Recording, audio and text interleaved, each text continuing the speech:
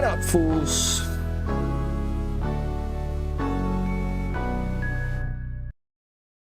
Today is 11/20/2023. It is 8:27 p.m. Eastern Time. How you guys doing?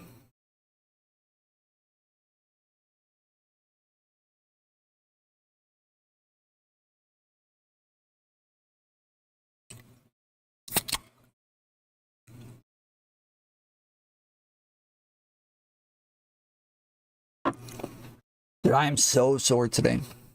I don't know what I did.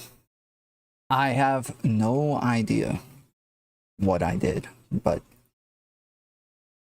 think I ran a mile or something. Pretty sure. Pretty sure I ran, like, Tom, you know.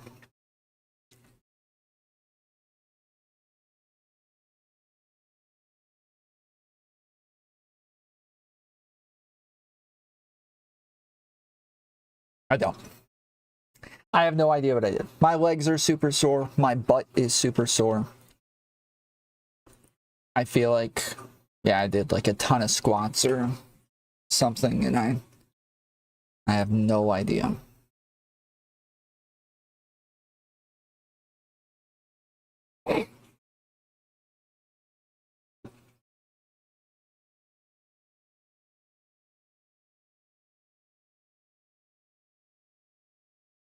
Sure, because of what I did. You mean ramming my butt? No, not with a penis that small.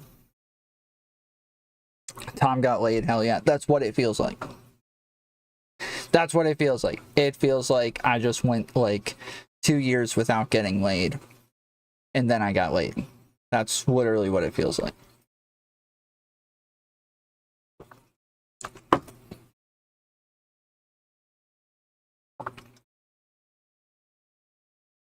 So, all right.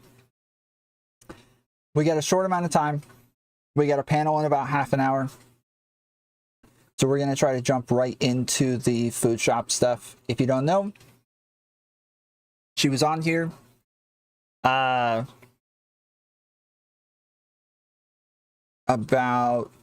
2 weeks ago.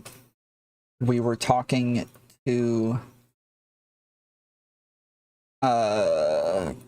Vivian Wolf.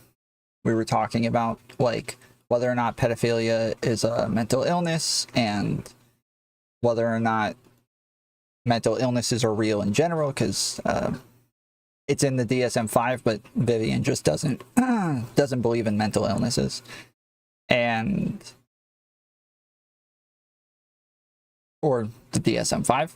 So we were arguing about this, and then Foodshops came on, started arguing as well, and then eventually said that she had POCD at one point, which is kind of like pedophilic obsessive compulsive disorder, which means that you're kind of always afraid. It's like OCD. You already have OCD, but then it becomes this other thing where you're like afraid that you're a pedophile, pretty much. And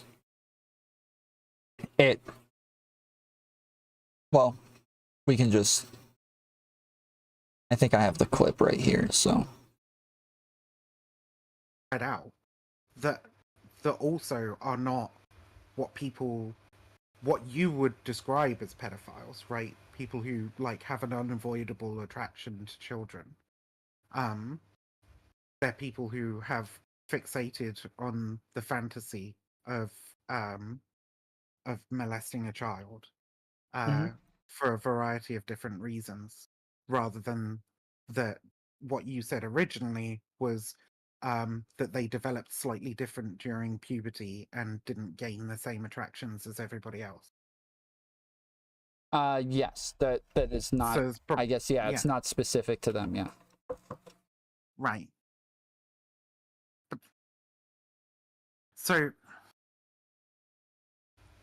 there are variations with almost all mental illnesses, because mental illnesses aren't things that's a soft science, so we're not really able to like narrow things down most of the time. Almost all mental illnesses could be category errors.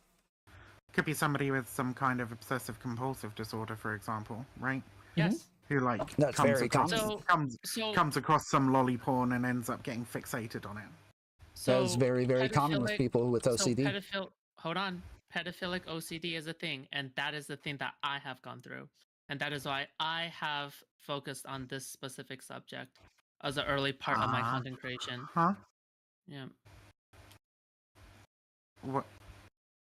I mean, do you care to elaborate on that? No, I mean, that's about it, right? Like, what else is there to elaborate on? Sure. I Well, I'm gonna. I just don't know if that is something that I would.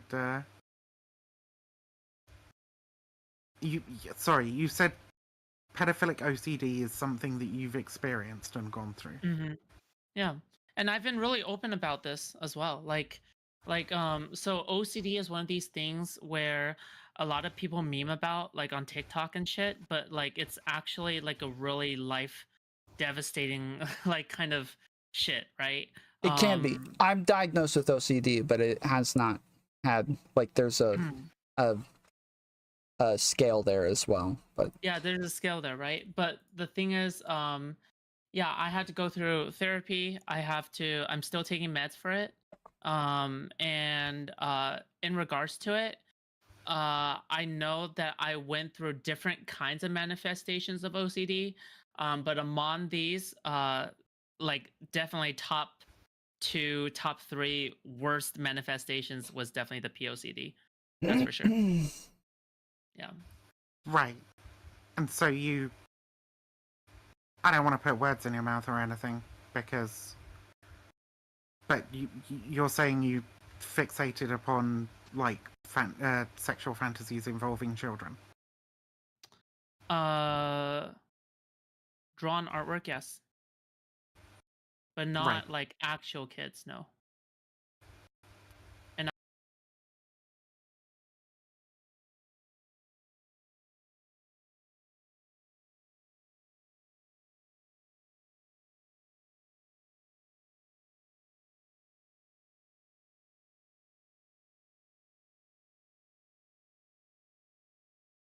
thank you. OBS just mutes me now. I can't help it. It's not me anymore. It's just doing it by itself. I'm not. This has happened for the past 3 streams. Is I'm not muting myself. I'm just being muted. So, anyways, this was the stream where we were going over the map panel that I was on, and we were just doing like lore streams, just kind of talking about all of the different stuff that I was getting into back in the day. And obviously, because we were talking about pedophilia on the panel, at the time, there were a bunch of people who were super upset about my positions, but now these seem to be mainstream positions. This seems to be what almost everybody in this space agrees on. We all share these positions for the most part. And so it's been a little bit surprising hearing a lot of the takes in this space going over all of this stuff. Now, real quick, before we move on, want to go over some re-upped memberships. Escaped with Jade, Fools 1 for the 4th month. Escape with Speakeasy, Fools 1 for the 5th month. Dalton O. Green, Fools 1 for the 4th month. Testicle Johnson, Fools 1 for the 6th month. Faux Forever, Fools 2 for the 6th month. Clark W, Fools 2 for the 11th month. And Rooney Boo, Fools 1 for the 11th month. Thank you guys for your support and your memberships. Truly appreciate it. So, a lot of the people, Rezzi, Zonia, the whole Chud crew, everybody kind of freaking out about this stuff. I feel like almost all of us have kind of taken the positions that we are not trying to stigmatize the people, but the actions of engaging with a child. Those are the things that we're against. And that doesn't seem to be the position that everybody else has taken throughout this process, where a lot of them are more so doing the whole like, ooh, ew, cooties, gross. Like, you guys remember we watched a couple days ago a video essay. I forget the name of the person who did it, but they did a video essay on Doe and Demon Mama. And the whole thing really was them just talking about, like, weird fetishes that they're into, and that they like animals, and that they watch cartoons, and shit like that, right? Yes, Jenny Matrix. And it was just like a shit video. But then you get to the end, and there's a bunch of weird stuff with freaking minors in the Discord that just gets brushed over. It's like 45 minutes of just like, ew, gross, they like animals, oh, nasty. And then at the end, it's like, here's a bunch of shit with them having minors talking about sex in their freaking Discord. Just brushed over in the last 2 minutes. It's like, wait, what the fuck? Why are we freaking out about this other shit? This is like, why wasn't the whole freaking video about this? But it's just like clips thrown up on the screen at the end, just in a row, just like whop, whop, whop, whop, whop, whop, whop, whop, whop. Done. It's like, wait, why did we go into detail about the freaking animal stuff? Why do I care that they like animals and cartoons? Like, who cares about this shit? They got minors in their freaking Discord. What is this? These are totally unrelated things, and we got this just thrown in at the end where they're engaging in sexual conversations with minors. What the fuck? It was in like she went into detail about like, oh, gross, like over and over with all the animal stuff and the cartoon stuff and all this freaking crap. But then, like, not much about the other shit. It was just like, let's throw some music in, montage of a bunch of screenshots of little underage kids talking about sex in the Discord. Like, it was so strange, so strange. And I feel like this is like, outside of the second part, this is what we've been engaging in with all this other stuff, where it's like, you know, somebody likes Lolicon, which is what Foodshops admitted to on Rezzi's channel, and it's been a bunch of people just like a whole lot of oh, gross, whoa, what the hell?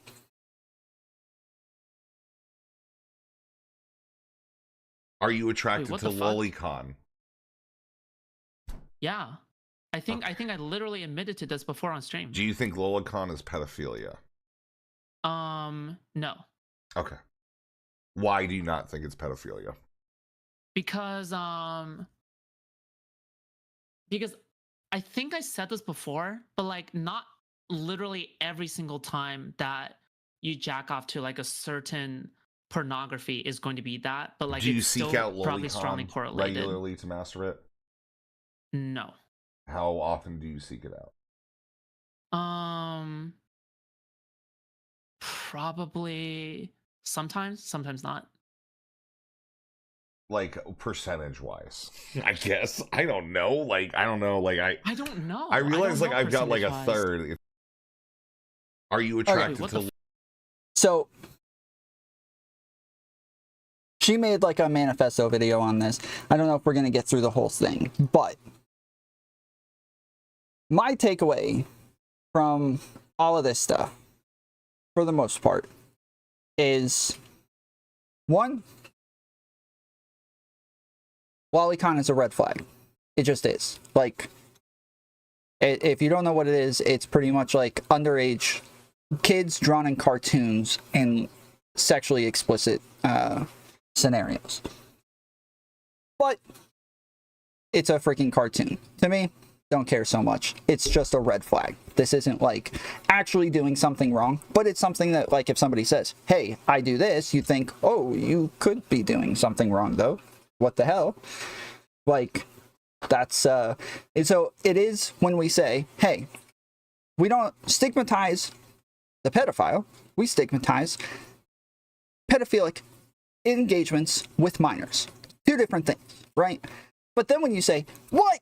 You're just attracted to underage kids? Whoa! That's wrong! It's like, wait, whoa. What the fuck have we all been talking about for the past 2 years? Like, is this... what just happened? Is it... I get... like, apparently, it's just a virtue signal for a bunch of other people. I actually hold this position. I'm not just trying to be some freaking edgelord on the internet. I'm not just trying to virtue signal to a bunch of people to look cool. I actually hold this position for real. So when we're talking about this, yes, I actually hold the position. Whatever. Fuck it. Like, good to know. Red flag.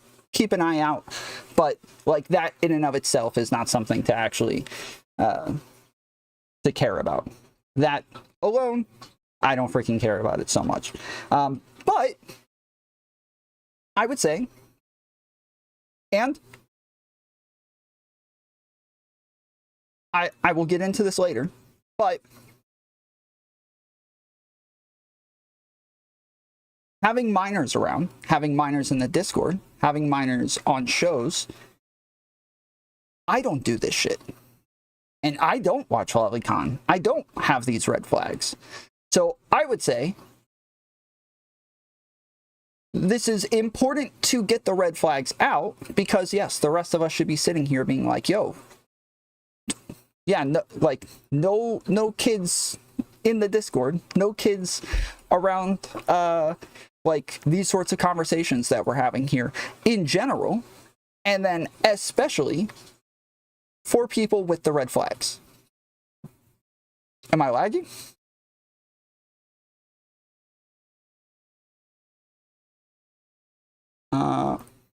Says my stream is fine, so I don't know.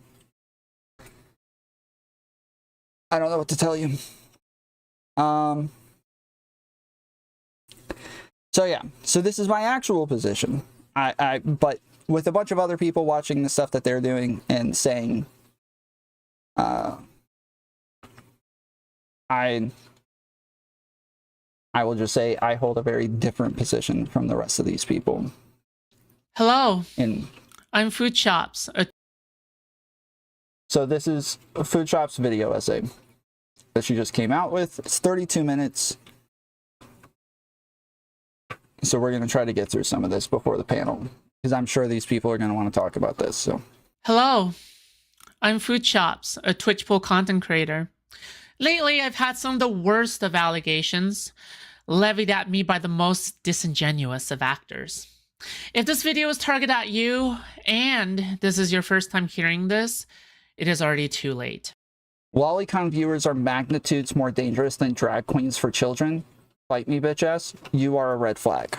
This is a red flag. So yeah. So I thank you, Abaddon, for giving us an example of like a really bad red flag, right? If somebody says, "Hey, engaging with children in a sexual manner like this is worse than somebody just looking at cartoon depictions of it," then yes, that would obviously be a major red flag. Abaddon's kidding.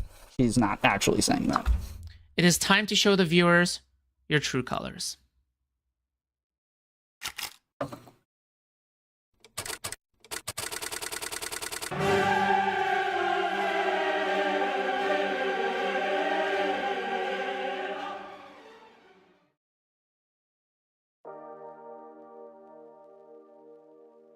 I uploaded my first YouTube video on May 24th, 2023, titled, "I will show you the true horrors of Hardstuck Bronze Valorant." Since being laid off from work in April of that same year, I have taken the life opportunity to start getting into content creation, as I thought the office life did not suit me, and I wanted to pursue a career, instead based around Twitch poll politics, inspired by numerous other content creators in this space. If you check the progression of my videos leading up to my most recent, none of them are very reminiscent of the very first YouTube video regarding Hardstuck Bronze Valorant, mainly because I did a lot of experimentation around content in my early days, especially on TikTok, YouTube, and Kick. I still keep a lot of that content up, mainly because I want to be able to own that content and say that I improved over time.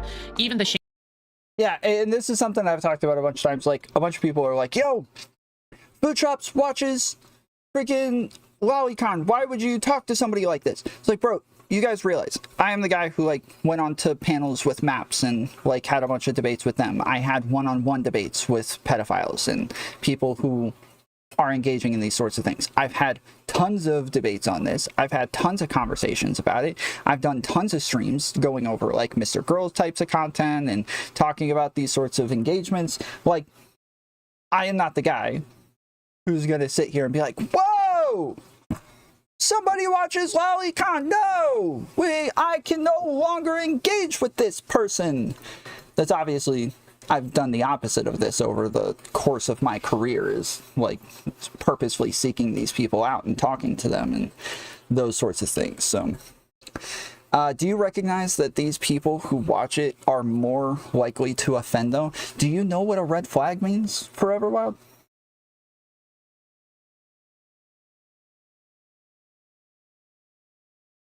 Do you know what that means?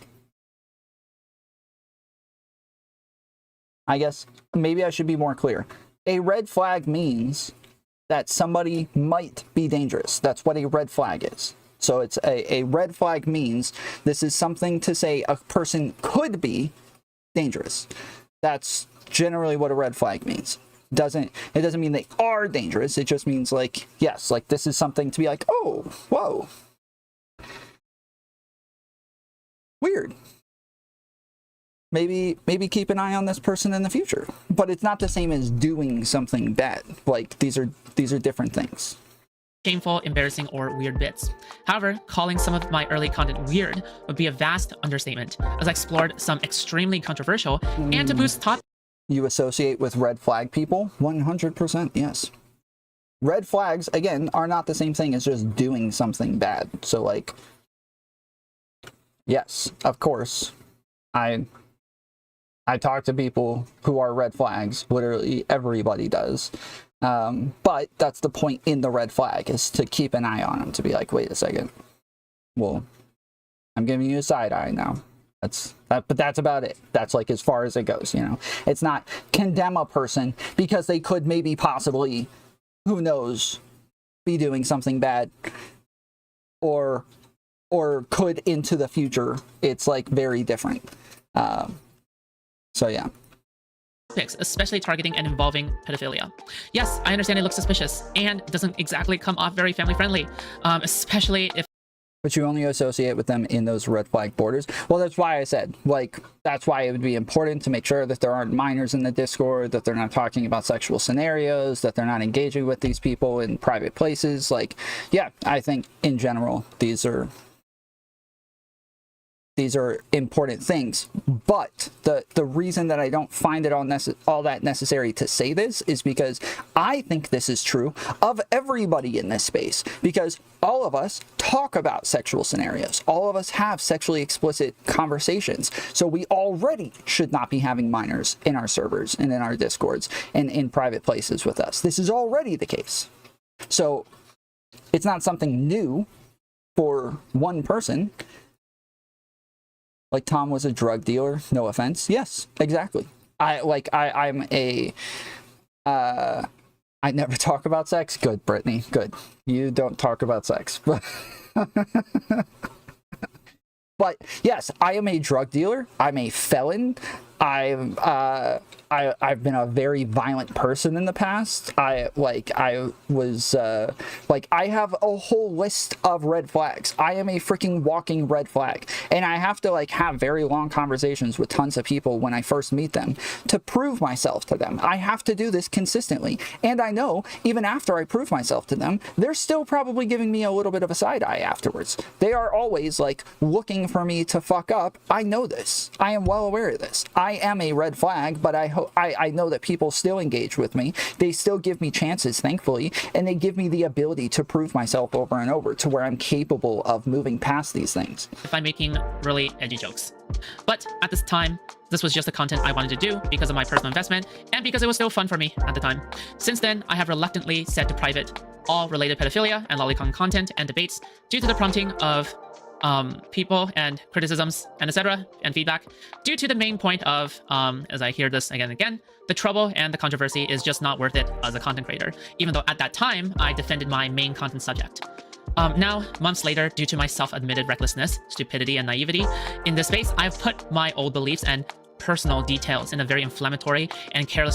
Yeah, and of course there's Jenny Matrix right off the rip. Like, oh my goodness, it's so gross. Like, yeah. In this space, I've put my old beliefs and personal details in a very inflammatory and careless way. This has led to understandable worry that I will hope to have addressed by the end of both this video and manifesto combined. Every single link, receipt, and video clip should be compiled in the manifesto linked in the description below. If I missed anything by mistake, you know where to find me. All right, enough battling. Let's get to the main part. I befriended Rezzi in August of 2023. I wanted to connect with him just mainly because at the time, my main content cycle was getting interviews out of other content creators and establishing nonstop relations that way. Tom Foolery Show, respectfully, as a small trans creator, I don't have the privilege of brushing off red flags like this. That's fine, but again, the difference is actually saying, like, I can't engage with this person just because it's, like, potentially dangerous or something like that. But I feel like we're not getting that. We're getting, like, condemnation from this instead. And that's the part that I have an issue with. It's, there isn't, like... I don't feel like the condemnatory part is actually there. And that's the part that I have an issue with. That's the part that I don't like, is that people are actually acting like this is morally bad. Somebody has, like, morally screwed up and they need to be morally condemned. And I don't like that. This is weird. And this is, it's like, it goes against what I thought we all had already previously agreed on. So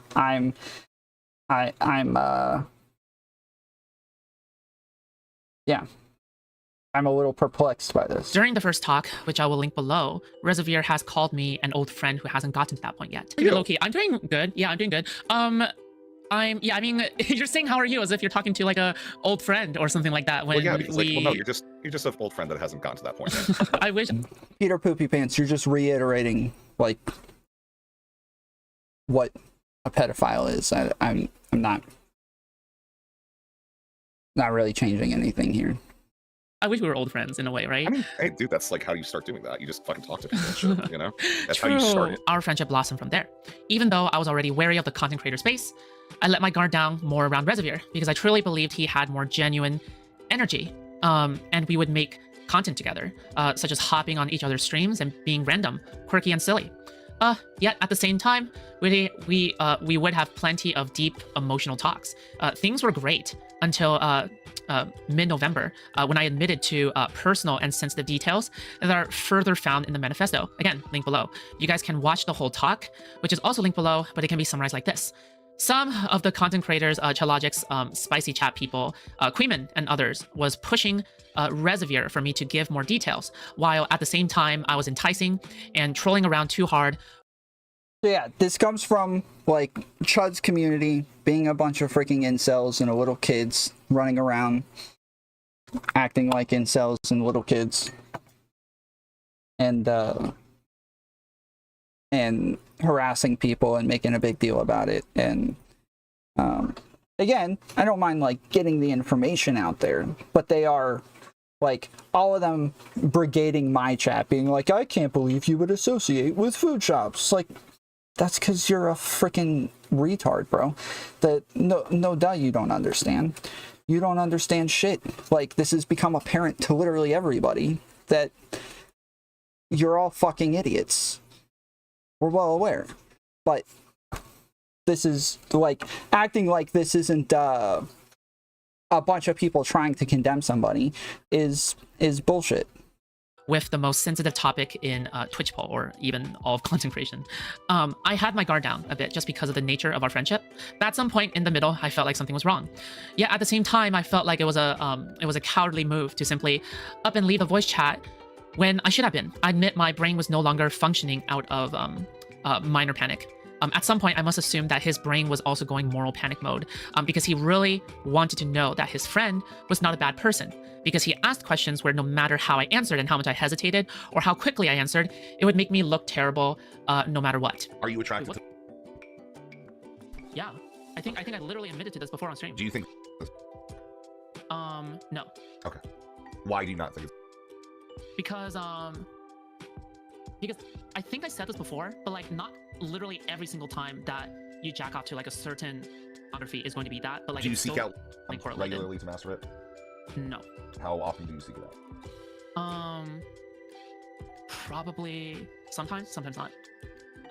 like percentage-wise? I guess. I don't know. Like, I don't know. Like, I don't know. I realize like I've got like a percentage-wise. third. The next day, I was subsequently kicked from his Discord server, and he made a hit piece on me, which I will also link in the description below, in which he called me a villain, liar, and betrayer. In the hit piece and in how he represents it, he has deliberately either been lazy, at most charitable, malicious to fit the narrative, at most uncharitable. Is this the bad one? I think this is the out of context one though. You're trying to, right? You're not trying to, right? Basically. I don't think that like the audio picked up on Discord, but right.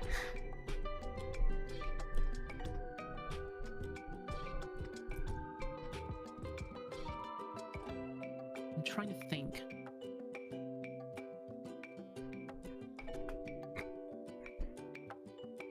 You're not trying to.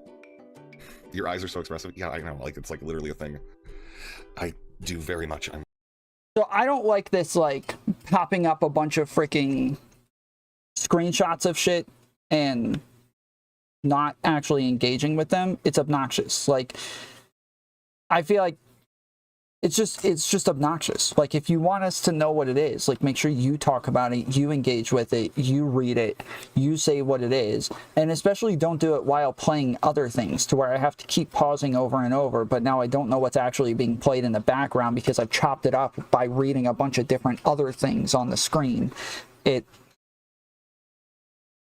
Yeah, it's very obnoxious. Very expressive. I also want to say there's a chance that it didn't like come up on the Discord call, but yeah, there are a lot of clips. I recommend if you're not gonna watch that maybe you should watch this clip. You should watch this, Viv. I'm trying to think. Yep, same. You know what I mean? You're not trying to, right?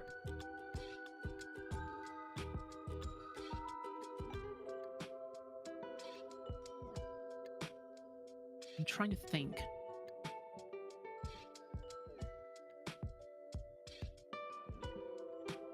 Wait, what question is chat talking about? Are you attracted to? No. What the? Okay, wait, cool, great, holy wait, I shit. thought that wasn't the question. Oh my god, that's literally that was what I just said. Oh my Wait, god. I thought the question was like the. I thought you guys were talking about like the unprivate video thing. No, that's all I asked. Oh. These are my very last DMs with Rezzi. And here is my very last message in his chat on the very day of the hit piece, telling him that I forgive him. Goodbye, Rezzi. I don't think you were malicious. I just think that you weren't thinking straight. But either way, I think I need to move on. Both to the next part of the video and on to the next part of my life away from. Yeah, I don't know why she leaked the DMs. I didn't need to know about her personal relationship with Rezzi. I didn't, like, and I feel like kind of some of the most important things are just kind of brushed over here, but we went over it ahead of time, so we're good. Goodbye.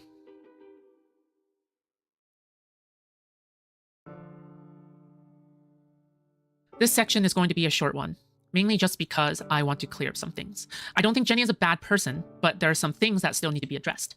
Jenny joined one of my panels way back then for transmedicalism and the Brianna Wu drama, as I do host panels now and then, and since then we have built a bridge together.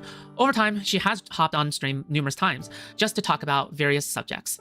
Eventually, she began sharing a project that she has been working on, the Cope and Sieve YouTube channel, which is focused primarily around laughing at cringe kind of humor, like the good old YouTube days of just looking at cringe. She began leaking details of her video projects to And that's like I said, like that's what her video was just like, hey, let's look at a bunch of people who are weird and then say how cringe it is that they're weird. And yeah, I don't give a fuck about that sort of stuff.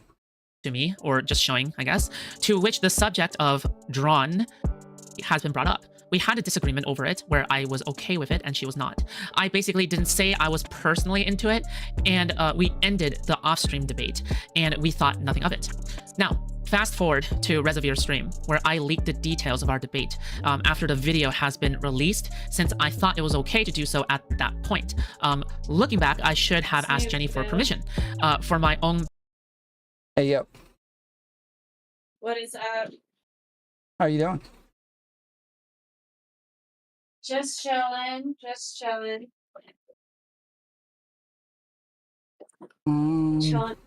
So wait, are we live right now? Yeah, I'm live. Okay. So you want to help me with the drama then? Or is this a private drama? No, it's not a private drama. Like, we're kind of going over the video right now. There's pretty much it's Foodshops said that she watches Lolicon on Rezzi's stream. Did you just disappear? You just like no, I think you cut out. It says unstable internet connection. It says it under your face. Yeah, my chat keeps saying that my stream is buffering, but on my side it says everything's okay. Then everyone in your chat and I are lying to you. Well, I'm just saying I have no way of fixing it if nothing's even telling me that there's a problem. I hear you. That sucks. Right? Let me see if I can run like a speed test real quick. I hate tech issues.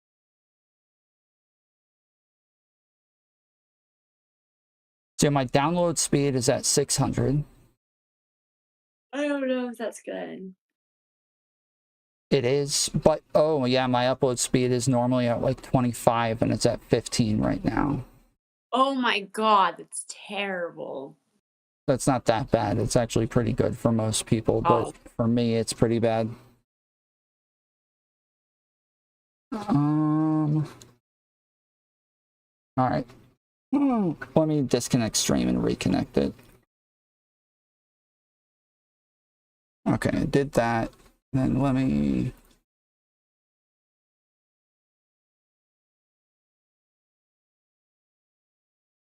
check if I can change the server here.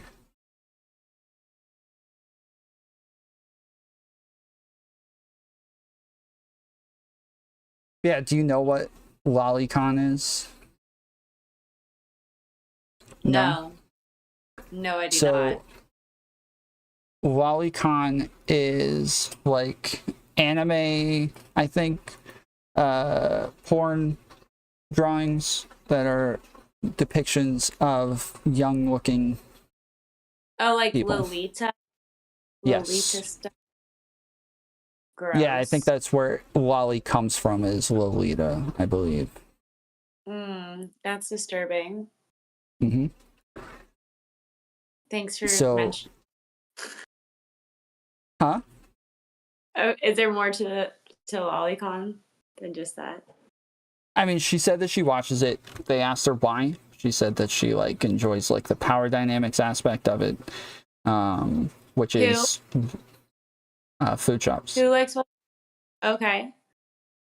And then she said that she used to have POCD. All right. I'm sorry. Everybody says it's lagging too much. Give me a second. Let me reset my router. It'll take like 5 or 6 minutes, so I will be right back. Am I still live while you're doing this? No, you will not be. Okay. But I will I'll switch over to my phone and talk to you guys while we're offline. So what's up, base? Give me a second. I gotta reset my router, so I will be right back.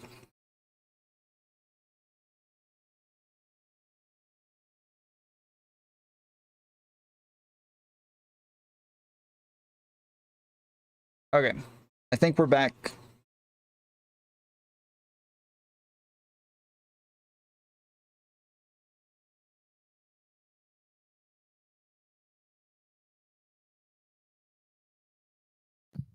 We're live. We're going. I think so. Chat, let me know. Are we back?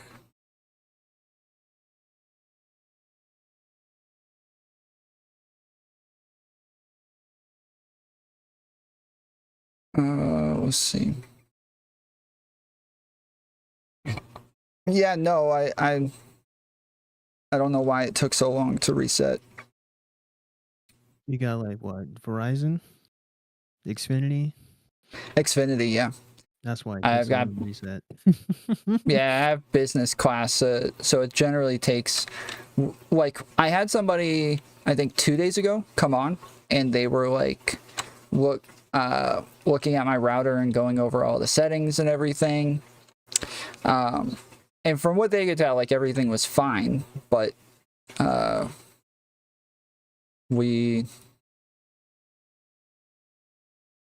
No, it probably is fine.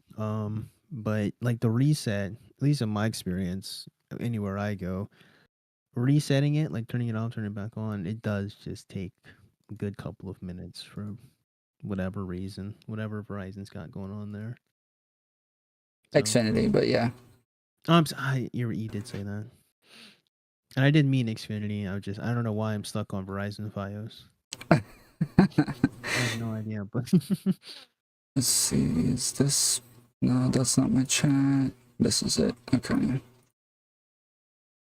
Yeah, it's really frustrating every time I have to reset this stuff, because then I have to reset like each and every thing on my stream. So like my border's gone, my chat's gone. And honestly, there were a bunch of people who were DMing me like, bro, your internet's fine. It probably I'm not lagging at all. And yeah, so I don't know if I even needed to reset it. It might have been just a couple of people having issues in chat, but they were all saying that it was lagging, so Yeah, it's always tough when you don't know if it's you or them. I usually assume it's me before I tell someone something's wrong with the stream. Yeah. Well, and Lauren was saying I was lagging too, but then when I got onto my phone, it turned out she was also lagging, and it said that she was having connection issues, so. I'm never lagging. You're lagging for the both of us. Oh, is she? I mean, Izzy, I'm sorry. Wait, what? I'm never lacking. You're lagging. You're lagging for the both of us. You're lacking. Yeah, fact. Yeah, you're still lagging pretty bad. No, your mom's lagging. Yeah, a little bit of a lag. No, it's not me. Pixie chose the Wi-Fi, so blame Pixie. She has full control over the. Okay, Pixie. Pixie, you here? I think she's here. Are you in Florida? Me? Yeah, no, Lauren. I live with Pixie. Yeah, I live with Pixie. I also live in Florida too. I know you weren't asking me, but. What part of Florida? I live in Jacksonville. I'm up north. You guys live what, Miami or Orlando? I'm gonna guess. Miami. Down in the hot spot. I did not choose that. Pixie chose that. I wanted to live in like where did I want to live? I wanted to live north of Miami. Like, hold on, I need to have. Probably like Homestead somewhere, I think, right? It wasn't Homestead. It was, I think it was near Homestead though. That sounds really familiar. I think it was Palm Coast. Yeah, I think I wanted to live in Palm. How long have you guys been out there in Miami? But there's a better place for Palm Coast. I think I just had. Now you lagged a lot there on that one. Places. Yeah, I'm not getting anything from you right now. Oh, you can't hear like her? West Palm Beach. I hear her, but I don't understand any of the words. It's skipping so much. Try turning off your video. Oh, or she might be trying to reset it too. You got any other topics besides Lolly Lady? Lolly Lady. Maybe I shouldn't call her Lolly Lady. I was gonna say, Lauren, maybe just try leaving your video off for a little bit, because I did move the server to the south part of the United States. Oh, it looks good now. Okay. Oh yeah, you sound much better too. Yay. What did you Oh do? that was a lot. That's a lot I better. switched devices. Oh, okay. Nice. I think that'll do it. Yeah, but earlier when you switched devices, it sounded way better at first, and then. Yeah, I know. I switched from this to my phone and then from my phone to my computer. So Oh. this is just a iPad. Mm-hmm.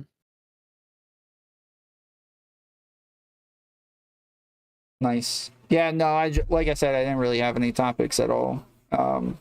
Was there something you wanted to talk about, Base? I mean, sure, I can pull up some stuff I've been thinking about lately. But later, we'll talk about the first thing first.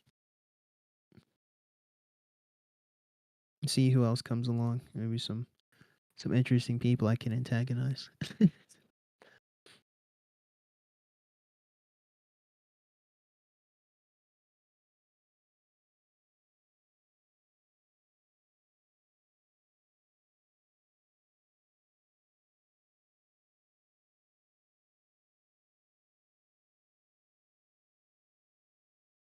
Sorry, what did you say? You said you didn't have anything? No, I did. I said we'll talk about the other thing first, and then I can bring up some other stuff. I guess while we're waiting, I mean, do you What are know we anyone waiting else? I don't know. I mean, like I said, it's a pop-on panel. We're never waiting on anybody. We just send invites out, say, hey, we're doing a panel. People come and go throughout the entire thing. And we just do a panel for a couple hours, and then Okay. So I was watching shoot, you were playing with fire talking about age gap relationships. I don't remember you having much to say there because I think mostly it was Andrew and Lab going back and forth. Like what are your thoughts on that?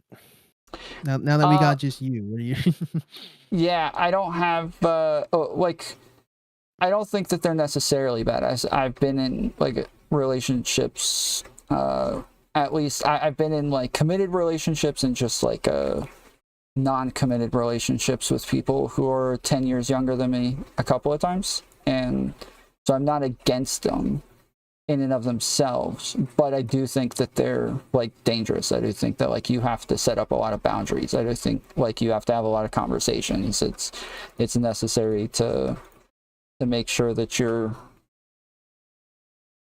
like having conversations about the dangers of the age gaps, but I'm not against them in and of themselves. I think that they're okay to have as long as you're careful with them. What do you think is big?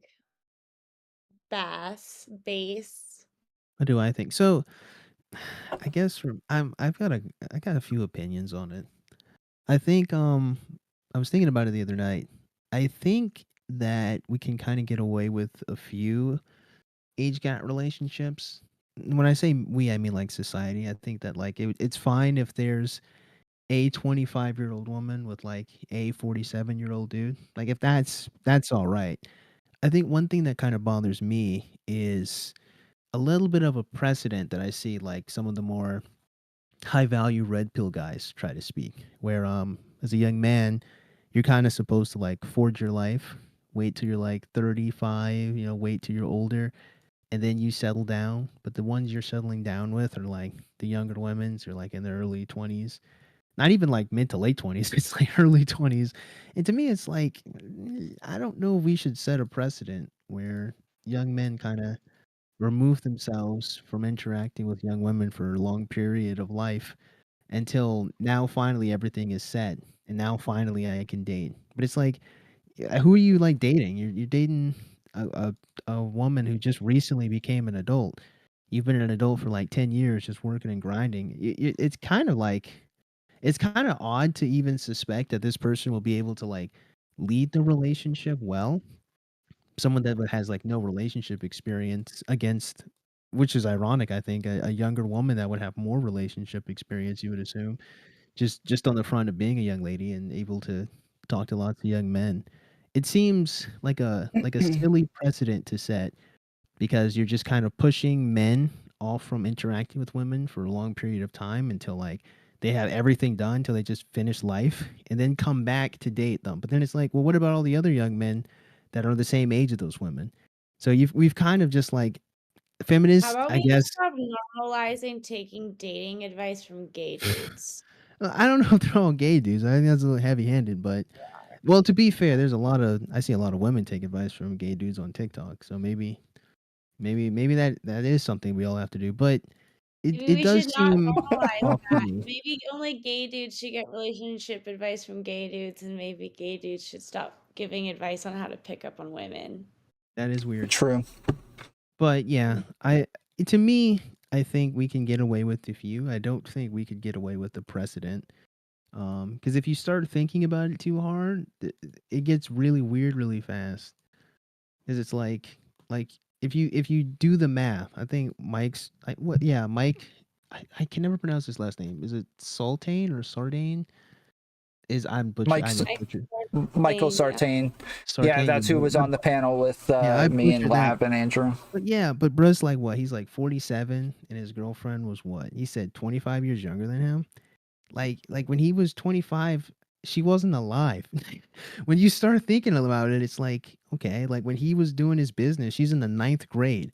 It's like, should we, like, we're kind of just like waiting for girls to get out of high school, a little bit out of college after like in your 40s to date them. It's like, but you could have had a whole life with a woman your own age, or you could go back to a woman closer to your own age. To me, it feels like when you give the advice to go back instead of having it be morally neutral, I think that's when it becomes a bit of a problem. What's up, Beckett? What's up? Because like for me, it's like say that it's like neutral, right? It's like, because here's the thing. Generally, with young men, what I see is that like we just kind of don't really care about a lot of different attributes of women. We just kind of like the woman. If we like the woman, particularly if we just like how she looks, we can kind of just sort out everything else. So it's like, if it was her age is irrelevant, right? Like she's old enough. She's 18 or she's old enough. She's like 22. It just is she's 22. All right, fine. But if you say you should, as an older man, go for a younger woman, I'm like, oh, hold on.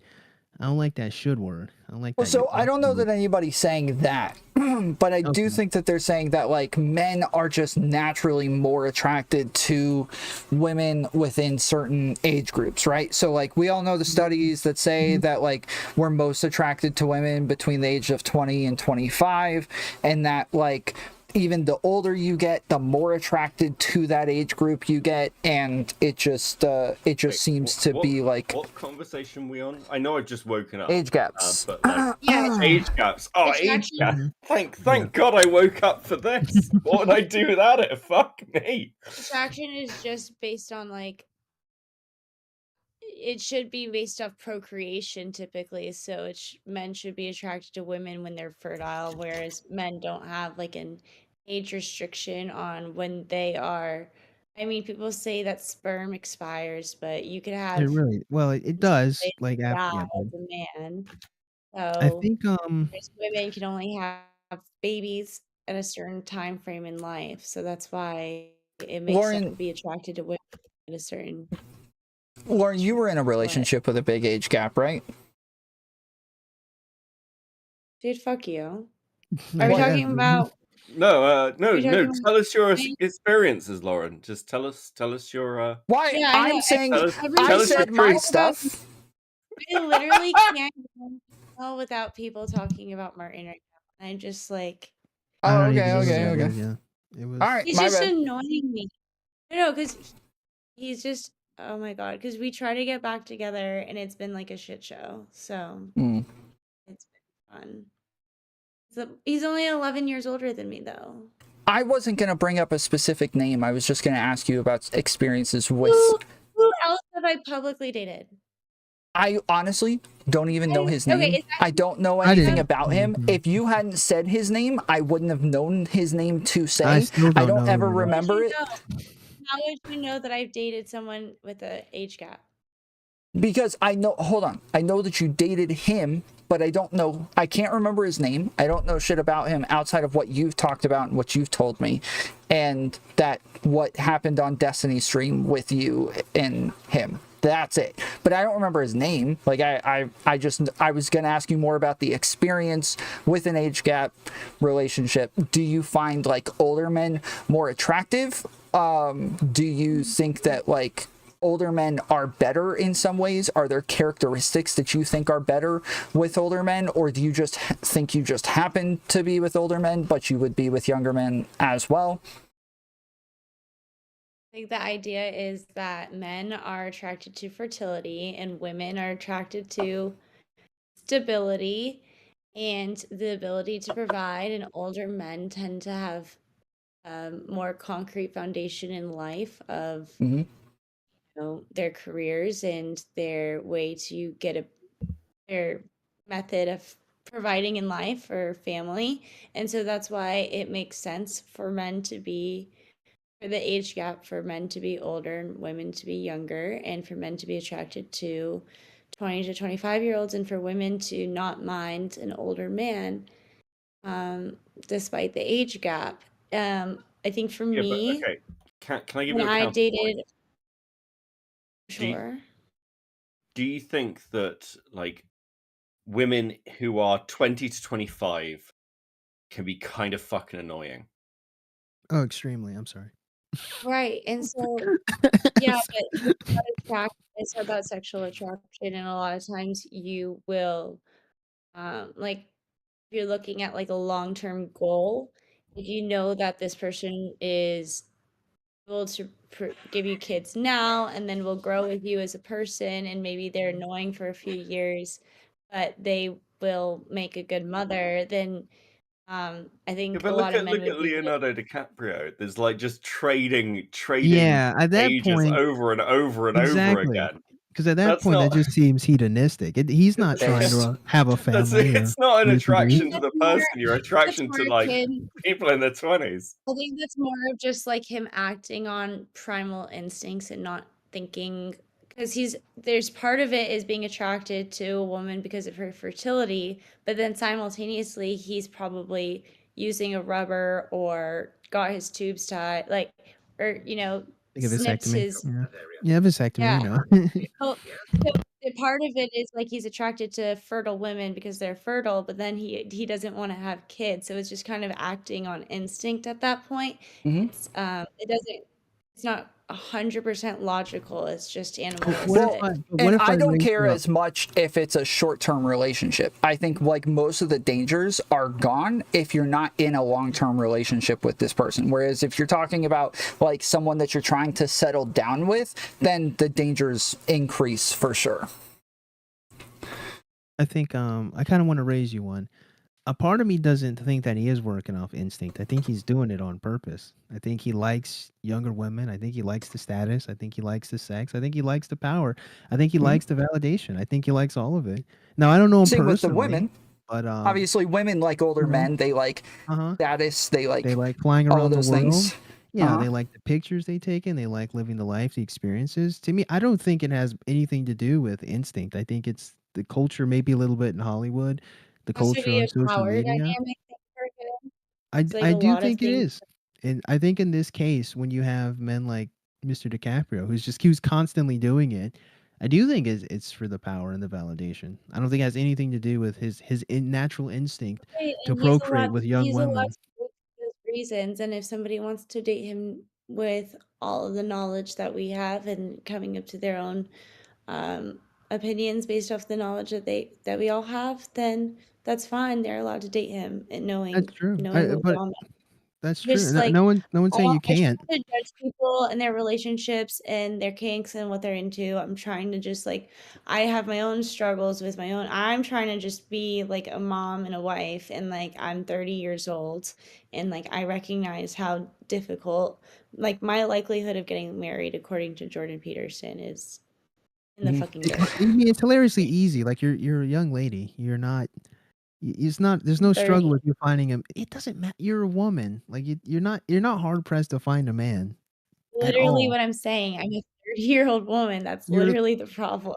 no. It is not the problem. What I'm saying is you are a woman. Yeah. You being 30 is irrelevant. You're a woman. You can find a dude to marry you. The question is, do you want him? That's the real question.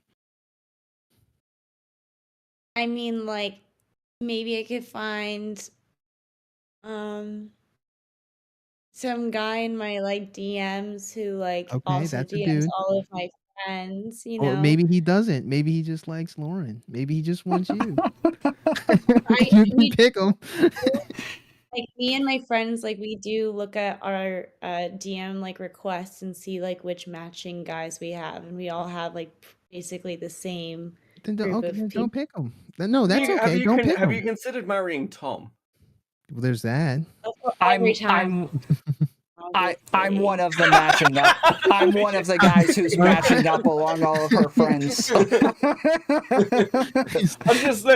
listening. I don't know whether this is like a panel that purely Tom's like invited certain people to. He did say, I didn't understand at the time. He was like, listen, the only condition is don't cock block me. And I was like, that's a weird thing to say. But now I'm here. It's kind of starting to make sense.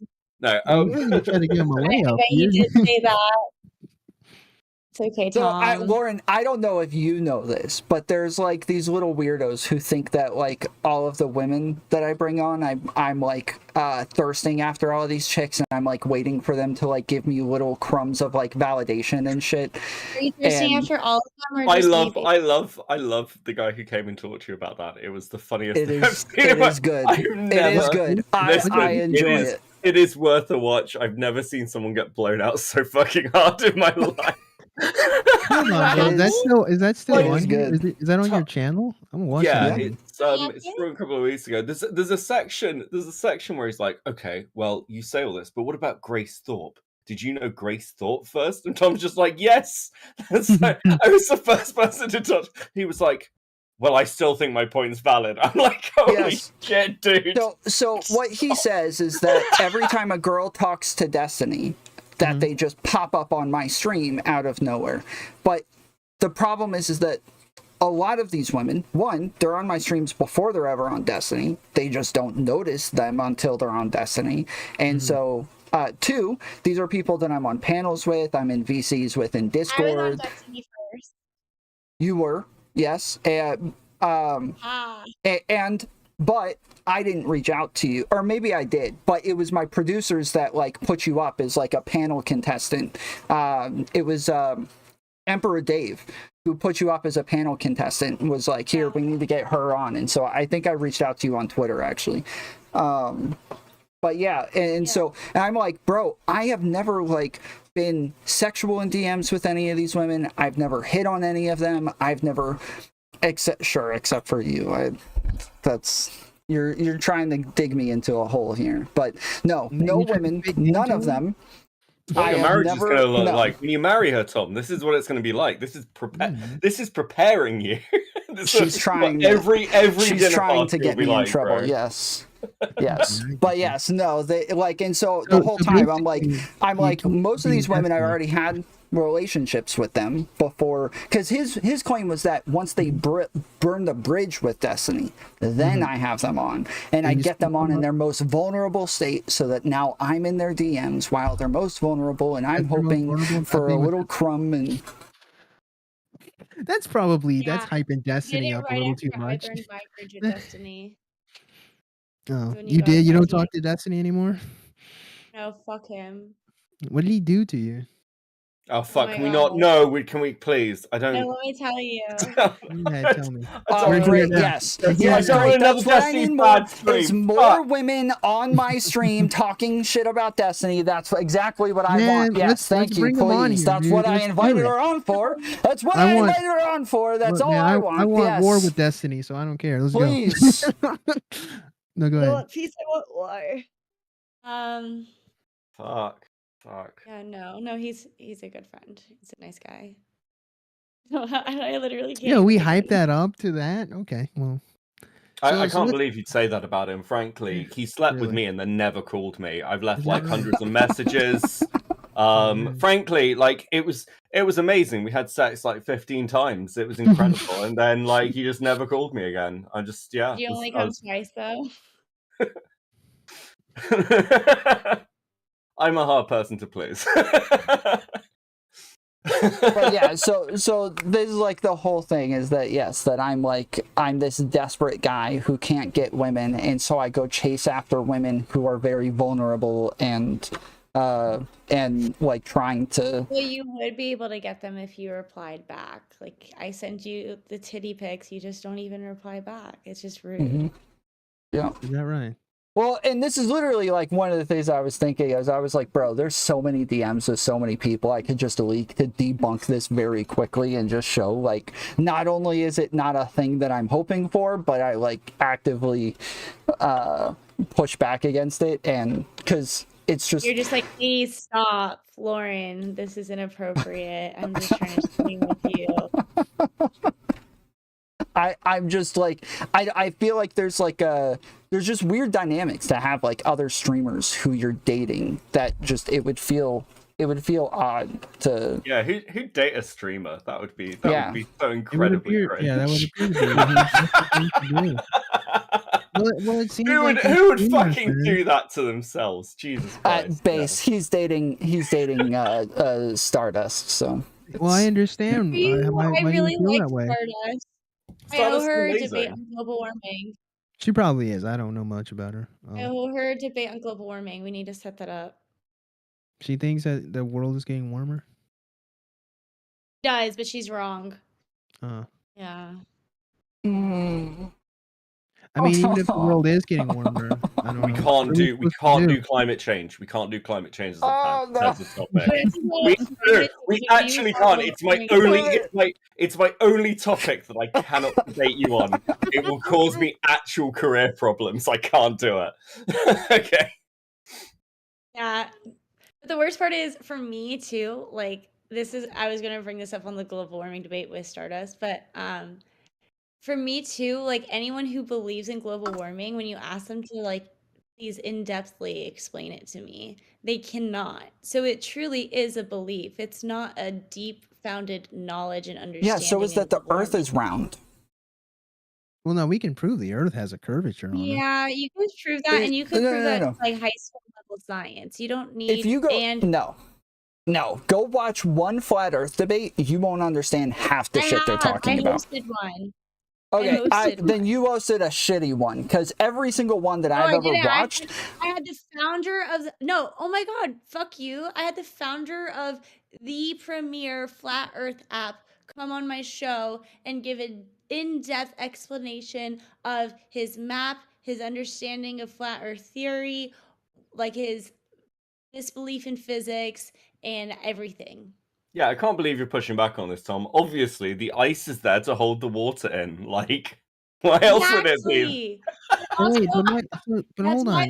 Never mind that everything else in the observable universe is an orb. Like, never mind that. It's clear that the Earth is a disk. Yeah, how do they account for the other planets? Okay, and obviously, the other Fucking stars? don't. They'd call them projections, or like, listen, the arguments for like the sun and moon are that they are projections. There is a flat earther who has a channel who talks about how everyone has their own individual sun. Even if we are standing next to each other, we're not seeing the same sun. But That's why where's it the moves, and it's based on our body clocks. It's fucking nonsense. But wait, so everyone has their own like projection of the sun. I that could syncs up fucking- at the same time, Jesus that goes Christ. down at the same time every single day. But who controls this simulation? All wanting the same energy. Like, don't you feel it? Do you know what? I take it Like, back. Let's talk about Destiny. Fuck it. So obviously the Earth is round, and that's proven with pretty basic physics. But then you look at some of the scientific articles that have been used in the past to prove global warming theories. A lot of them have been retracted through peer review, scientific review, and Okay. Actually, I'm gonna stop you because I'm gonna stop you because like there's only so much I can do in this conversation without leaving, because this is one of the only topics that I can't because I'm in the sector. So it's one of those things that can have impacts for me. Is that okay? I don't want to shut you down, but it's one of those where there are no good outcomes for me engaging with it. So I don't do it. What do you mean there's no good outcome? Like he works in a job that would have to do with the environment, and he doesn't want to be involved in like So global professionally, warming these sorts yeah, of yeah. if I'm having a conversation with this with people even denying it, it can have career implications for me. It's just the only thing that I'll do because I'm not a climatologist, just to be clear, but it's just such an incredibly bad look that it's the only thing I'm really careful on. Wow. You I think that's that fair. I having mean, well, okay, hold on. I have a literal math degree. I taught physics for a while. I've worked aside you were a other teacher? scientists. Yeah, and then I went on to get a law degree, which I understand is not in hard sciences. But I did consider getting a PhD in math because I am skilled enough to understand hard sciences. So to say such a terrible look to have a scientific difference of opinion, I think that's just sad. I think that's a sad way to go through life. I think Yeah. I think it would be the equivalent of what's a good way to put this?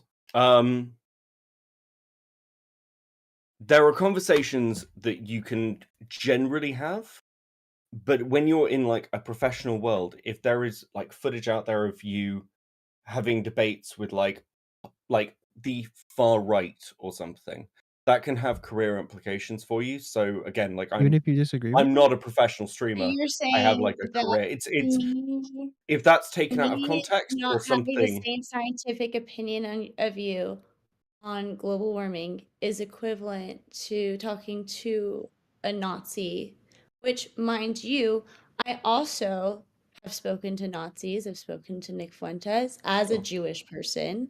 Oh, you're And a I think Jew it's too? So you're a Jew teacher?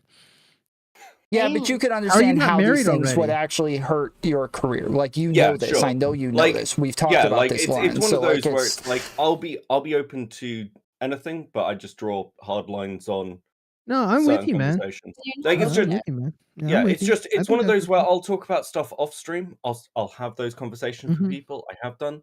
But like my experience of this has been that debating on this topic is you're often debating people who either have their own opinions of the facts and data, their own interpretation. So you just said like with papers, for example, like things being retracted. Like often you need really tight narratives with how you're responding to many of those things. I'm not a climatologist.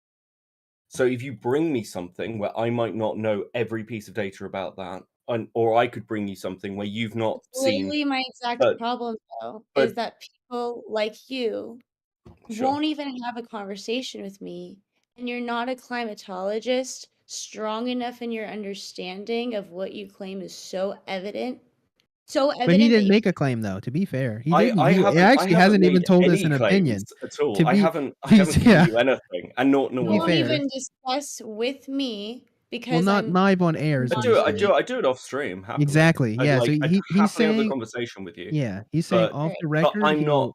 he'll DM you, right? Yeah, but I'm not like a No, public please don't DM spokesperson for me. this. Fuck it. But like, yeah, it's just Just think it's bad. it doesn't benefit me.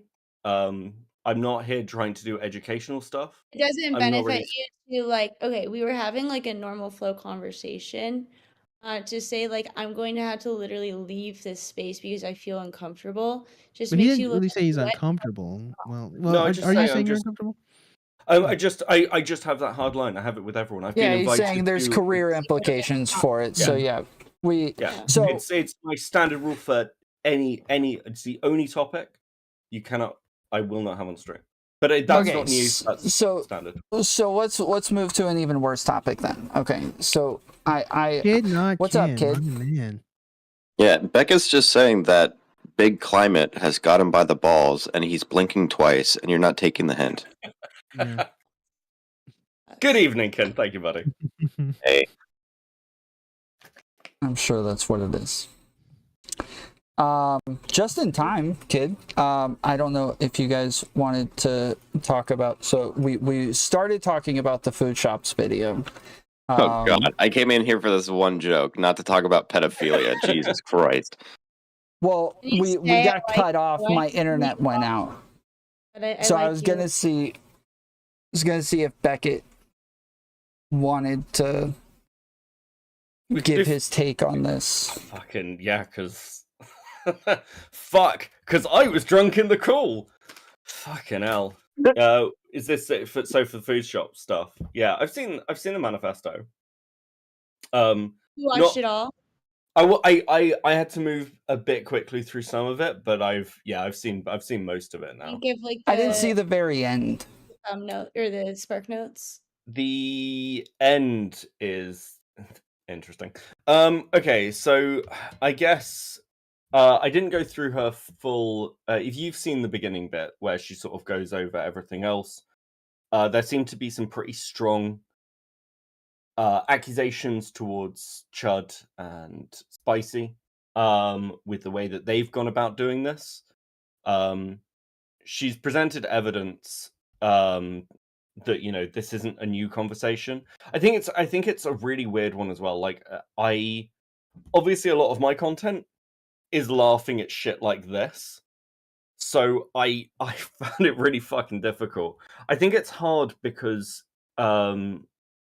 the way it's been phrased to me with the early conversations with Rezzi were she's basically come on, started talking about her attraction and kind of like the things she was looking at, and people have taken that a certain way. Whether she's been targeted by certain individuals in the space, I think, like, yeah, it's pretty clear Queeman hates her fucking guts. Like, I think that's a bit undeniable. Well, real quick, we know that this group of people just like picks random people and then just harasses the hell out of them. Like Stardust has been one person. I'm starting from square zero. I don't know anything about anyone. I don't know shit. So Sorry. Square Zero. Fuck me, where do we go to Square Zero? So Foodshops is a creator within the space who hosts his panels. She like we're at square one actually. Square one. Okay. Through a series of conversations, Foodshops has mentioned watching hentai, particularly lolly, and kind of highlighted that she doesn't feel that that's pedophilic. She feels that that is, an aesthetic of some kind. She has then had other conversations. One of the ones she highlights in there is a conversation she had with a Muslim thought leader, I think, where she highlighted that she's actually, against child marriage and everything else, that she's not a pedophile. I think she refers to having some sort of like OCD over it. I think I've heard that thrown out. Yeah, POCD, yeah. Yeah.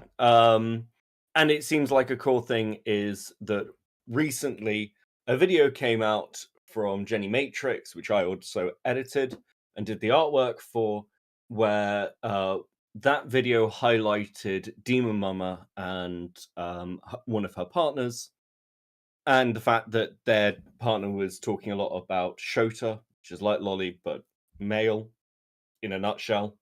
Queeman said it was hypocritical that so many people were like throwing shade at Demon Mama's community over this.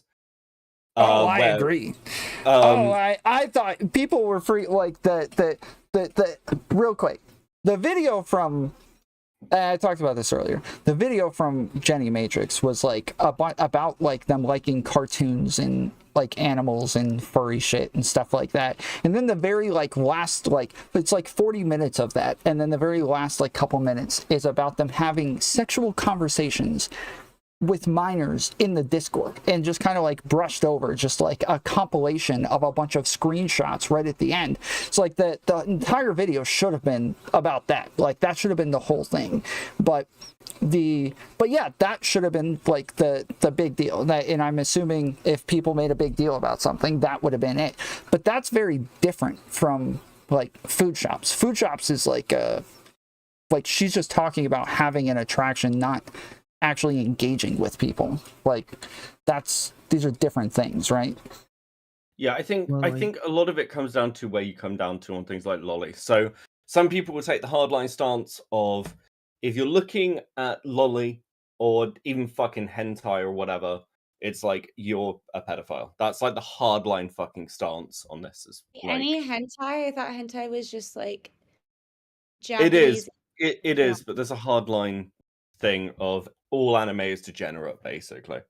Which is just Anime just untrue, means actually. anime is just like Japanese for animated, right? So if it's like Well, animated, it is just Japanese animation, yeah. But It's it's a Japanese animation. Yeah. Probably, it's a specific style. brand. yeah, Um, Lolly okay, has so more it's to do with specific. like Okay, drawings of can you do children. animated characters that are adults? And if so, if you Yes. draw adults in anime having sex, is that considered pedophilia? That's hentai. No, so that would The just distinction be is that No, but Lolly it's is considered. drawings of But children. there's a large proportion of the internet that considers the whole thing highly fucking degenerate. Yeah. I'm just giving you the line out. I'm not giving you my opinion. I'm just giving you the Okay. line out.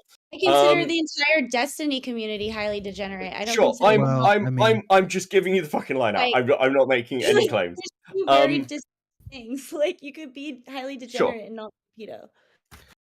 So that all happened. Food shops like to lolly and stuff. I mean, this is to be clear, like the sort of thing that ruins people's careers. Like this is what happened with Flamenco. Flamenco for ages was denying that he watched any kind of like fucking hentai or anything, and then everyone found out that he had like a huge history watching Shota and like a load of other fucking shit, and he has taken every opportunity to badly defend himself because you know, like people are going to read this in different ways. Now there are levels to this. I've said this before. I like if you are drawing stuff like baby furs, where there are people who are taking pictures of toddlers and tracing furry characters over them, I think that's highly fucking suspicious, to say the least. There is also then like a scale to this where you're looking at like, I think what it appears to me that like Food Shops is talking about is watching like school hentai or the teacher-student aesthetic. Wait. But you could We have can- the we- same we- criticisms. We can use her of own words. people- Wait. We could use her own words here. She calls it drawn child pedophilia, child porn. She calls it that in her manifesto, right? Jesus fucking Christ! Is that actually what she No, did? that's not Yeah. This so is, I- I think I- it's the I- core problem why people are having such huge fucking issues. Because I think so like, in here wait in the here let me read it. So in the I don't want to I'm gonna read this directly. Okay, in the manifesto in the poison section, she says, "Let's get this out of the way. Yes, I consume lolicon. Yes, I recognize it as drawn child pornography.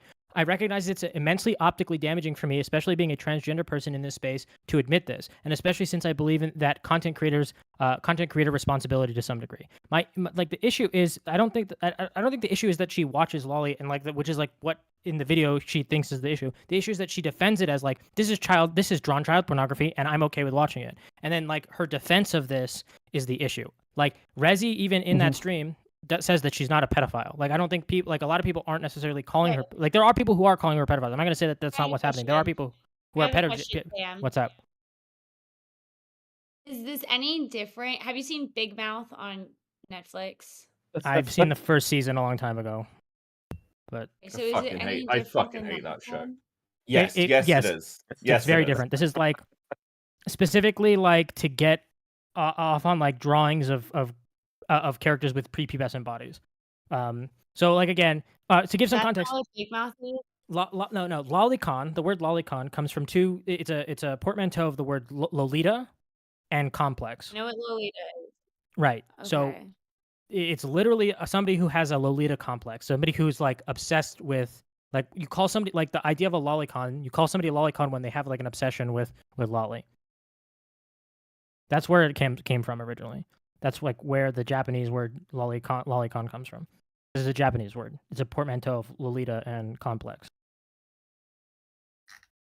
Right? Like we and again, we could take her word for what she's calling it, right? Like this is not like I'm not like this is the document she took 2 days to publish.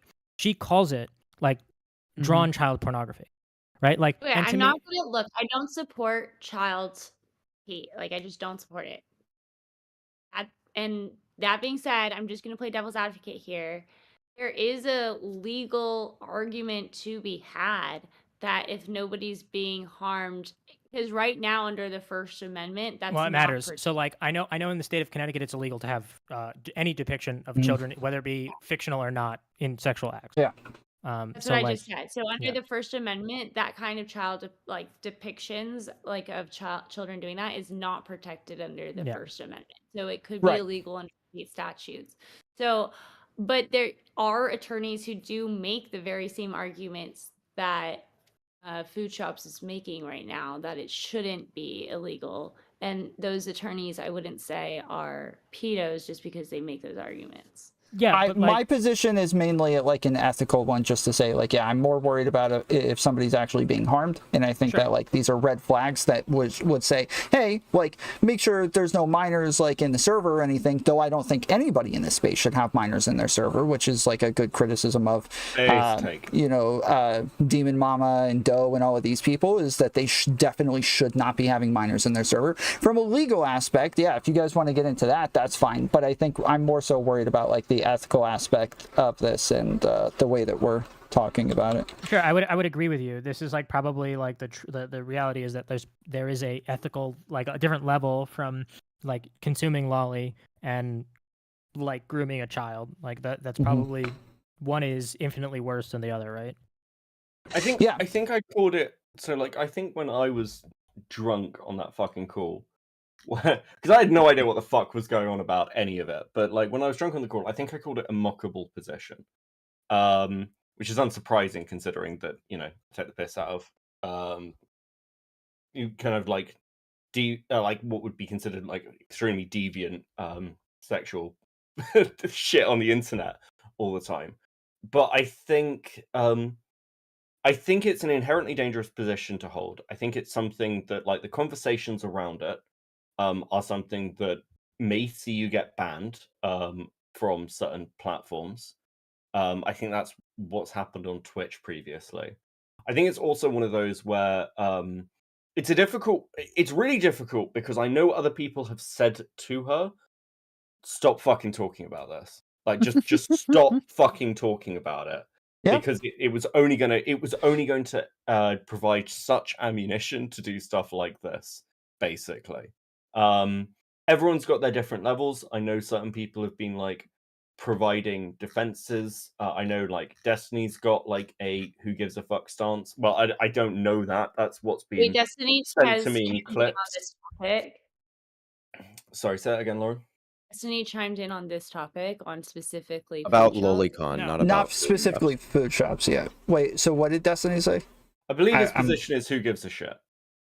That's what I've been told, and I think that's been like the overall position for quite a lot of people over time. Well, that's what I thought when SFO have that position of it's fucking weird, but who gives a shit? They're not hurting anyone. Yeah, and that's kind of when we came into this. This is the way I kind of started off the stream, as saying it seems weird. I felt like the general position here was like, you know, stigmatize like actions of engaging with kids, not like actual pedophiles. And so even if we did say, yes, this person is a pedophile, we wouldn't stigmatize them in this way. Yet it seems like this is just a virtue signal from a ton of people, and that they like want to be edgy or something and just say the shit. But when it comes down to it, they're not actually holding these positions. So I mean, yeah, that's probably true, Dom. I would agree with that. I mean, seems like I'm sure there are people that are like latching onto this, just like every other drama ever, that are not in it for like actually having a conversation about why they have an issue or giving proper critiques. They're just here to fucking shit sling. That happens all the time. But yeah, I think that there is a conversation to be had, and like if you're willing to have that, like I think the other thing is like if you're willing to have that conversation, you're gonna allow people on your platform like that, and if you're not, that's also somebody else's decision, right? To make that's like you. I don't think it's like again in the situation specifically because I'll use this. If like Rezzi doesn't want to have somebody on his platform that is like that like consumes what they consider as child pornography, like that's his decision to make too, right? But there's also there's like I said, of like it just really quick. There's also this other thing for me. Like there is still this like ambiguous question of like, okay, where does the drawing aspect of it stop? Like if you were into drawn child porn, on what level is there sort of also this assumption that you're probably attracted to children that aren't drawn as well, right? And that remains like very ambiguous, but like it's the worry's still there, and I think it should be there. Just like if people are attracted to drawn porn, it's usually of things that they're attracted to in real life. And Yeah. you can't really like separate that out completely. But it is definitely like vague and ambiguous. So it makes it just like it just makes it where it's like, okay, I don't know how comfortable I would be with you around children, to be honest with you, if you're into lolicon. That's just my stance.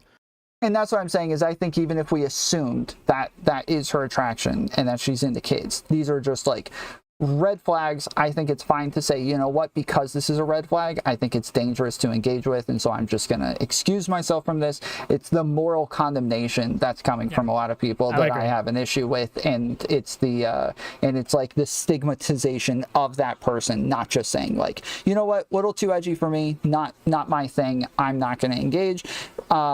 And so, yeah, so I'm saying even if we just go ahead and make the assumption that that is the case and that she is into kids, I still don't think this is like how we would handle it, but yeah. I think my position's been pretty consistent. I think she mentioned something about it when talking to Viv, and it's so fucking hard to tell when that girl is memeing. But I basically said that's probably not something you want to say in front of my audience, because my audience is sort of a little probably, I don't want to say conditioned, but we watch a lot of lol cows. I didn't want to turn fucking food shops into a lol cow for my community or anyone else. That wasn't my Foodshops intention. turned herself into a lol cow. Sorry, say that again. Turn myself into. I think we'll get there eventually. And the problem isn't just that isn't just that Food Shops is talking about it. The way that she does it, she just kind of throws it out there, like, "Oh yeah, I have POCD." It's like, wait, what? Like no, like nothing to soften the blow or anything. You just kind of just wham, just like throw it out there. Like What exactly is the difference between OCD and POCD? OCD is POCD is a manifestation of OCD. It's a subcategory. So POCD is just like how somebody's OCD may manifest. It's not a different diagnosis. It's literally just a way that OCD manifests. You don't get a POCD diagnosis. You get an OCD diagnosis with, as far as I know. I'm not an expert, but that's like from what the stuff that's in her. The stuff that's in her manifesto, the links that she posted, that's what it seems like. I'm using all the information that she's given to me. She OCD. It's like a whole section in her partner document that exists that she wrote. I think, and she has links in there. So from her links, that's what it seems. I'm just. I thought the difference was that I didn't read her link, so I from my understanding, but going into this, I thought the difference was that there's a fear of this sort of thing, and that you're not necessarily diagnosed with whatever it's called, like pedophilic something disorder, but instead it's like a fear that you could be an offending pedophile. So that there's something in you that could make you an offending pedophile. Didn't we do this conversation last December? Actually, yeah, we did this exact conversation with Mr. Girl was around. Is this what we're doing? Are we looping on literal? Yeah. Is there like a fucking memo board list that no one's fucking told me about? And by the way, every December, every November, December, we Twitch Politics has a pedophile discussion. It's every year since I've been in Twitch Pol, since 2019, there's been a pedophile accusation every December. It's like a Christmas hate this treat. Place. It's nice. It is for the last 3 years, every December we end up getting into 4 these years, topics. since 2019, since I was here in 2019. So it's 4 years. Okay. It's the fourth year in a row. I don't remember that one, but I remember Mr. Girl coming in, then the panel last year, and then now this year. Yeah. Rezzi. Rezzi. What up, Rezzi? Not much. I don't know. I'm playing AOE. I figured I would. Rezzi, you need to start playing AOE 4 so I could destroy you.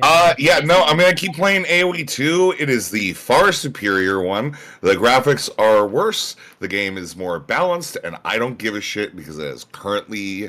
You don't even know how what the balance of AOE 4 is if you don't even play it. Don't care. Doesn't matter to me. I am literally in heaven. I am in literal heaven right now. Guys, no one cares. I know. But yeah, I will say this. I remember Amoshi. And I know that Spicy are calling food shops Amoshi. and things to draw that comparison. But I remember the shit with Amos and people having him on to have the conversations because they were like, "This is a guy calling himself a pedophile. It's great content." I had an interview with Jeff Holiday, and he said to me that the worst he's ever felt was counting up his super chat money at the end of the night when he'd had Amos on, because he was like, "I've just made money off a fucking pedophile." And like, I think the calculation some people are probably doing in their head is, what if, under all the memes and everything else, under all the defense, what if she is? And that's what we're platforming. And I think that is a serious fucking problem that like people are having. Like, memes aside, it's very difficult to make that calculation because Amos is in fucking prison because he's a pedophile. Yeah, for me, so my thought process is, what if keep rating somebody, keep platforming them, help them get bigger and bigger, and then they do use their platform to offend in some way. That's like, yes, I will look back at every decision I ever made and be like, oh shit, dude, I fucked up here, bro. And that's a thing that, yes, I think makes sense as far as the red flags go, that this would be like a fear for a lot of people. Well, again, I think that there's a lot of behavior from people that are involved in this that are probably, like, I would probably say are just being shitty people. I think the Amos sheet thing is kind of a little shitty too, because like, I agree with you. I understand, but I think that works until you realize in Karato's community, like, she jokingly called herself Amos cheese as well. Okay, so. I don't know about that. I'm just saying from what I can see. I don't have that in front of me. From what I've seen, there are a lot of behaviors that I can like say. I think there's a lot of people who are behaving really shitty in this. But like, again, I think that there are legitimate criticisms to be made. I don't think that like dismissing all of the criticisms because of the actions of some people being really shitty is like a good thing to do. Rezzi, what is your fear in separating or distancing? What do you mean? Like, from what I understand, you are distancing yourself. Like, is it the same thing as what I just said, or what is? Basically, because I felt that I had a conversation with Foodshops. I felt I had a conversation with her about this forever ago. I think there is a much different tone if you're going ahead and having a conversation with somebody who's arguing from like the idea that maybe we shouldn't like just kill pedophiles, right? Like, hypothetically, right? Say that's like a take. And then like that's, so I was like, oh, okay, so that's what this is. Kind of confirmed that with her. Not that it was like in some way a little bit of like a self-aggrandizement to try to defend like behaviors and whatnot. But yeah, generally speaking, I think it's also just the callousness and just not really being there during the conversation that really kind of looked back on. I was just like, yeah, I don't know. So I took a distance, and then I don't know. I guess the rest is history now. So it's that's the thing. What happened after that? I don't follow all of the stuff. Can you just tell me what I gotta happened? run to the restroom real quick. Tom's running from a debate. Look at that. Hey, have fun. Wait, what do you mean? I don't know what. You said the rest is history. Can you go over that history? Yeah, everybody calls Foodshops a pedophile, and no one talks to her anymore. Yeah, that's the rest is history. Do you call her a pedophile, and do you not talk to them? I don't necessarily think she's a pedophile. I think there's like something weird going on there, but I'm not really there to go ahead and specifically say that. I didn't really even watch the video. I think that, yeah, I think engaging in a little, like, yeah, probably pedophile stuff. At least there's something there, but yeah, I don't know. I don't know if it matters if I think she's a pedophile. I feel like on like a personal level, a little bit of like frustration and anger at how my platform was treated during the whole thing. And I think that's kind of becoming more of my guide during this, rather than going ahead and actually engaging in this. Because generally speaking, I do think that there is a good point to be brought up, that I do think that the one thing that she had with Destiny, where he's like, yeah, the people that are probably molesting children are probably the dudes that are like, hey, are you molesting children on the internet? definitely know people that are probably closer along those lines of people online, at least in my experience Like with the these pedo online catchers gays. tend to be the pedos, is what you're saying? Say that one more time. You're trying to say the pedo catchers tend to be the pedos? Yeah, it's like it happens often. That like you have like some other weird or otherwise like kind of like aggressive, I guess, to a point. Okay. You know, like I've known like a bunch of people that are like, oh yeah, you know, this is like kind of a thing that we're doing, is trying to show this off. That's like, okay, cool. And then like, you know, you get to you see pictures of like them beating their wives or doing some other like, you know, insane activity, right? And I think that a lot of it is virtue locking. I haven't really talked on it much. I talked about it the next day, where I'm just like, yeah, you know, I think that the question still hasn't been solved. I don't think there really was a lot of clarity put towards what Food's actual position was on it, from what I saw in the video. Yeah, I don't know. Well, I have no idea. The thing is that Food's position is like just by definition just super sussy. Like it's not a dichotomy between like the people that go out there and they accuse people of being pedophiles. It's like, oh, maybe these guys are the actual pedophiles. It's like, well, I mean, on the other side, you have a bunch of people that like play around with the idea of being a pedophile, or play around with the idea of defending pedophilia, or play around with the idea, or like blur the lines of whether or not they're a pedophile. And that's something that Foodshops was doing, was actively trying to create this idea of like, am I a pedophile? Am I not? And like dancing around it. And at the same time, having a huge history of like trying to empathize with pedophiles, trying to get people to not demonize pedophiles, while also talking about like what their sexual fantasies are. And like, there's just so much sussy shit in the mix that I don't think it's even fair to just like kind of throw your hands up. Like, sure, you can say like, I don't know whether or not she's a pedophile, but obviously like she is saying, I am pedophilic. Yeah, that's what she said. Yeah, I think I said that. And her video as well cleared nothing up for me. Like it gave me no like it didn't. I thought the idea of this was like, this is my defense video, but instead it's just like, hey, look, people are calling me a pedophile, and then just kind of that's it. Yeah, and that's there are. I like the editing. It was good editing, yeah.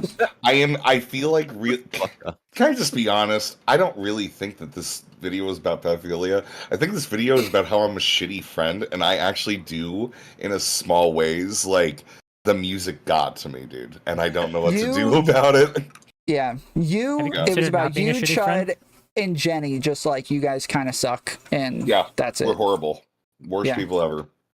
That's what I got from it. And instead, I thought it was going to be like, this is my but defense, at the same time, doesn't actually go into like, oh, what do I think about Lolicon? What do I think about like the pedophilic desires that I admit to having? Again, it's that was not part of the video. It's written off. If you read the document, it's in there. It's in there. What she thinks about well, a little bit. It's like a 2 sentence. Yeah, the document is heavy reading.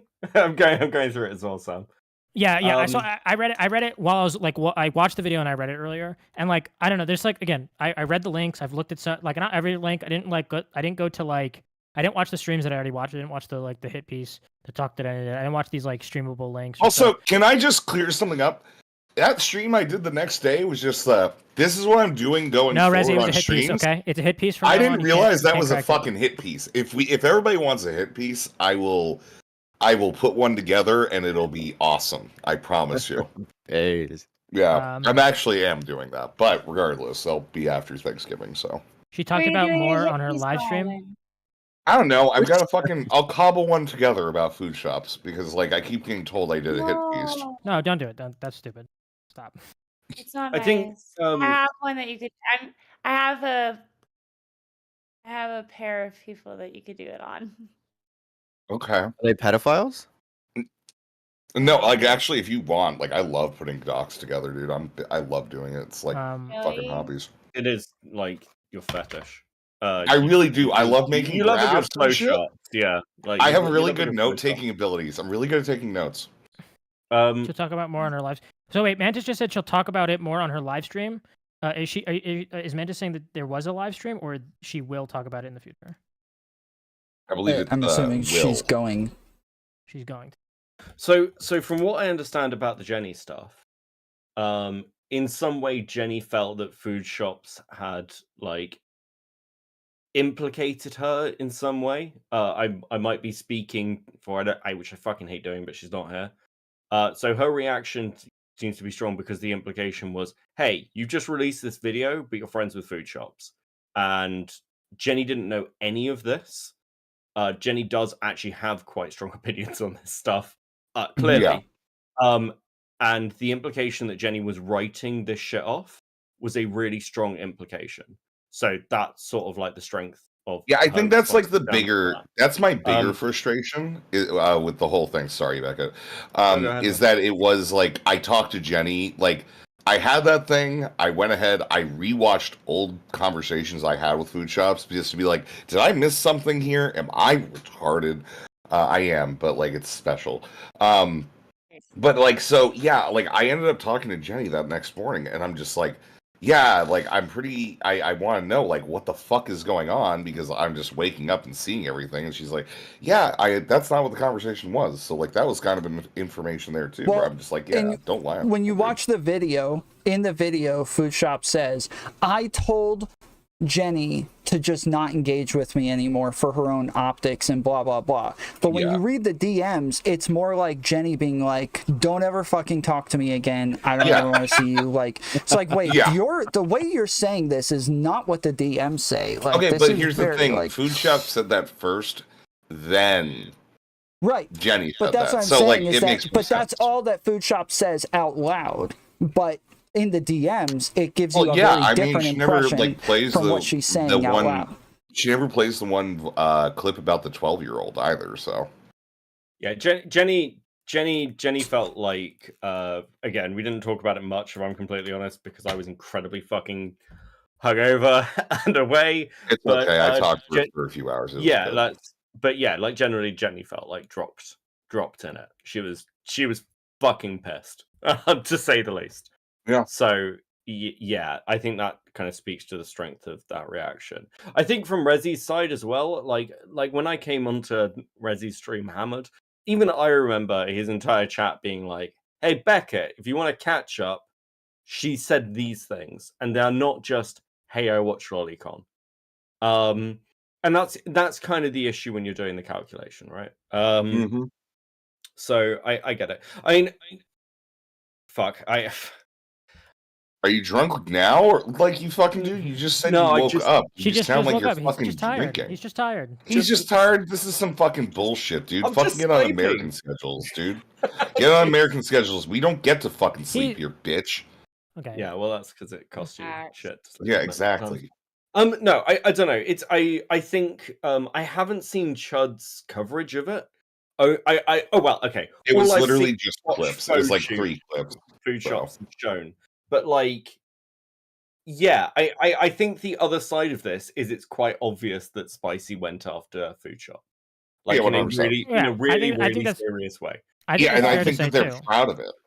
And that's like the other thing. That's a thing, though, is that every time they go after somebody, even if you like disagree with what the person did, they end up hurting that force that people would want to put behind condemnation, because now they don't want to be in line with them. They don't want to be associated with them and their harassment campaigns and the shit that they do. And so it kind of like fucks over any sort of real condemnation that these people might get, because it's freaking them. Yeah, but that's the thing. They're in social and they like it that way. But yeah, I don't like, to be fair, I think Beckett and I both said like we pointed out like specific behaviors from them that we disagreed with, right? With like the Amos she thing and everything. I think like what you're saying, Tom, was also what I said earlier, where it's like there's like there are legitimate criticisms, but like, and then there's like this other thing that's happening, and like the legitimate criticisms are getting like washed away with the arguments against like that, oh look, Spicy Chat is going after me, so therefore everything that's being said is just shitty, or like whatever happened with, I don't really understand the Jenny thing, but whatever happened there is like bad. So like, yeah, two things can be true at the same time, right? Right. So yeah, guys, so, I don't want to keep pulling more people on. There's other people that I invited ahead of time, so I know that there's a bunch of people in the waiting room, but Bring I people don't on, want dude. to. AoE and vibe them, all right? Wow. You can Is bring this- are you Samantha in because I'm gonna be leaving here in a second. Yeah. Well, we got 2 more people that are on their way, and so I'm keeping that in mind as far as. So you want to keep 9?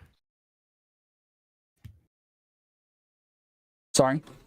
You just want to keep only 9 people on the screen? Is that what you're saying? Oh, I'm actually getting a notification. Yeah, from, it was just. Sorry, go ahead. I'm getting a message being delivered me from the spicy chat people. Jesus fucking Christ. I know. Saying, please correct the stupid blanks on this panel that Food Shop actually shit talked us first.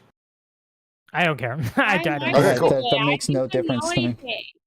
Great. Ignorance is different than stupidity. Could you let the stupid people who wrote you that message be notified of such a thing?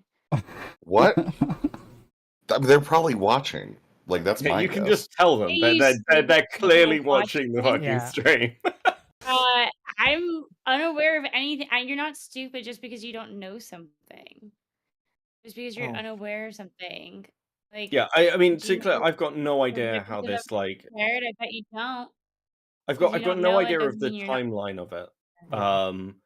But like, yeah, it went hard. I don't think that's a controversial statement. Queeman did like 2 streams on this and really wanted to talk to Food Shops and had that conversation and went full assassin mode.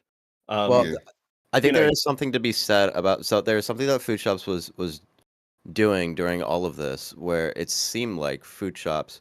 It almost seemed like a like live stream manic episode of just like trying to stir up shit with as many people as possible. Not even just spicy chat or Chud either. She was actually like I think the same day she talked to Queeman, she had streamed for like 11 hours and she was literally trying to stir up drama with anyone possible.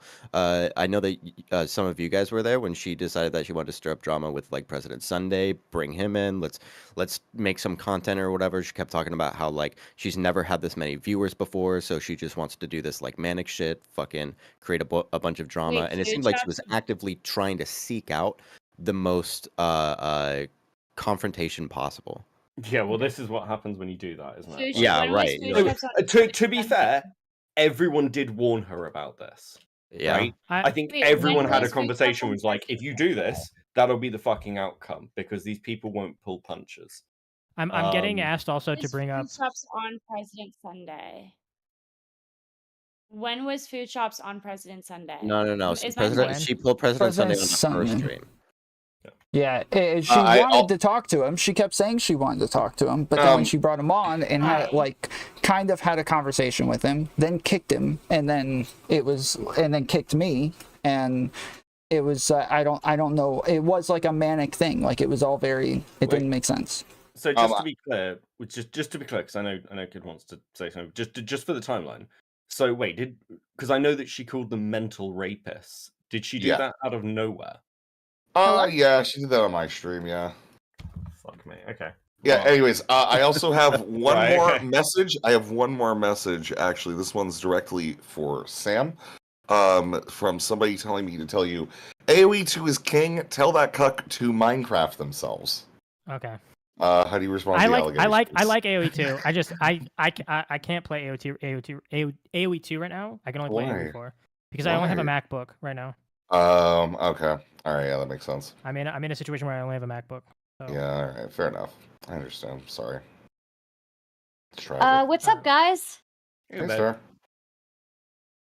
So, what's the topic? What's going on?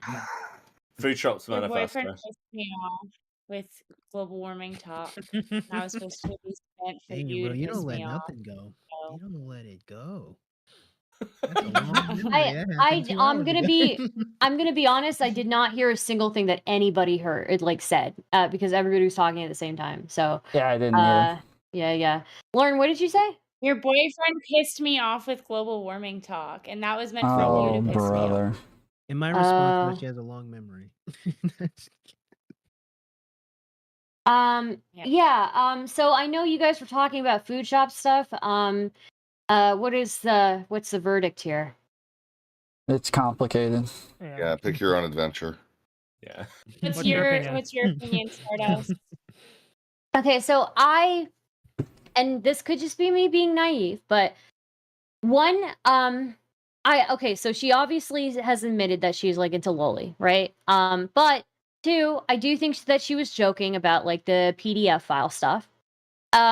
Three, I find it really hard for me to parse because you know, just like a few months ago, we were all interacting with Mr. Girl, and you know, we've got people in our space that make worse jokes, you know.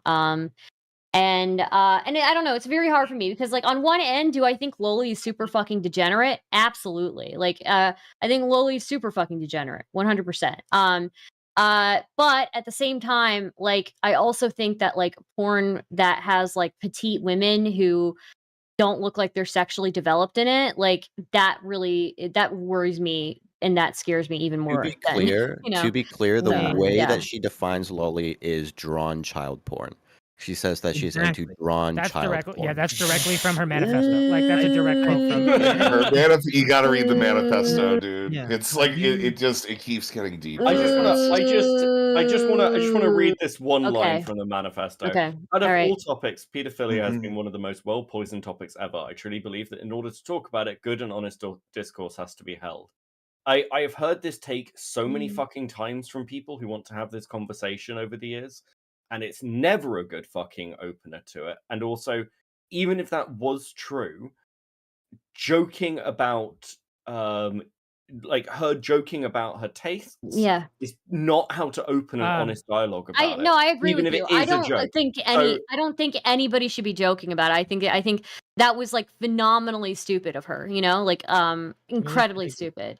Yeah, So, I think it's a different yeah. situation. I'll be honest. Now I'm reading the manifesto. It gets worse. I have not read the manifesto yet, so yeah. you know. So the other thing I'm being asked to point out that the link that she posted for POCD says that they avoid situations in which that intrusive thought is confirmed. That's directly from her link. I'm not a medical expert. I'm not making any conclusion. That's what's in her link, and I'm being told that like I need to point that out. So. Okay. All right. Well, I will take your guys' word for it. I honestly had been avoiding the drama. Well, not really avoiding. I was just too busy with like geopolitics stuff. But yeah, I kind of caught up with things kind of today. But I hadn't looked at like the written manifesto. So yeah, I mean, I want to be clear. I make jokes about this stuff all the time. I just have no skeletons in my closet to where I know that but somebody with skeletons in their closet, definitely the last person who we've should be seen making... the sort of women you chase after, Tom. You've got a whole other list of fucking absolutely petite, Tom. Absolutely petite.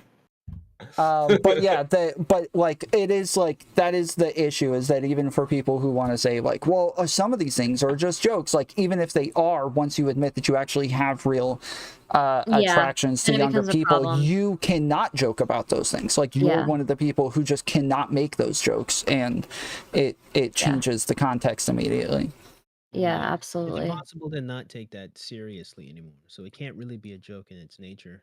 At least no one could read it as a joke in its nature once you say that. I think she really damned herself with admitting that that's how she views it, which I guess on the one hand is good for us. We understand like where she's coming from. That's a great question. Maybe she's arrogant. You gotta turn yourself up, Base. You got really quiet. Yeah. I do think it's a great question why she did that. But you know, like I said, maybe she's arrogant. Maybe she's obnoxious. I don't know. But when you say that, I do indeed view this as like drawn CP. Yeah, that's game over. You're telling us that that's how you're interacting with the material. So I think that's kind of open shut on that one. Well, I mean, it's just honest. I mean, at the end of the day, if somebody is saying that they watch loli, regardless of if they're saying that it's like drawn child porn, they're being open about that.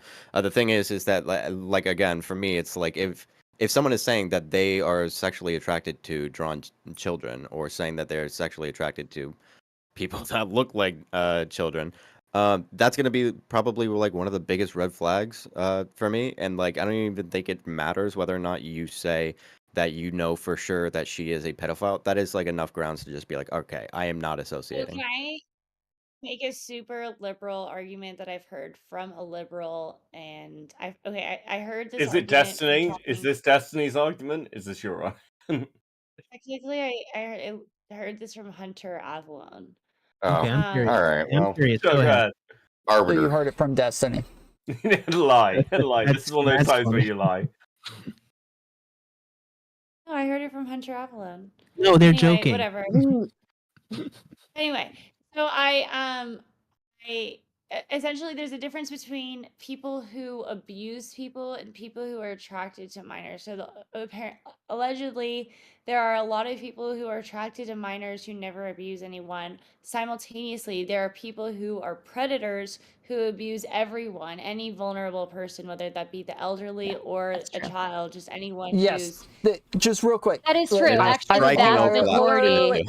Hold on. So yes, Yeah. it is true. There's a difference between somebody who has attraction to minors, and most of the people who actually molest minors are not pedophiles. They have an attraction to the power imbalance. The thing is that Foodshop says the thing that she finds attractive about Lolly is the power imbalance. So it doesn't. It still all adds up one way or the other. It gets worse. It just Well, keeps getting so it's worse. opportunistic in a way, right? Like, yeah, Well, most it's of the always people. opportunistic. I'm sorry. I think it's always opportunistic. I Well, don't yeah. think Well, no, but what I'm saying is like when these people who like violate children or violate people against their will, you know, like Tom said, like it's usually about power, right, for them,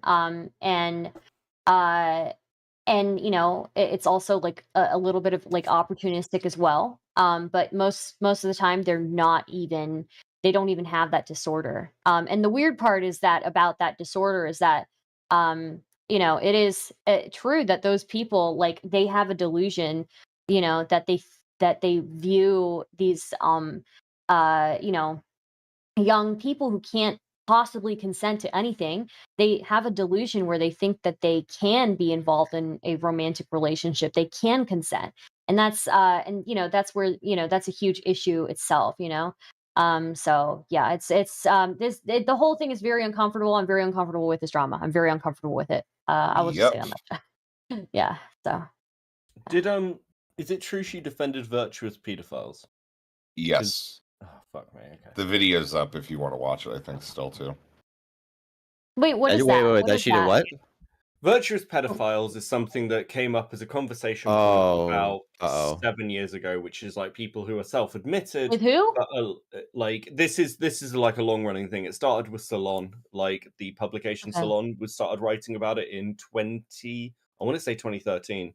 It's But the thing that Mr. Girl talked a lot about as well. yeah, it's basically that like people self-admit, but they're like, but actually I'm aware and can be around children and actually do good things, and you should advocate for it. It's also it's like a long-running meme that people keep saying things like this, and then they turned out to be, you know, working in fucking schools and shit. So it's like the worst thing you can fucking say. So I just wanted to be clear that that's the thing she actually said, because I'd heard it.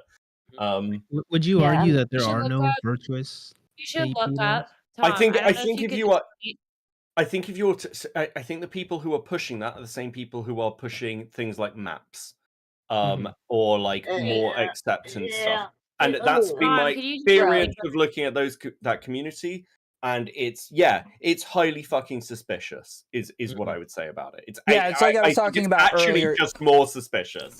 It's like I was talking about earlier. These things should still be red flags. They have to still be red flags. And so they're trying to get rid of the idea that it is a red flag. Whereas, like, I'm saying we don't, like, it's not a thing to condemn in and of itself that somebody has these attractions, but they're still red flags one way or the other. It's still something to like side eye and look at and worry about. Look, it's great if they get therapy, but I'm not going to leave them around any fucking kids. Okay, like that's the Right. baseline, right? Tom, can you do me a favor? Can you look up can you show this on your screen? Can you look up Prostasia Foundation? Oh, we all know what that is. Yeah, that's not. Yeah, Okay, we so all then know can what you- this is. Do you know where they're located? I don't Literally remember. go to Prostasia Foundation, go to their contact information, type that into Google Maps, and it is directly across the street from an elementary school. Yeah. I walked to the building to check it out to see what it's like. It is like this open air elementary school where like you could like see the playground from the street. It's actually, Yeah, I think Foodshops did a whole like special on them and like the maps thing and all of that. Excuse me. It's kind of odd. Mm-hmm. But yeah, Foodshops likes Prostasia Foundation or doesn't like them? Oh, I have no idea. I don't think she's talked about Prostasia Foundation as far as I know. I think Prostasia Foundation, I think, is like one of the more interesting ones because they actually have a physical headquarters where like people meet up, and they do this directly across the street from it. What do they even talk about when they meet up? I they have an entire office. They have an entire office. Like I looked through the window. There was like multiple desks and filing cabinets and everything. It was like Some of the filing cabinets. No, I believe you 100%. I'm just like, kind of want to be a fly on the wall. Like, what even? We had one of these meetings on YouTube about a year ago called a map panel. Don't know what you're talking about. Oh, it was a time. It's not a story that the. Isn't that how we became friends, Tom? Over that fucking panel. Where I accused you of defending pedophiles. Yeah, didn't you throw Tom under the bus?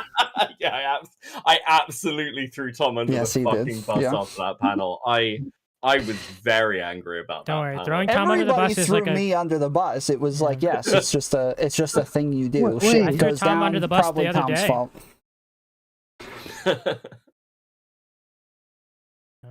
No, we had a nice conversation about it. I guess for those who don't know what we're talking about, there was a map panel a while ago where we had like 4 people anti-map, 4 people pro-map. Some of them were actual maps. Then towards the end, some of them was a grooming victim of one of the people on the panel. Yes. Towards the end, I realized one of them was 16 years old and that he was there advocating for maps and for children to be capable of being in relationships with adults. And I was like, whoa, I don't want to be on a freaking panel with a freaking 16-year-old. What the fuck? And we just like ended the whole thing. It blew up. Everybody was super pissed off that like not only that the panel would be held in the first place, but that a 16-year-old would somehow get onto the panel. And yeah, it was messed up. Okay, I feel like I don't have much more to add, so I'm gonna head out. Have a lovely night, everybody. Love you all. Thank you, sir. Safe. Figure, Be safe. I'd be safe. That was really sad. I hope that, I don't know, I liked Foodshops and we were friends, and I don't know if maybe they're struggling right now with something mentally and saying things. Well, to be clear, this discourse from Foodshops has been happening for a long time. This is a reoccurring topic. Not nearly to this extreme, but it's not like she just started talking about pedophiles. Yeah. I see. Look, I don't know. I definitely empathize with you, Lauren, because like you know, I do think that I don't know. I have no idea what to think. You were friends honestly. with them, right? Yeah, so You're friends I'm with yeah. So, definitely So it's like empathize with hard that. because this person is very nice. Well, so And here's food for thought though. Like, if a person is a pedophile, can they not be virtuous or kind any other way? Does that just take It's over food for everything? thought. That is No, but like, well done. Well, actually, this brings me a real, actual question. Okay. there's no evidence. well, my that question is Foodshops- real. I mean, No, I have a real one too. Trust me. All right. like it was a bit of a pun, but you know. No, I get that. What is worse, a Hamas terrorist who kidnaps children, or a pedophile? The A Hamas terrorist non-offending? will Like generally, kill like a non-offending. Yeah, well, no, I mean, you take the question wherever you want to go with it, all right? But that's not up the for me. offending part is very important to this, right? Okay, all right. Offending part is the only So thing let's that do makes both. it bad. Just do both. Just do both.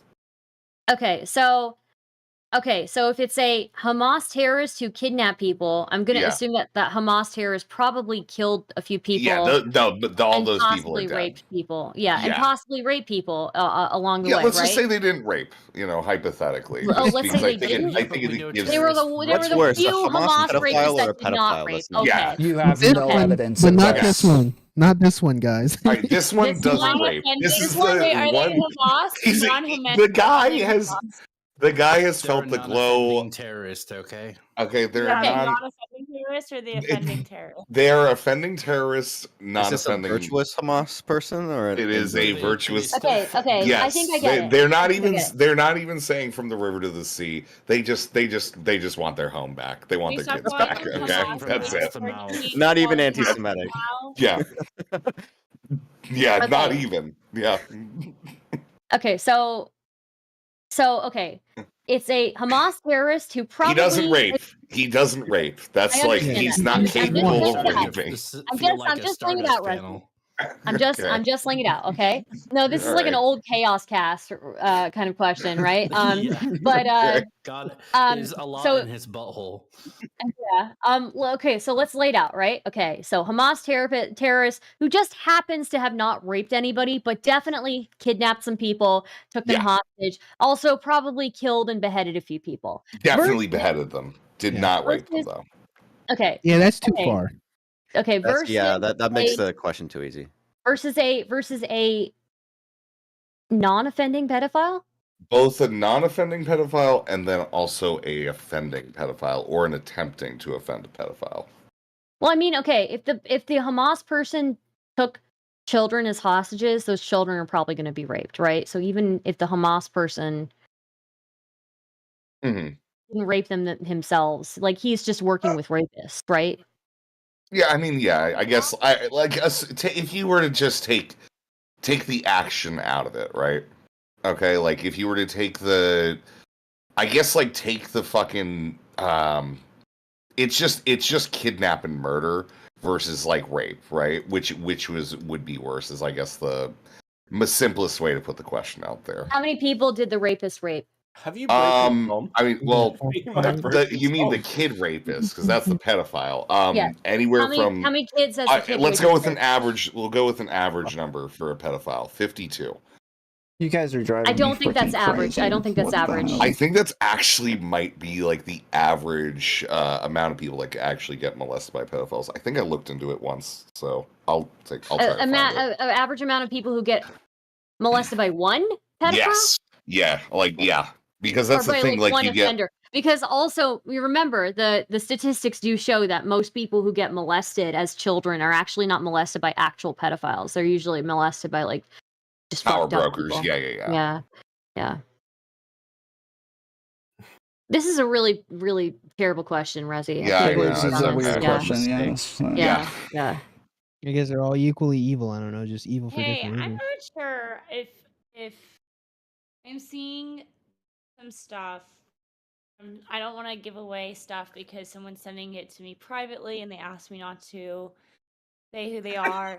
But I'm seeing some like behind the scenes like Discord messages which make it seem like this group of people kind of ganged up on food shops and tried to make them seem like a creep when they're not. Well, so real quick, hold on, just real quick. Yes, those are the people that we were talking about. But Foodshops has talked about this herself. She's talked about the fact that she watches this stuff. She's talked about the fact that she has POCD. That's the stuff that we're talking about. She's talked about the fact that she would cuddle with, or that she wants to cuddle with a 12-year-old. Like, she's talked about these things herself, said it with her own mouth. I don't know. That was a joke. The 12-year-old thingy. The person she was in the call with said it was a joke, right? And I honestly, like, I do think that, okay, no offense to food shops, but she is not the best with social situations. Yeah, she of is course. absolutely like I'm so sorry, but she is absolutely somebody who would be, bad enough in a social situation to make really, really tasteless jokes like that. Sure. So okay. So like we were saying before, the jokes are not like it's just it's hard to take a joke like that as a joke when the person has already said that they watch Lolicon and that they are and that they've had POCD. So with that said, she said these things with her own mouth.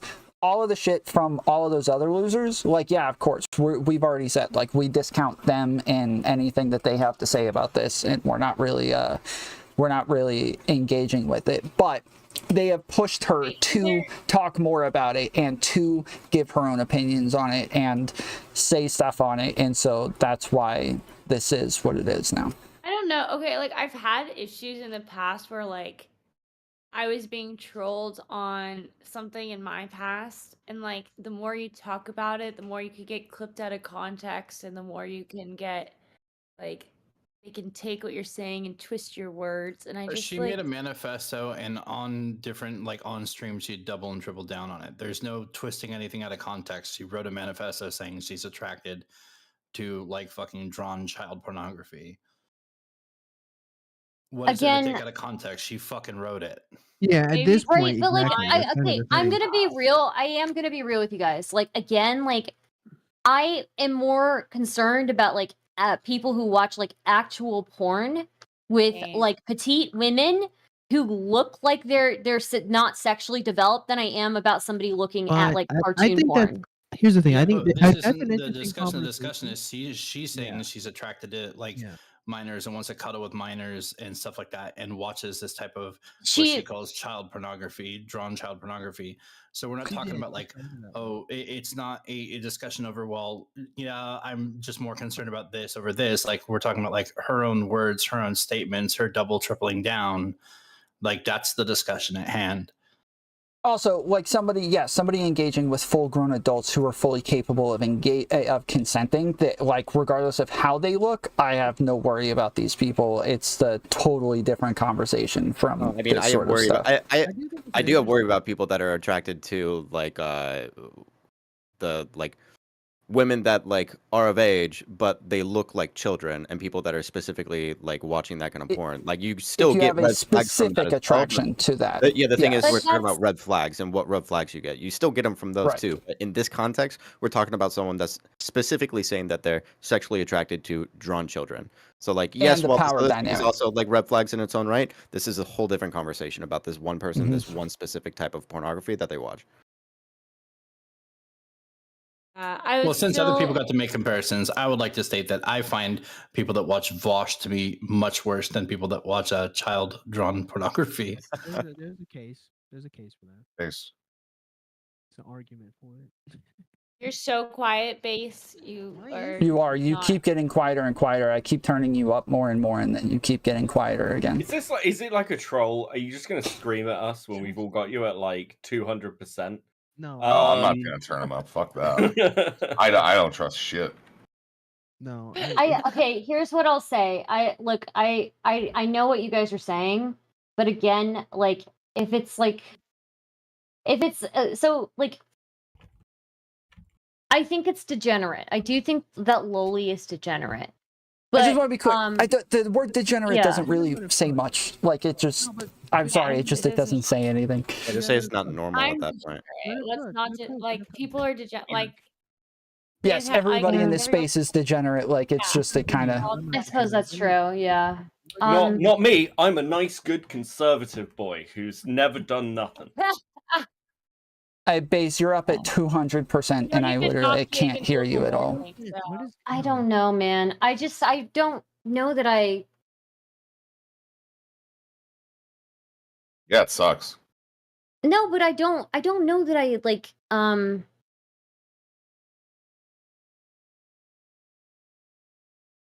Like I don't like it. It makes me uncomfortable, the loli stuff. But like at the end of the day, like anime does not look like real humans. Well, okay, so like the problem is that like I think it's a mistake to look at people that like, even if they're just into like hentai or whatever, to think that it's entirely within a vacuum and that there's no overlap with things that they could be attracted to in real life. That isn't what she said, though. It's supposed to represent, to some extent, maybe more or less, for people that are into like tentacle shit or whatever the fuck. It's supposed to represent more or less the things that they are attracted to, just in the aspect of it being drawn. I think to say that like there's no way to have like any assumption of overlap for someone that's into there's drawing child absolutely porn and could actually be being attracted to overlap. children would be a mistake. No, there absolutely probably is overlap, right? I just don't know, like, I just don't know if I feel comfortable like saying that, Foodshops is like a PDF file, I don't think I feel comfortable saying that. I just don't. Okay, so the Yeah, problem you don't is have as to. well. I It's don't think really you have to say whether or not Foodshops is in fact, matter of factly, proven to be a pedophile, but you can say, here is enough evidence that I don't want this person to be around children. Yeah. Which I think we do have that evidence. Again, I think that we have the evidence that, like, again, there shouldn't be kids in any of our servers, but especially hers after the things that she said. But I don't think this is enough to where I would recommend, or where I would say people need to disengage with her. But I understand if people do disengage with her, I understand why. But I'm not going to sit here condemning people for engaging with her, and I'm not going to get upset if people engage with her. But I think, like, yes, it is enough to say these are red flags. These are things to worry about. These are things to be concerned about. And I think that that's like as far as it goes. Sure. Me. Yeah, So I could definitely say that. So Sardis, I have a question. Yeah. So given the way that you describe petite women as pedophilic, do you consider I didn't say pedophilic specifically, or more harmful than like child pornography, right? Would you consider femboys in the same thing, given they dress like women but lack female secondary sex characteristics? Yeah, if they look young enough, yeah, absolutely. Well, I do have a question for you. Do you think that there is a problem with dating a woman that looks petite or looks a little younger? I don't think there's like not necessarily. I think the issue is like when somebody is specifically only looking for like women who look underdeveloped sexually, who don't display secondary sexual characteristics. So scrawny petite midgets.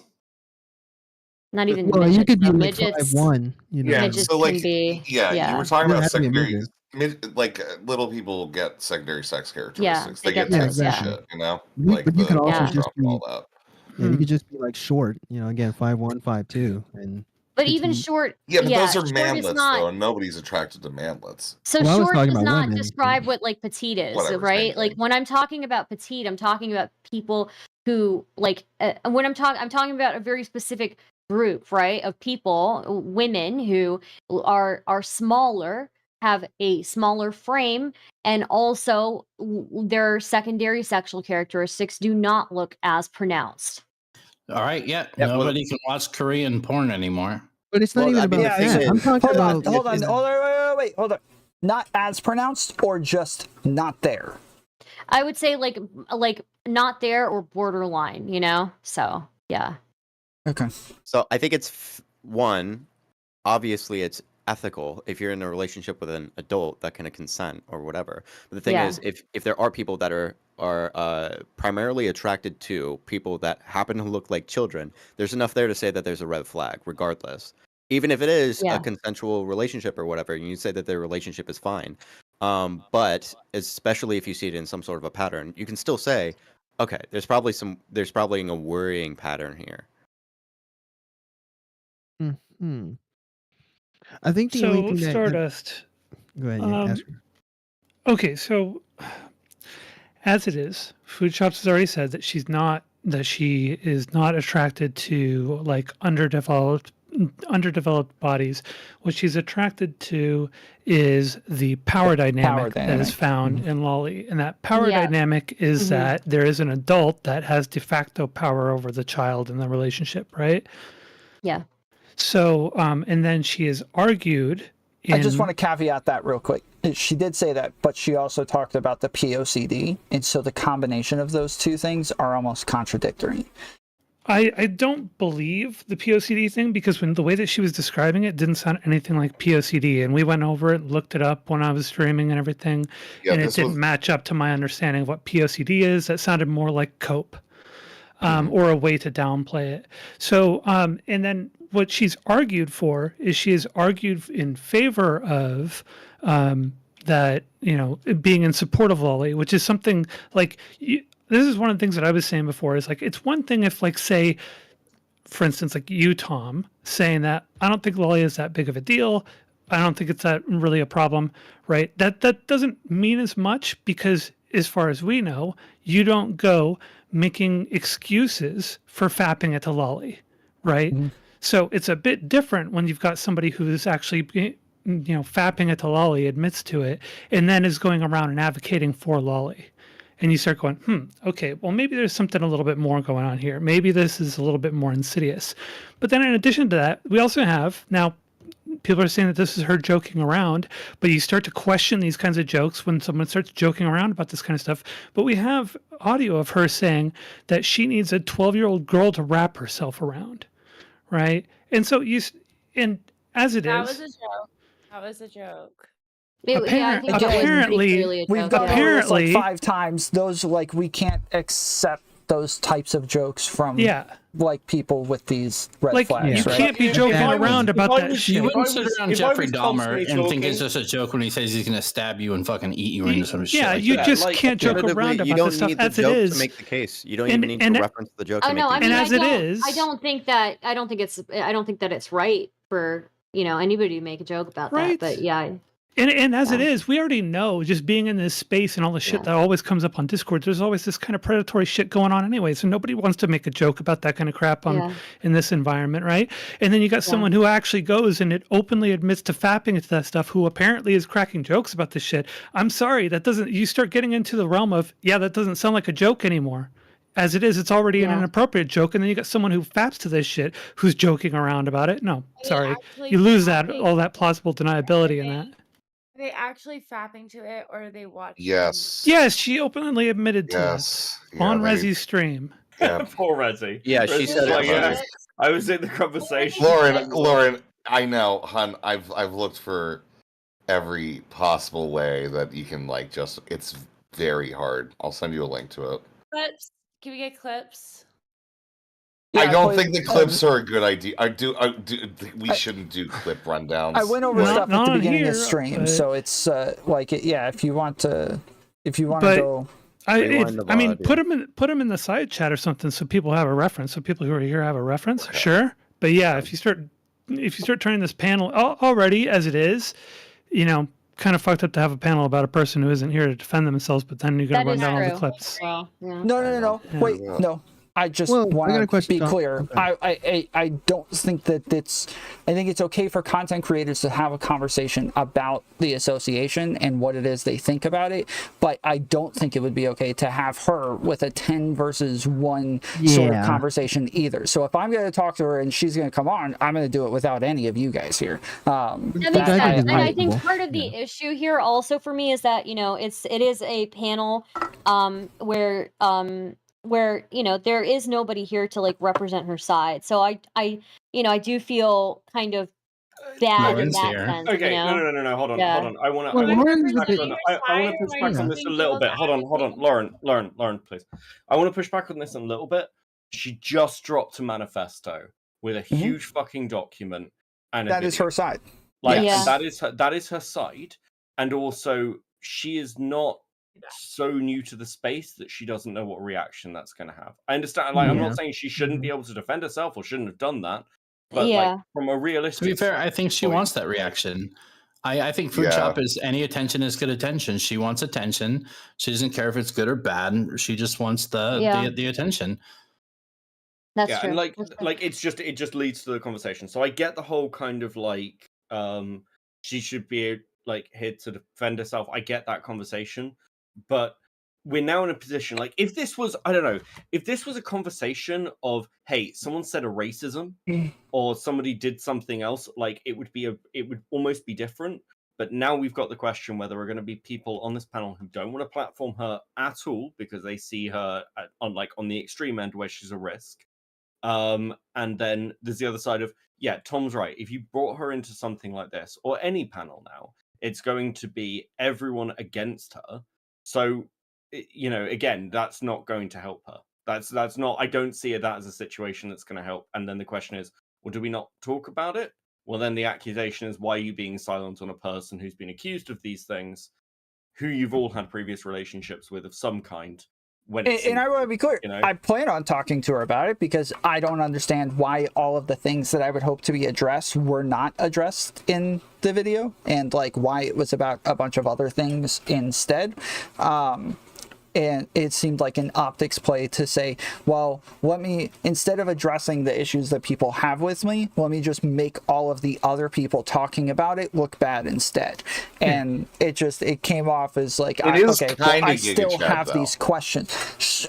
Whatever. I still have the questions. I still have the same questions. And so, yeah, I plan on talking to her about those things. But yes, not with like a bunch of other people. I want it to be like an easy conversation, not an insane shit show.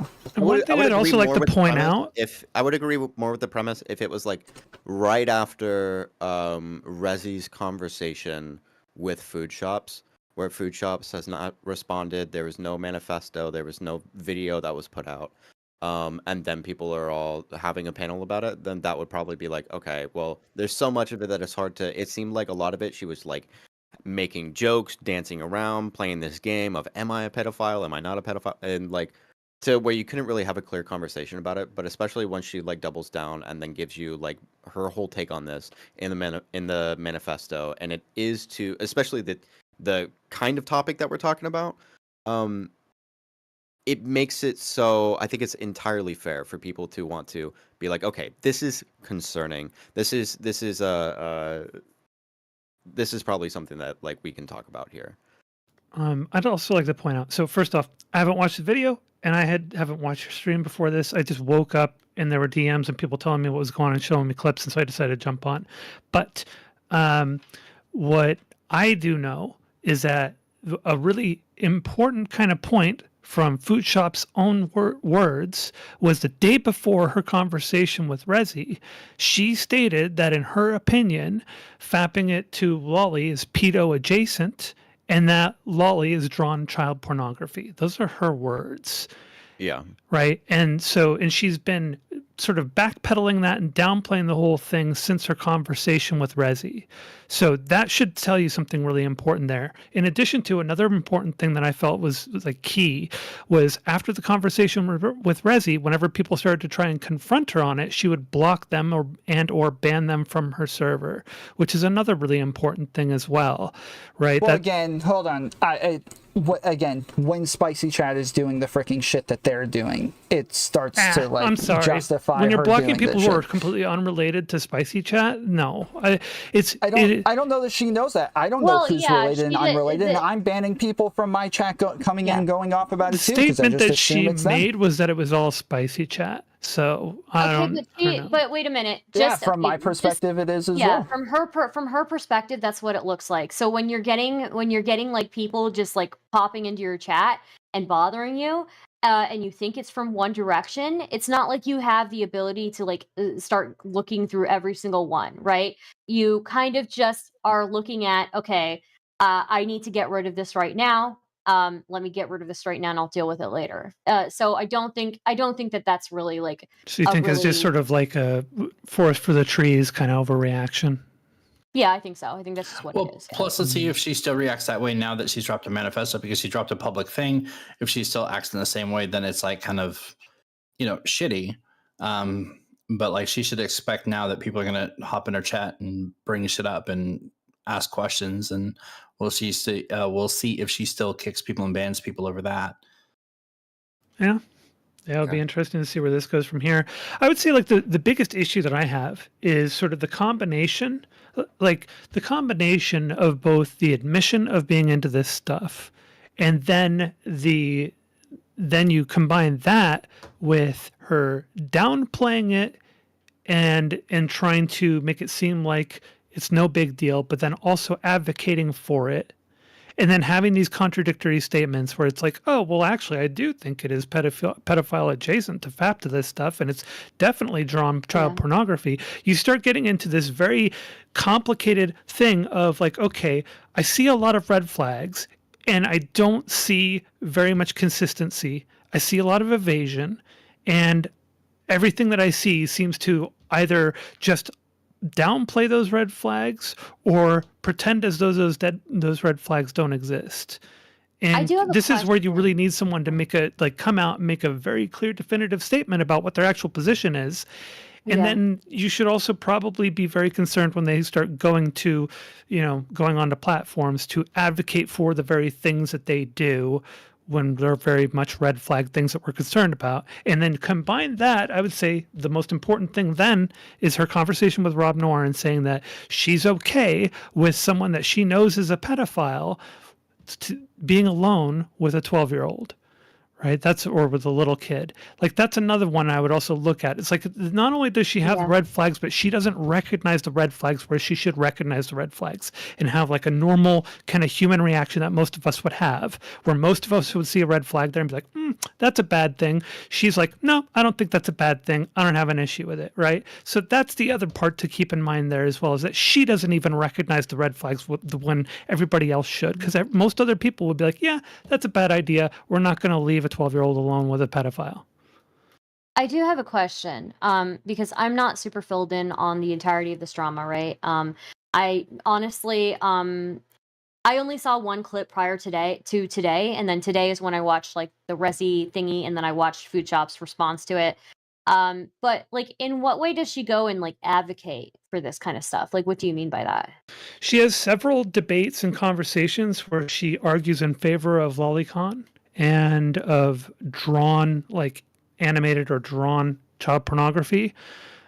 She's taken them, she's privated most of them. There's at least one of them that's still up. I went over it on stream the other day, or I don't know if it's still up. It was when I went over it on stream the other day. And apparently her debate with Karantos is like one of the more spicy of those particular discussions. I wasn't able to find that one, so I think it's been privated. I don't think Karantos has it up, and I think it's been privated as well on Foodshops' end. So I was told that. So again, I personally just don't care. So you said something earlier. I don't care if people have like a thing for lolly or something like that. That's just a red flag still to me. It's not an immoral thing to do. It's just same red flag as the other things that we're talking about. So from what I understand, she does like say in those debates that she's not okay with sexual engagements with kids, that she's not okay with people marrying people underage, that she is okay with the what do you call it, with the age of consent laws. Like, so I'm not sure like what you're referring to. So she's more map adjacent rather than pedophile adjacent. But if she's then going and saying that she doesn't see a problem with leaving a 12-year-old alone with a pedophile, then you got even bigger red flags, right? Sure. Here's how I honestly see it. I think maybe this person has a lot of issues with sexuality and confusion around sexuality and their own mental issues, which they've admitted to.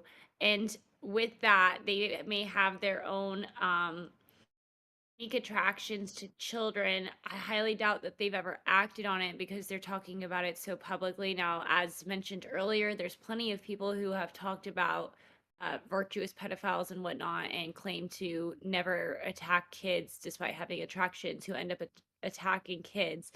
I don't think that's Foodshops. I think Foodshops is somebody who is trying to be open about this situation and trying to explain what's going on while simultaneously being a bit too open and having everything being taken extremely literally and without nuance, even though I think they mean everything with nuance.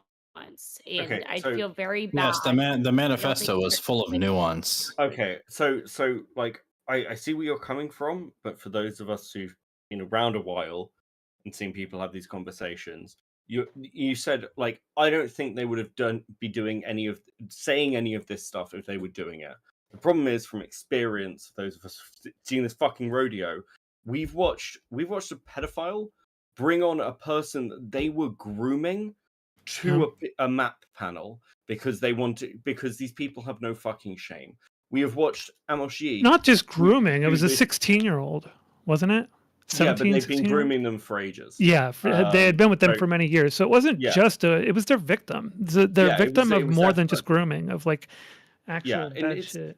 and the same with Yamashi. Right, yeah. Everyone was like, That's "Oh, a well, he bad can't actually be a pedophile. He wouldn't be talking so openly about it." But he's in prison now, Yeah. and this happens all the fucking time. Nick Pedo Bates, exactly the same shit. All these fucking lolcow memes of like, look at the way he's talking about his attraction to minors and all these DMs to this girl. Turned out the dude raped his fucking sister.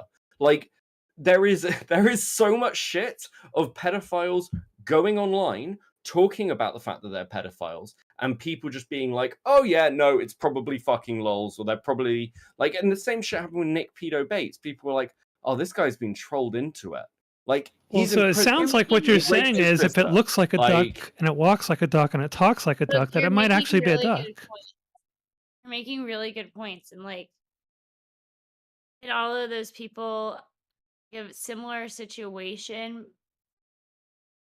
It is a similar situation, but for some reason it just feels different. I don't know what it is, but something about this. It might feel different, and I'm really not trying to like paint you in any way, but this is like, you know, food shops, you like food shops. It's an unpleasant thing to believe about somebody. And again, I'm not making any hard claims. I'm not saying that Food Shops is a pedophile, but I am saying that this is highly fucking suspicious. And my experience has been, when people tell you what they are, believe them. Can I ask a question? Sonia, real quick. Does, like, if I remember correctly, like Food Shops has like a history of like sexually like deceitful behavior and talked about it on Reddit? I haven't finished going through all the Reddit stuff, so it's a lot.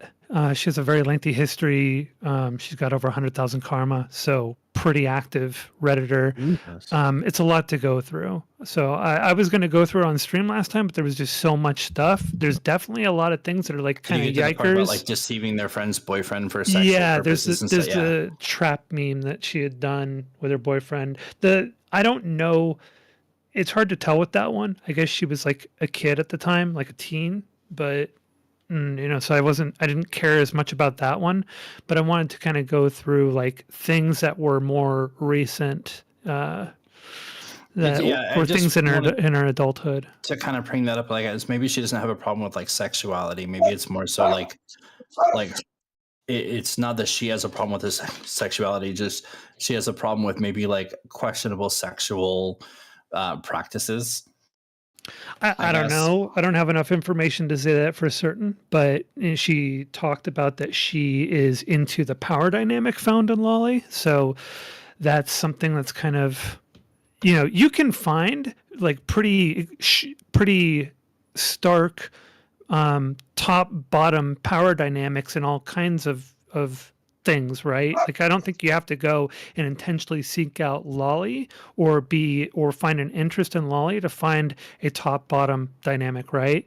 So that's one of the things that I found to be very weird, is why it was that she's okay with Lolly and into Lolly when she can find a pretty extreme top and bottom dynamic in lots of other different stuff that doesn't involve the depiction of children, right? Am I correct in this statement?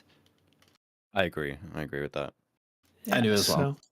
Okay, so that's one of the things that really kind of irks me, is like, why does it have to go to you being attracted to the power dynamic between an adult and a child? That seems like something that would be a little off-putting, right?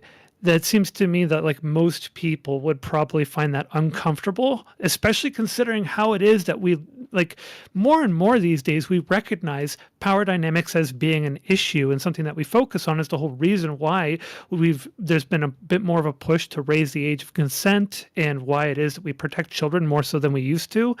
There's been much more awareness of how children are subjected to the abuse of adults. And so we care about these things more and more. So it seems strange to me that someone would be able to get off on that very abusive power dynamic and be just okay with it, right? That seems very irksome to me. Like, that's something that would really bother me. And then when you combine that with other things that she said, for instance, being okay with leaving a 12-year-old behind alone with a pedophile, that seems like okay, you're broken. You're wired wrong. There's something wrong here. because even if you were somehow attracted to this stuff, you think you would at least recognize the problem and the abuse there, and then not be okay with leaving a vulnerable child alone with a pedophile. You think you'd at least be wired properly that way. So she's definitely wired wrong that way, right? So it's a real, that I think is a real problem. The combination of the attraction and then the lack of awareness of these red flags seem to be a huge problem for me. I remember. And there's also I think. Hold on. I think Rezzi went over this clip on his stream, where Foodshops was talking about that. Her statement was that pedophiles aren't always just people that are sexually attracted to children, but people that want to pursue personal romantic relationships with children, and sort of downplaying a lot of this, like the sexual aspect of pedophilia, and kind of almost like romanticizing it to some degree. Yeah, I remember that. Yeah, that also was a red flag for me. I didn't even think about bringing that one up. That's the good point to bring up. That sounds so much like the kind of shit that was said on the map panel, if you recall, Tom. Don't know what you're talking about, Zonia. Agreed to never speak about it. Here's the thing. Like, this is something, because I have a little bit of a conflict about this. Like, I see a lot of red flags around Food Shop, but one of the things that, like, SFO came into my chat and said, is the cancel train in full swing or has the cancel train left the station for Food Shops? And I was like, you know what? I don't want her to be canceled, but this is shit that we kind of just can't sweep under the rug, and we should pay attention to, and there should be some critical analysis of, especially considering that we're in an environment where it's okay to argue for, like, things that are, as you've mentioned before, Tom, that are controversial or normally you wouldn't hear in polite discourse, right? Because we're in a space where a lot of things can be argued for or looked at different angles that would normally be considered to be uncouth, right? So the fact that we're in this kind of a space means that not only are we going to expect to have those kinds of arguments, sometimes have them crop up, but we should also be just as willing to be critical of them and analyze them and ask, okay, well, what is the motivation behind arguing this? And then taking a look at all the other context of the things that the person who is arguing for it has said, and see whether or not they're actually trying to provide like a plausible deniability for their own actions, or to downplay or normalize their own actions. So I think it's fair to scrutinize these things and question it, but I don't necessarily think that the person should just be like outright canceled and deplatformed. I just think it's something we need to be aware of and pay attention to, and be like, yeah, this is looking pretty sus. Do you have an answer for it? And then when she goes and puts out a video, which I haven't seen yet, where she's basically evading all of the criticism and then just kind of like, calling into question the character of the people who have the criticism, that tends to be just sort of solidifying all those red flags for me.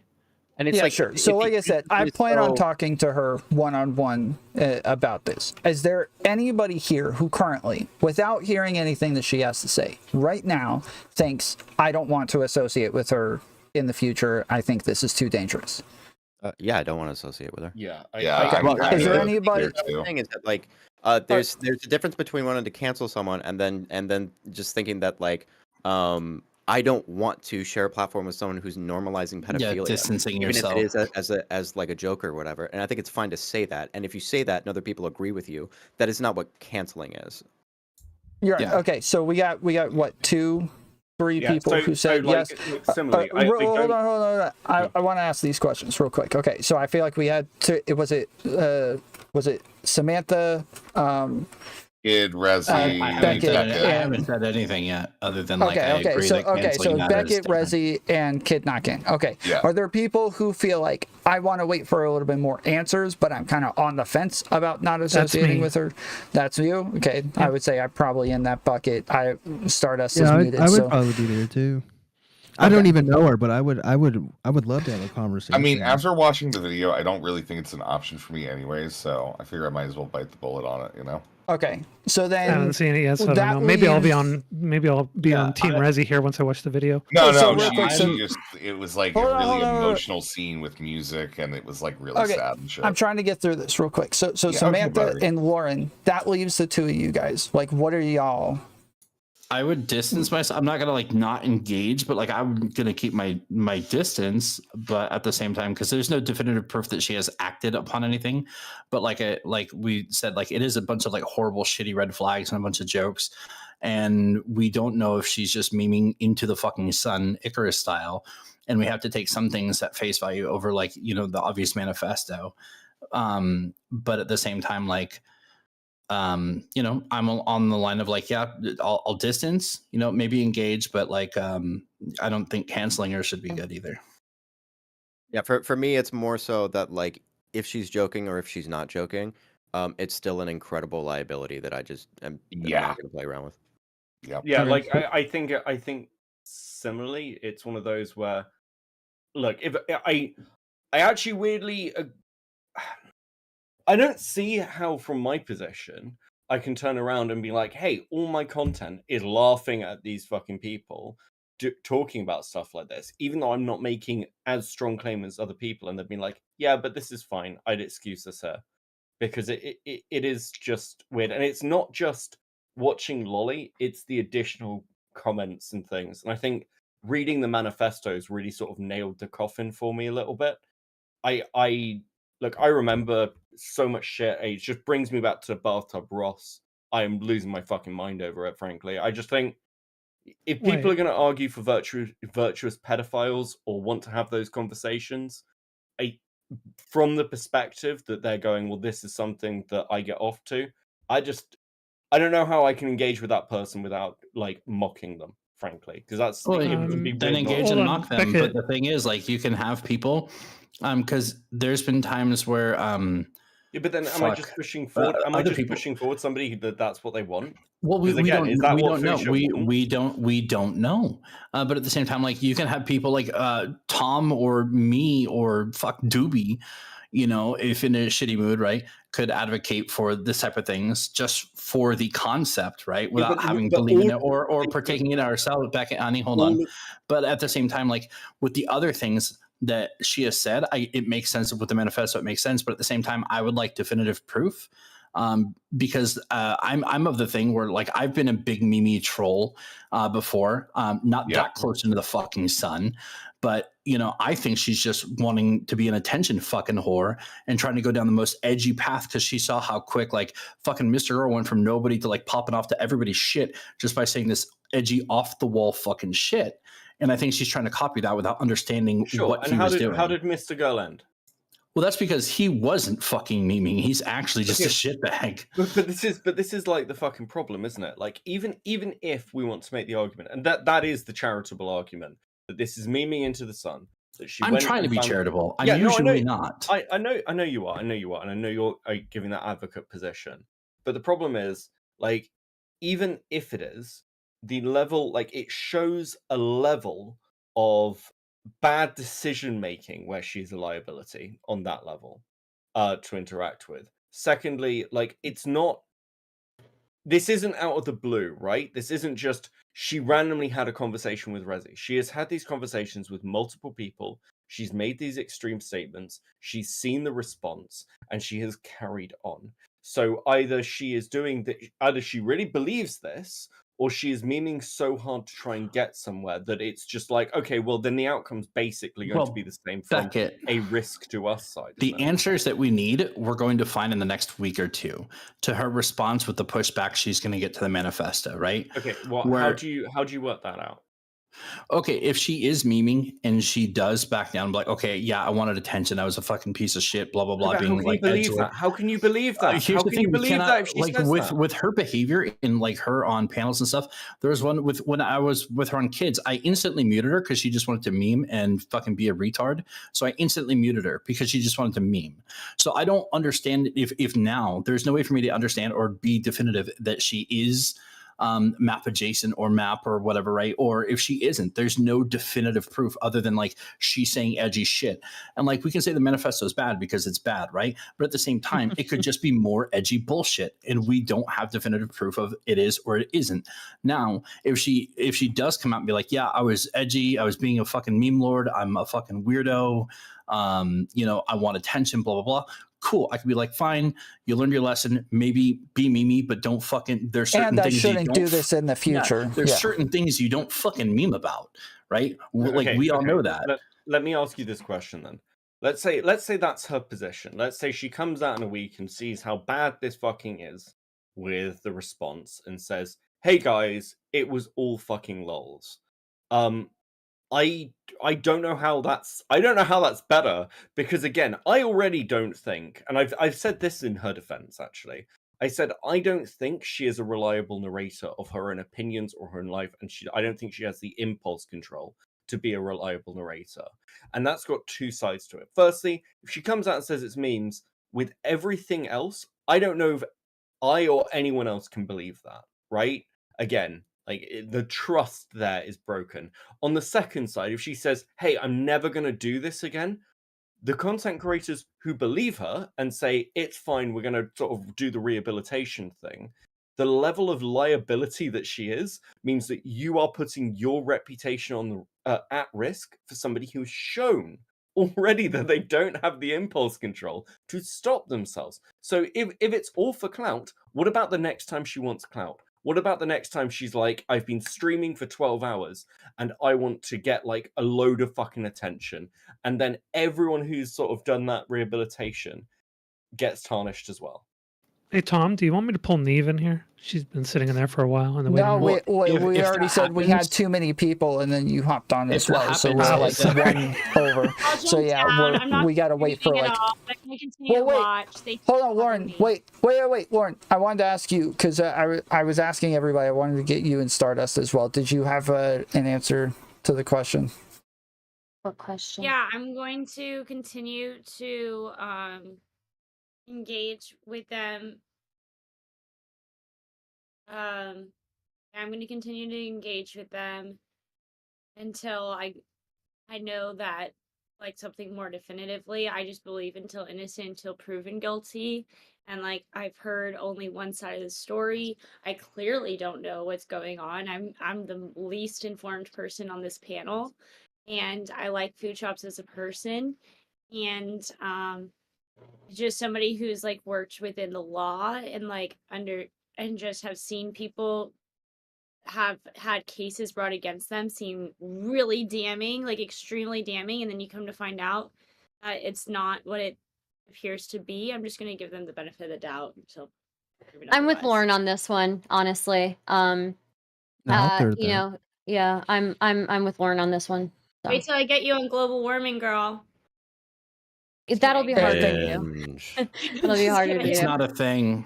One thing that I know. Oh my god, you're one of those. Look, for her sake, I hope both of you are right. Genuinely, and maybe you are. Maybe you are. Like, you've been right before, Star. Like, maybe you are. I don't know. I don't know the answer, honestly. I don't know what the answer is here. I just know that I don't know enough information, and I'm not willing to, as somebody who's been like ganged up on, as somebody who's been like the odd person out. I know what that feels like, and I'm not willing to do that to somebody until I know, like, for sure. I just think it's cruel. I think it's cruel to cut somebody off. My position. Yeah, it's cruel to cut somebody off until you actually know that they're deserving to be cut off. And even then, sometimes like the worst people still don't deserve to be cut off. So you know, that's just kind of my stance on it. You know, I'm not saying that I know more than anybody else here. I know much less, honestly. And I just have to make that decision for myself. So I empathize with that. The only difference that I would have is that I don't think people deserve to be attached in the first place. And if you want to cut people off because you have seen one too many red flags, then that's totally on your own discretion. But sure. At the same time, I absolutely empathize with that position. I would say also I know too much what it's like to be like condemned, be the odd one out, to be ganged up on. I can't. Yeah. I think you have honor, and I think that's a great trait. Maybe 100%. I'm just gonna give you a compliment. I think that's the best way to be. If you don't have enough information or you want to think more critically about it, just props to you on that one. Well, I mean, in the next week, if she doubles and triples down again, I'm fine with throwing in a wood chipper. I don't give a fuck. So I'm being asked, someone's asking me if I could expand more on the POCD claim. I didn't want to go into details because it's such a complicated kind of thing. There's so many parameters to it. But when we went over it on my stream the other day, and as soon as I heard her POCD claim, I was like, whoa, hold on. That's not what POCD is, because POCD is this obsessive thought that someone might be a pedophile or may become a pedophile. And it's not just like POCD. There are other types of obsessive disorders that are subsets of OCD. Like one would be the fear of hurting someone, and then they want to like throw out all the knives in their house and everything and not be around any kind of like weapon or anything like that. But the difference is between someone with the obsession of these things versus what she's doing is they don't actually do it. They're not actually going and fapping it to Lolly. They're not actually going and murdering people. They have the intrusive thought that they might because of some circumstance where they looked at a child and thought, oh shit, did I look at a child wrong? Or they looked at a knife with a person there and like, oh my God, that could hurt somebody. And then it became an intrusive thought and they obsessed over it and they started convincing themselves that maybe they're going to be a murderer or a pedophile or something like that. They don't actually go and have the attraction. They're not going, a POCD person isn't going and fapping it to Lolly. That's the distinction there. It is the obsessive thought that they might have those things when they don't actually have them. It's an irrational obsessive thought. It is not the, oh, I'm going to go fap it now. That's not you've gone beyond POCD at that point. You've just confirmed the P portion of it and dropped off the OCD. No, I get you. So I wanted to point that out. Like there's the OCD Foundation, great resource for that. They have all the details on it and everything. The whole reason why I learned about it was actually, amazingly, because Mr. Girl actually hosted someone who had POCD on Twitch, and then he got mass reported and got his Twitch channel taken down as a result. And at the time, it was the first time I had ever heard of POCD, so I went and looked it up, and I actually figured out what the hell it was. So as soon as I heard that claim from her, I was like, no, this is not POCD. I'm sorry. This is not. This is some major copium or an attempt to downplay what you're actually doing. Okay. I think that was like the first time I understood why the POCD conversation was even brought up. Like, I didn't understand why anyone cared about OCD, but if you're saying it's like a particular subset of an OCD type behavior in which it makes you believe that you may have tendencies towards pedophilia, then I understand the correlation now. Which is why I think she's memeing or lying. Well, even worse, when she describes it incorrectly, as though it is an obsession with actual children, which is not what it is, which means that if that's what she had, then it's like very different than even more so. And so it just makes it a little bit odder. But Neve, you wanted to... You're muted. You're muted. Yeah, you're fucking muted. Good job, bro. I don't know how to use my computer. Yeah, we see that.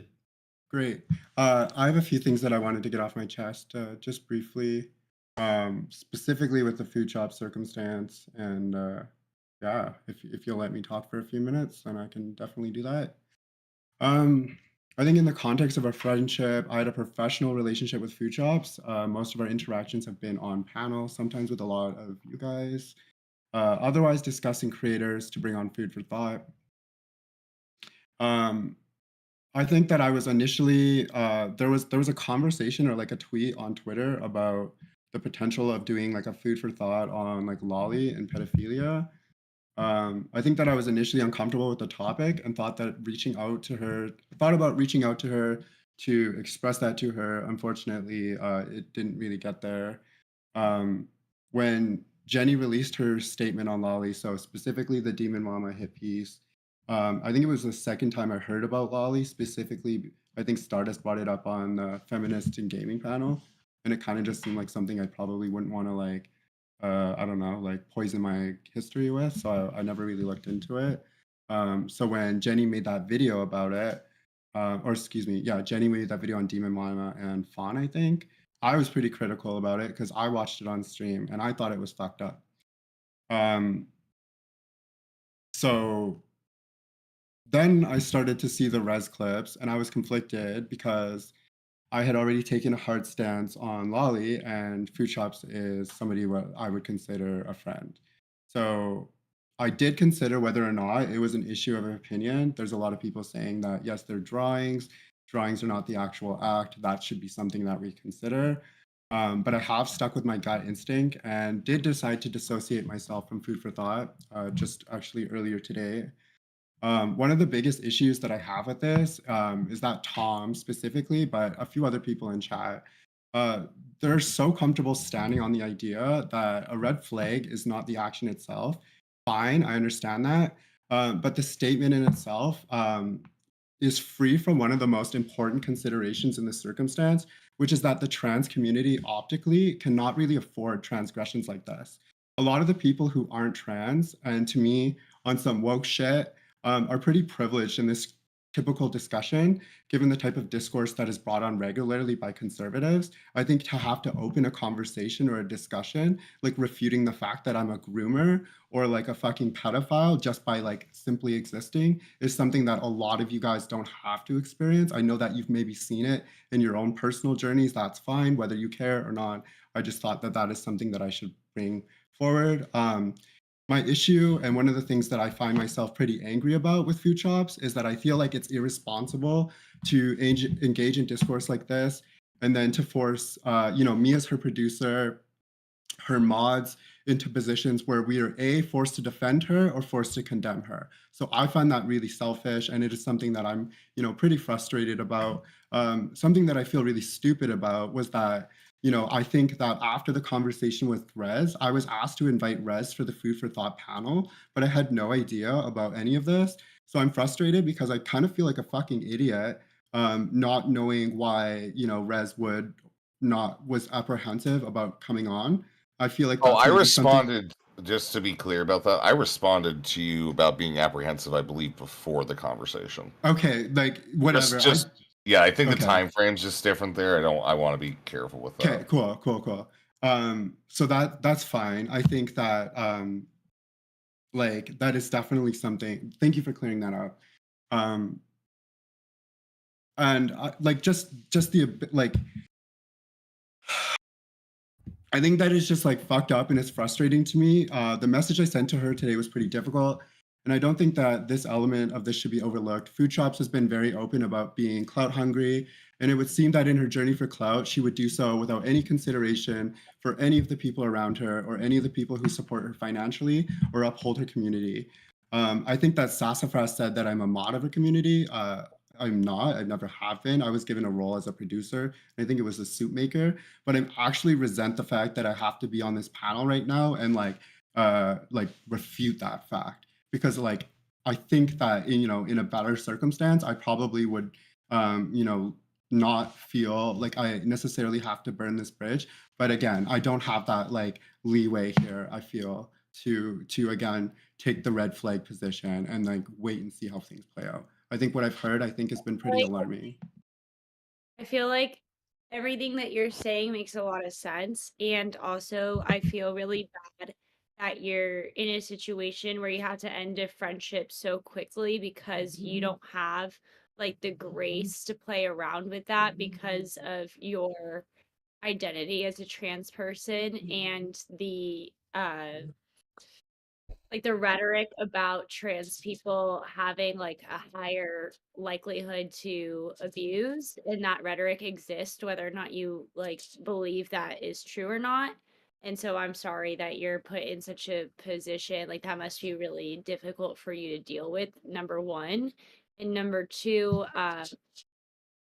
like even though that is true and you have to go through that, do you feel like it's hard for you to have to end that friendship so abruptly? Because you were closer to Foodshops than I was, and even I'm struggling with this. So my interactions with Foodshops were like, I wouldn't say that we had like a strong personal rapport, but through my interactions with like Angela, like our communities were kind of like coexisting for a while. So there was like a degree of closeness, absolutely. And I know that Angela had like a stronger relationship with her. But I felt like when she brought up like food for thought, I felt like I would be a really good person to like step in there and do some of the communication, because I did see a lot of potential in the panel itself, and I saw a lot of potential in Foodshops. So right now I kind of feel like I invested at least a degree of energy into her, and now that's kind of like it kind of feels shitty now that this circumstance has come to light, because I don't know. Real quick, I'm gonna go. But feels like have a good night. Thanks, buddy. Good night, kid. feels I'm actually going to drop off too. I said my piece. I don't think I need to weigh in anymore, and I've done plenty of coverage on this. I am going to be releasing a video that compiles everything together, so hopefully I'll have that out in the next 24 hours. That'll probably better expand on my analysis and my thoughts. I've been trying to be, the one thing I'll say is that I was trying to be very careful with Mike, because I know, just like Stardust was saying, I know Spicy Chat had been going in hard on food shops, and I didn't want to be one of the people who were part of that dog pile. So I was trying to be careful with my analysis, trying to approach it more objectively and such. And I'd like to, that's part of the also part of the reason why it is. And I'm, as Tom was describing, sort of fence riding this and waiting for more info and not wanting to just like outright cancel her or completely cut her off. I'm going to go over her video. I'll cover it on stream, go over it and take a look at what it was that she said. But based on what you guys have described about it, it doesn't sound like a good look. Sounds pretty evasive. Other than that, that's sort of like my closing thoughts on this. But thank you all for allowing me to so rudely jump onto the panel when it was overcrowded. And sorry, Neve, that I took up an extra slot from you. No, go fuck yourself, Sonny. I hate you. Everybody have a good night, all right? Later. Night, Sonny. Yeah, I did reach out to Food Shops to see if she wanted to chat, and like I said, I would just go move over and go talk to her, but I haven't really gotten a response. I know Stardust is talking to her now, so I'm Neve, not sure what's going on there. Neve, I know you were saying that like it feels really shitty because you invested not only like time, energy, money, and also like a belief in the show and in a vision. Like you saw the vision of food for thought, and so I could see how that's really like hard and frustrating. So you're mad at food shops for that reason, but does any part of you, I mean, and then also you don't have the wiggle room to be to have any grace period with food shops because of your identity as a trans person and the rhetoric around it, and I get all of that, but Being a does any small part creator as well, right? That's also something that would yeah factor there, right? right, so but does any part of you also feel like this is like your friend and you should need to give them at least some wiggle room, like you need to at least hear them out a little bit? I understand there's a manifesto, but there is something different about your written word versus like an actual discussion. Yeah, no, I think that I have, been going back and forth about this, like a lot of people have. I am somebody who has actually worked quite a bit in childcare. The last job that I had was like a recreation coordinator. I had a portfolio. I managed like 30 different programs that include quite a few kids, and I could not go back to a workplace, look one of those people in the eye, having and also have that association as well. Yeah. And like this is like a workplace, like knowing myself as a trans person online, like I'm reluctant to tell people what sort of like work that I do for that particular reason, right? And No, so I get that. Yeah, that's And what I'm conservative and like I have my own beliefs, so I understand where you're coming from, and I'm sorry that I'm sorry that you're put in such a position. It's shitty. You yeah, like I don't know if it's similar, but I feel like a lot of the times there people are like, oh, you're Jewish, defend Netanyahu, and it's like, wait, the fuck, like just because I'm Jewish I don't defend all of like Israel's actions. I don't know, similar, just like you put in a group, you can't defend everybody in your group's actions. Well, and the people that have the tendency to get like I would say like really witch hunty, I suppose, are generally like the people who have dealt with it the most. Like I don't know about Jenny's specific circumstance, but like I said, ever since I've been on YouTube, I've been like like being in the Black manosphere, basically every other conversation that gets brought up. And so it's like, you can defend yourself with whatever sort of statistics and this and that. But it's like at the end of the day, if your position is like, okay, well, this is going to sound kind of pick me, but like, we're not all the same. We're all kind of, we're different. We're individuals, whatever. this is like, you know, just gasoline to the fire. This is all people need, right? And so, like I said, being close enough to the fire, I obviously felt the inclination to, you know, come up and have that discussion. I don't have any like personal animosity towards Foodshops or her community. I think that, you know, our professional relationship ended in a pretty amicable way. I think I was pretty charitable towards her. And you know, she's free to, you know, release those DMs if she ever feels the need to. Like I said, I've been pretty transparent about it. That's just how I feel, right? There's just been a lot of frustration kind of pent up regarding that. We're dealing with this with like such a level of class I don't think I would have if I were in your situation. So it's really impressive, and I'm sorry that you're dealing with this because I'm sure it's emotional. I appreciate you sympathizing with us. But yeah, no, that's where I'm at. That's what I came up to talk about. I appreciate everyone listening, and I'm gonna drop. Based. Good night. Take care of yourself. Bye. I'm gonna go for realsies this time. Okay. Okay, and I'll, you know, maybe leak our DMs, Tom. So be careful. Well, let me DM you. How about that? I'll be your husband. Apparently, you're not thinking you can find Oh God, one, fake so- and gay. Stop it. I'll just DM you, and Are then you you know saying we'll that you're work from gonna that. join the triple? No, me and no, I'm gonna I steal. I'm really gonna steal you. hope Is what I'm you gonna do. So you have to like tell people when you're a couple together. They'll be like, "Hey, how did you guys get together?" Well, we were having a conversation about And I pedophilia, stole her from I just Tom, realized that this was the man I wanted to be with. He spoke to me in a way on this topic that I just thought, yeah, this is somebody who can help me raise my children. Absolutely. I think that's just going to be magical. That is what I was thinking. Like as we were having this conversation, is like, what men on this panel would make good fathers to my future children? This is exactly what I was thinking.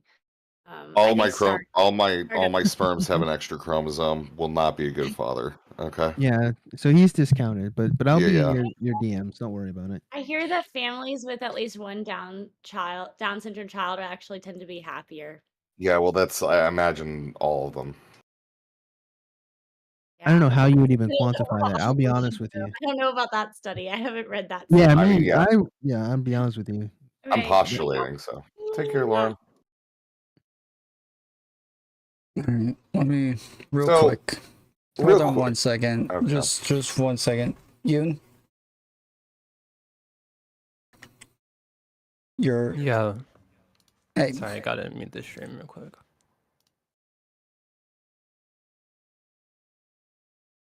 Yo, can you hear me? Yeah. Yes. Can I ask you a Okay, cool. question real quick? Yeah, sure. How old are you? I'm 24. You're 24. Okay. What was that? Wait, what was that for? Okay. You said, just real Hold quick, on. yes, your Can I profile do- oh, picture sorry, is go one ahead. thing, but you said in Foodshop server, I'm such a minor on this, guys, saying that you were confused about something, and so I wanted to ask I'm not a real minor. quick. Okay. Actually, that's why that's the main thing I wanted to say, because I know you brought this up, Tom. There's been an 18+ rule and no not safe for work rule from the beginning of the server, and they're both enforced. So just want to put that out there. I know, like, I didn't see Jenny's video, but I know there was something about like the Demon Mama situation and like minors in a Discord, and yeah, it's just not even close to the same situation.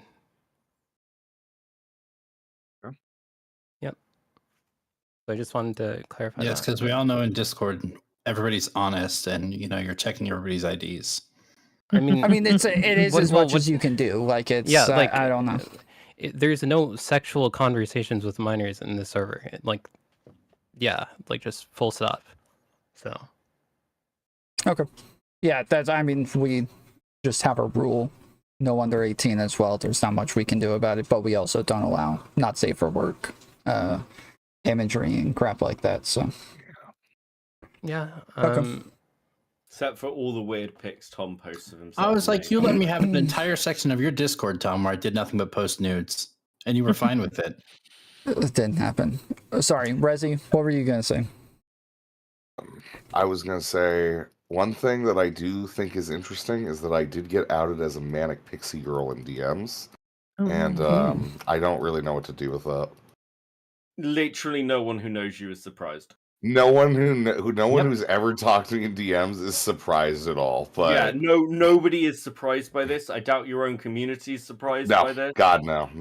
You dress up in fucking maid outfits, like yeah, I know. Not even for Halloween, just for any fucking. Honestly, you are right about that. You once too. turned to me and said, "Beckett, would you be prepared to come on a stream where I'm dressed as a cow maid?"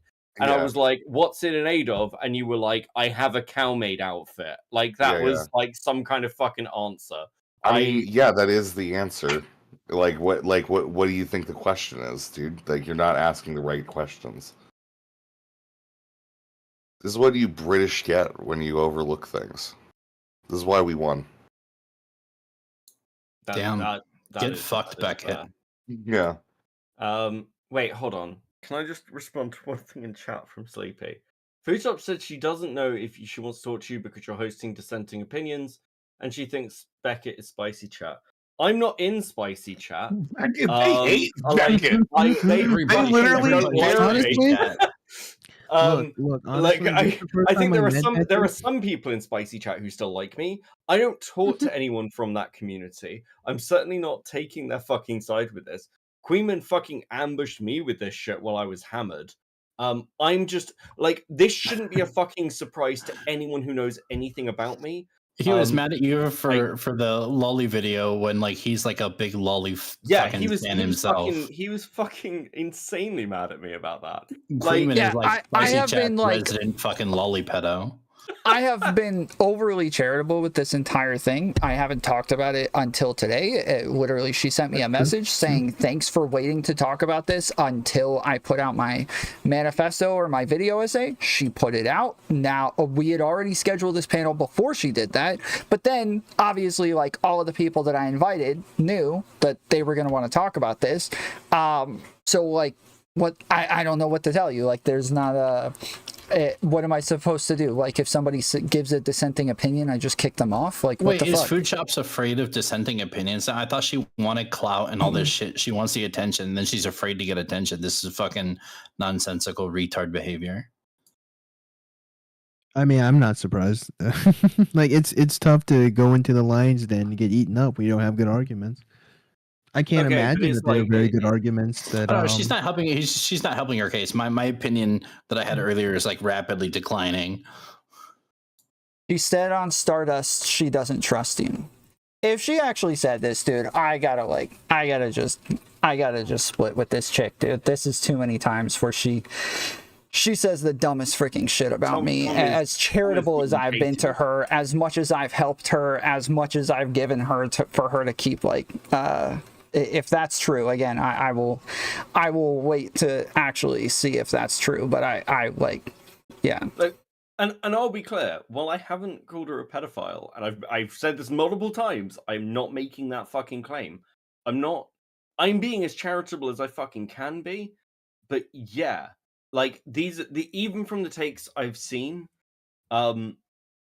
this is the sort of thing that's just lol cowish at best. Best read.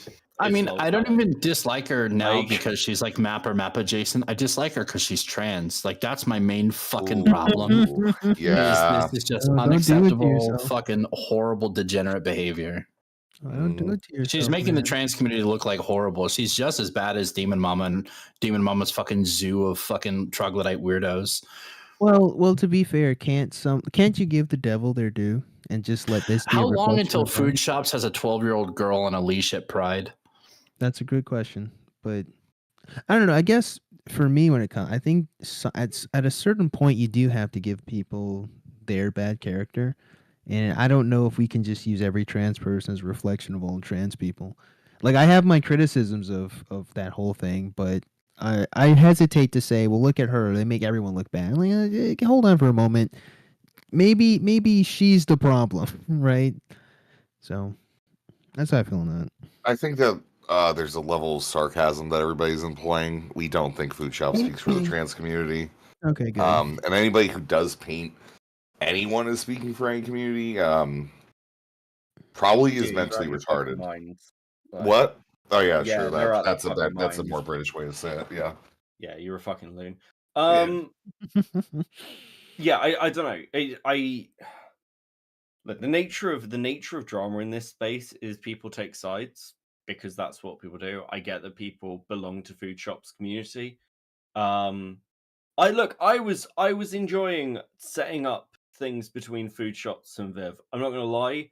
It was really entertaining. That It was was so much really, fun. really fucking entertaining. It was fun. Like Yep. I actually think that Food Shops, to have her on a panel, is highly entertaining. But you've got to balance. You've got to balance that. I'm not like. So, Beckett, can I? Sorry, were you done? Well, we also thought flat earthers and Nazis were entertaining to have on panels, but sometimes they're not the best option to have on your panel.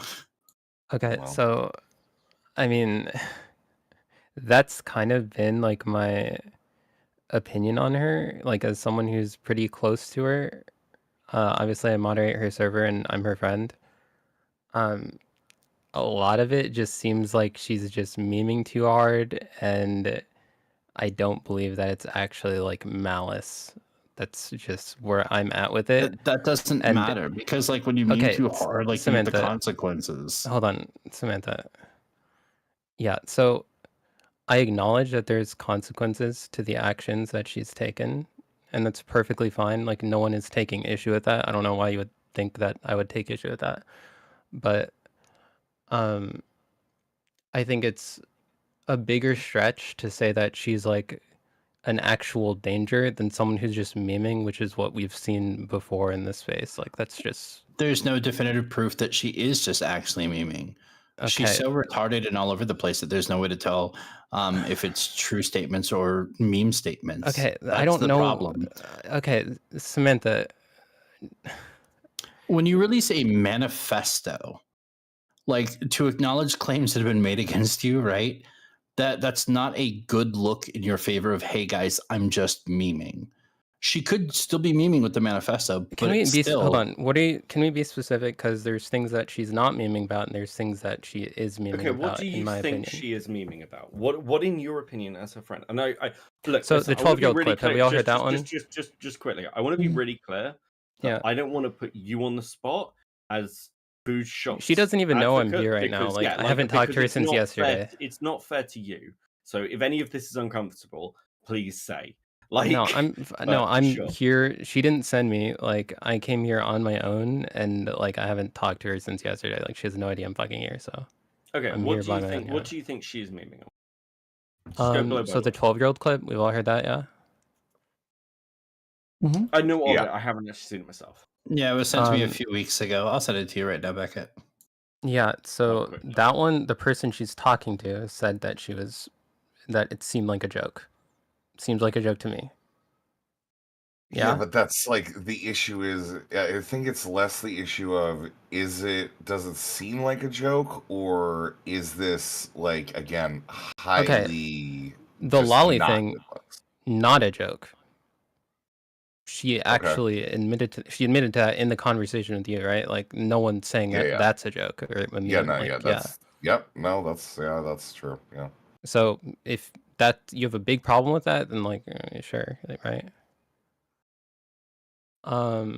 What else was there? There was the clip reservoir where you played it on stream. I know she went. I think it was in her video. Like, I didn't watch the video or read the whole manifesto. Oh, is it but- the pedophile one where she paused and shit? Yeah, where she paused. Yeah, and so this is like this is like the only like factual thing that I have an issue with is that she did play earlier where I did say that the one clip is kind of out of context, and she played that in her own video.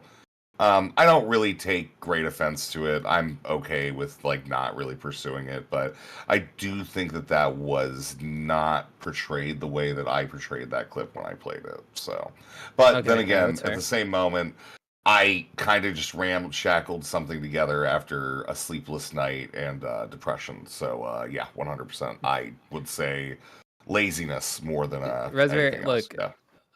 there's certain things that I'm with you on. Like, there's a lot of stuff that I've mixed feelings about. Like, don't get me wrong. Yeah. So like, yeah. Yeah, it's yep. I'm just giving my impression of like her. So yeah, like, I the don't know, clips I and kinda feel everything was obligated to, so. funny. Sure, it could have been funny, right, until the manifesto, right? And that takes these clips and these little like sound bites and whatever, and makes them not funny really quick. So there's something that I agree with is like when it's something that Zonia said earlier too. It's like this is something that I've been really critical of, like really critical of. You can ask her. I'm like, dude, you can't joke about this shit and have these optics and not have people like be like, whoa, I gotta back up because what's happening here. Like that's just the expected result. It's the only possible result. So it's something that I've said myself. So I don't know. So can you understand like where everyone's positions are? Like, Oh no, like, why? I probably understood your position before you even came to it. Like to be honest, like I Okay. probably saw it months in advance. Yeah. Yeah. So because I don't know whether you were watching the stream when I had her and Viv on, and I think I saw it. Yeah. Yeah. So I had like very little knowledge of food shops before kind of the shit kicked off on Rezzi's stream. Yeah. And like they were going through topics that they could possibly debate because they just had a debate on like genocide. They were going to do trans genocide. They didn't want to do that. So we're going over and we were like, okay, what else is controversial? And Food Shops was like, oh, there's the lolly stuff. And I was like, you probably don't want to say that generally or in front of my community. Because I don't know whether it's a joke. I don't know whether she's memeing. Viv shut that conversation down. That was the first I'd heard about it. But I saw her chat because, you know, I was watching her chat at the same time. And her whole chat was like, no, shut the fuck up. Shut the fuck up. Stop talking. And like, to me, that says that this isn't like a new thing that she's done. So it's one of those where, like, you seem to have told her not to do this. Like, Actually, and lots of other people seem to have said, stop doing this. Yes, I was probably the first person that I know of. Like, I know, I told her in August, like, hey, like, it's not a good look. You should probably change the way you talk about this, or else, like, this is gonna happen. Like, this panel was something that I saw coming months ago, and I was just like, yeah, I don't want this to happen for you, but, like, obviously, she has, her own kind of thing where I'm not like in control of her or anything. I'm just like someone who's in her community. I'm someone who's her friend and cares about her. Sure, So like, yeah. you can't. You look. Listen, none of this is. Certainly no one's blaming you. Like for any of this shit. Well, yeah, like, I wasn't. I'm blaming you a little bit. But only because like I like yelling at you. Can I Just ask because you- I like can I- yelling at you, and I feel Wait, like you I like want- yelling at me? Have we even talked before? Yeah, a little bit. I yell at you on food stream. It was fun. Oh. Can I okay. Can I ask you a question just to flip it a little bit? If you had somebody Sure, who yeah. was constantly making transphobic comments or racist comments, like just all the fucking time, and they were like, no, guys, it's fine, it's a meme, but then had a conversation where they were like, hey, like, I want to be serious for a second here. I think we probably need to discuss how much crime black people do. Mm-hmm. Would that change the way you saw those previous jokes? Well, absolutely.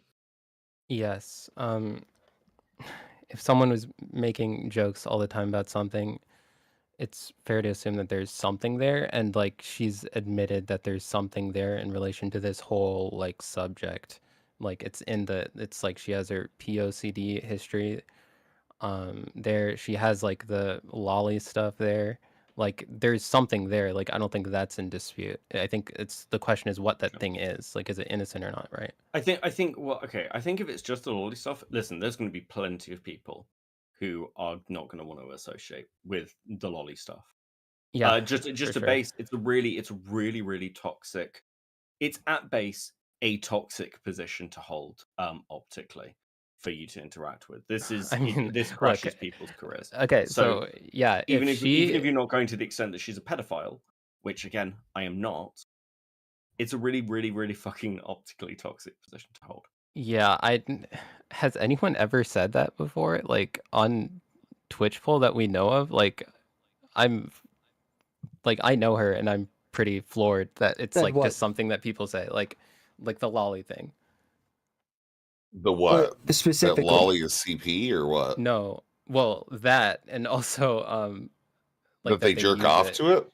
Yeah, like Or that they that seek has it to be out. like Yeah. first, right? The thing is that she had stated that that's how she views Lolly. Yeah, Okay, exactly. so Samantha, you've said this a few times. I want to challenge you on this. So when you say she's said that she views it as that, do you have like a passage that you can like show me where she said that? Like, what are you referring to specifically? She had said it on stream before. Yeah, but I'm asking what you're referring to so I can get like her exact words and we can like get her meaning. So it's not just like, oh, she said that and she's admitted it, because it feels like that's Because kind she of what you're said in the saying. Rezzi conversation that it wasn't CP. Yeah. But then she also said Rezzi, she viewed it as clarify? drawn child pornography. Yeah. So Yeah. here's the thing. So is, real quick, wait, yes. stop. I'm No, reading her thing. Wait, it's Okay, important. I'm reading her thing right here. It says, let's Sure. get this out of the way. Yes, I consume lolicon. Yes, I recognize it is drawn child pornography. I recognize it is immensely optically damaging for me, especially being a transgender person in this space, to admit this, and especially since I believe in content creator responsibility to some degree. So that is the passage where she says it. Okay, so That's in the well-poisoned passage, by the way. okay, got it. So I didn't read that part in the manifesto. Yeah. Samantha, how do you interpret that statement? Sorry, I didn't mean to laugh. Sorry. No, it's pretty fun. Don't worry. I'm pretty aware of like all the optics. I will answer here. that question when you tell me which high school you go to. Don't do that. Okay. No, So, I can you can just confirm. answer? Youne is definitely above. Youne is definitely above age. Doesn't Okay. sound like it. Yeah, Just saying. I'm- But it doesn't matter Can you how just I answer? interpret it, right? She basically stated that this is how No, it's it viewed, does and matter. she understands- I'm asking you for your interpretation. No. I'm not interpreting her words. She typed them out and Dude, then what- went how do you- over it herself. Okay. So can I explain If why I say I'm asking this? Since you're not if I getting it? tell you, hold on. If I tell you, Yes. I kick dogs in the dick, right? Interpret my statement for me. So you're saying that there's no Interpret other... my statement for me. I say I kick dogs in the dick. What I'm am sorry. I? Is the what point do I of this mean by question that? that you can't interpret I things can interpret differently? it. Like, Hold on. I just want to hear Youne say why are you asking this question? yeah, because using a label, which in this case is CP, right? And saying it is a drawn CP is not the same thing as saying it's literal CP. And that feels like the implication you're putting there. No, I'm. Oh my god! What do you mean? No, Okay, that's what you're doing. she's That's saying exactly what you're that's doing. not Are what you I'm doing. serious? No, it is a drawn form of CP. That's I her think- words. Yeah, hold on. I think so what they're saying is that it's not CP, it's just a drawing of CP. Whereas I think actually what we're all getting from this is that It's an it's artistic a rendition. drawing version of Yeah. CP. Like it is CP in the drawn form. So it is can I just clarify? Yeah, this is the point I'm driving at. In her mind, it appears to be the case that there's a distinction between these two things. And a lot of people, I know Zonia doesn't make that distinction. I think there's a distinction as well, yes. Tom makes a distinction. Samantha, do you make a distinction? Yeah, it's I agree with her statement. It's a drawing form Okay, of so- CP. So It's when an you say it in artistic such a rendition charged of way, CP. okay, so when you're saying like, she admitted that she likes, what you're really saying I'm is not that saying that she did in her manifesto. Okay. And on streams. Does anyone understand what I'm getting at? I'm kind of Yes. So I'm real kind of quick. out of Okay. it. So the implication when we say CP is that we recorded kids in a sexual scenario, which is breaking their consent, obviously, and is not okay. They are not capable of consenting to this. This is a horrible thing to do. Whereas a drawn version of this does not break anybody's consent and is obviously a very different type of ethical quandary, not the same as like what we think of when we think of CP, right? But per our average ethical framework that we have in society in the United States of America, that's still like looked down upon and cringed on like basic moral foundations. Okay, but unless you're a fucking degenerate. I just want to like get that out there because it just feels so weird when it's just being repeated like that. And it's I'm just so sorry, flippant. I see no difference in you jacking off to fucking CGI or animated kids or jacking off to real kids. You're still attracted to some disgusting okay, shit. Samantha, you just contradicted yourself. You said that they're different, and then you just said No, that they're the same they just are now. different forms of it, but I see no difference Okay, in the alright, moral aspect of you jerking off to one versus the other. It's still fucking cringe. Look, degenerate, you and can take disgusting. issue with both, That's fine. And I do. Yeah, thanks. Yeah. Thanks for telling me what I can and can't do. Look, I'm not even I referring love to being you told specifically. what I I'm can and referring can't do by a to. fucking 14-year-old. Do you just always like randomly say shit that makes Yes. no sense? Or... Yes, Yes, actually, yeah, that's like Okay, well, 100% okay, their well, thing. Yeah. thank you. I've never interacted with you before, so I was just kind of confused, but that's fine. Good. You're I kind of like hope it's our Foodshops first and in last that time sense. too. It's okay. Step on a Lego. Okay. Hey, why y'all- Honestly, why this y'all is say light for he? Samantha, for what it's worth. I'm Well, trying to be respectful because it's Tom's, and I respect Tom. Sorry. Plus, it's not as bad as having fucking Ben Thorpe or the other guy who called me the N-word like a Look, thousand okay, times. hey Samantha, we can agree with that. Like Ben is someone who's in Foods community for a bit, and like one day I was just like, I think they're both degenerate retards. Okay, can I just finish? One jerks off to minors and one jerks off I to was their trying to daughter. extend a That's the bridge to difference. you, and you're just like, Don't build a bridge with me. Don't. You don't want to do that. Can I finish my sentence then? No. Okay. Of course you can. Thank you. I appreciate it. So yeah, I was just Ben. You just got Sam. One day I got tired of him and I just banned him. And when he was in the waiting room, that's the end of Ben in Foodshops community at least. I don't like him either, so we can agree on that at least. As for Reservoir, I don't know. So I think it's weird because I feel like you and I are the two people who are like, and I understand this is probably a weird thing to say at this time, but we're probably like the closest to her. So we kind of have like the closest understanding to her. Do you agree with that? Well, I thought I did, but I'm honestly, I don't know. And I think that that's the thing, is that I realized that I think when I was having that conversation specifically, I was trying to talk to the food shops that I envisioned and not the person that was before me. And I don't know how I feel about that. It's something I've been considering about myself. So, but yeah. What did you just say? I said fucking pixie girls. That's what you always do. Just, you debate yeah, database okay. men. Like, well, yeah, okay. Sorry. I feel sorry. Like, I said this in Zonia's chat, but like, really, I think it's stupidity. It's not malice, guys. Like, that's my position on it. Okay, like, Yeah, and I mean the thing, yeah. but the issue is that stupidity. Stupidity can accidentally be malice, right? Because now it can invite like minors to come interact with her, could put her in bad situations. I mean, idiocy turns into malice all the time. This is why we have drunk drivers that fucking kill people, or accidental discharges on a weapon. Like, it can be an accident and still be a fucking shit malicious thing, unintentionally. So it can be malicious, and the result of her actions can be bad. I definitely agree with that. Like, I think it's bad that I'm here. Like, I don't want to be talking about this stuff at all. Okay, I want like, back up. Can full I disclosure. message Lav? Can we get Lav in here? Yeah, let's get Lav in here, dude. That's great. We'll get somebody with POCD in here. It'll be fucking fantastic. But there's like different types of bad, right? There's a gradients of bad. There's like the bad and that, like, okay, now your friends kind of have to answer for this stuff, and it's like, that's not great. Yes, right? but with food shops, we cannot tell definitively which level of bad she is at. That is the problem. Okay, well, you could say the same for anyone, Samantha. Like, it's kind of like me asking you the question. Beckett, how many times have you advocated for, like, lolly or cuddling 12-year-olds or this type of shit in your streams or DMs or whatever? Okay, Never. Tom. Well, let's not ask Tom. Hold on. Rezzi?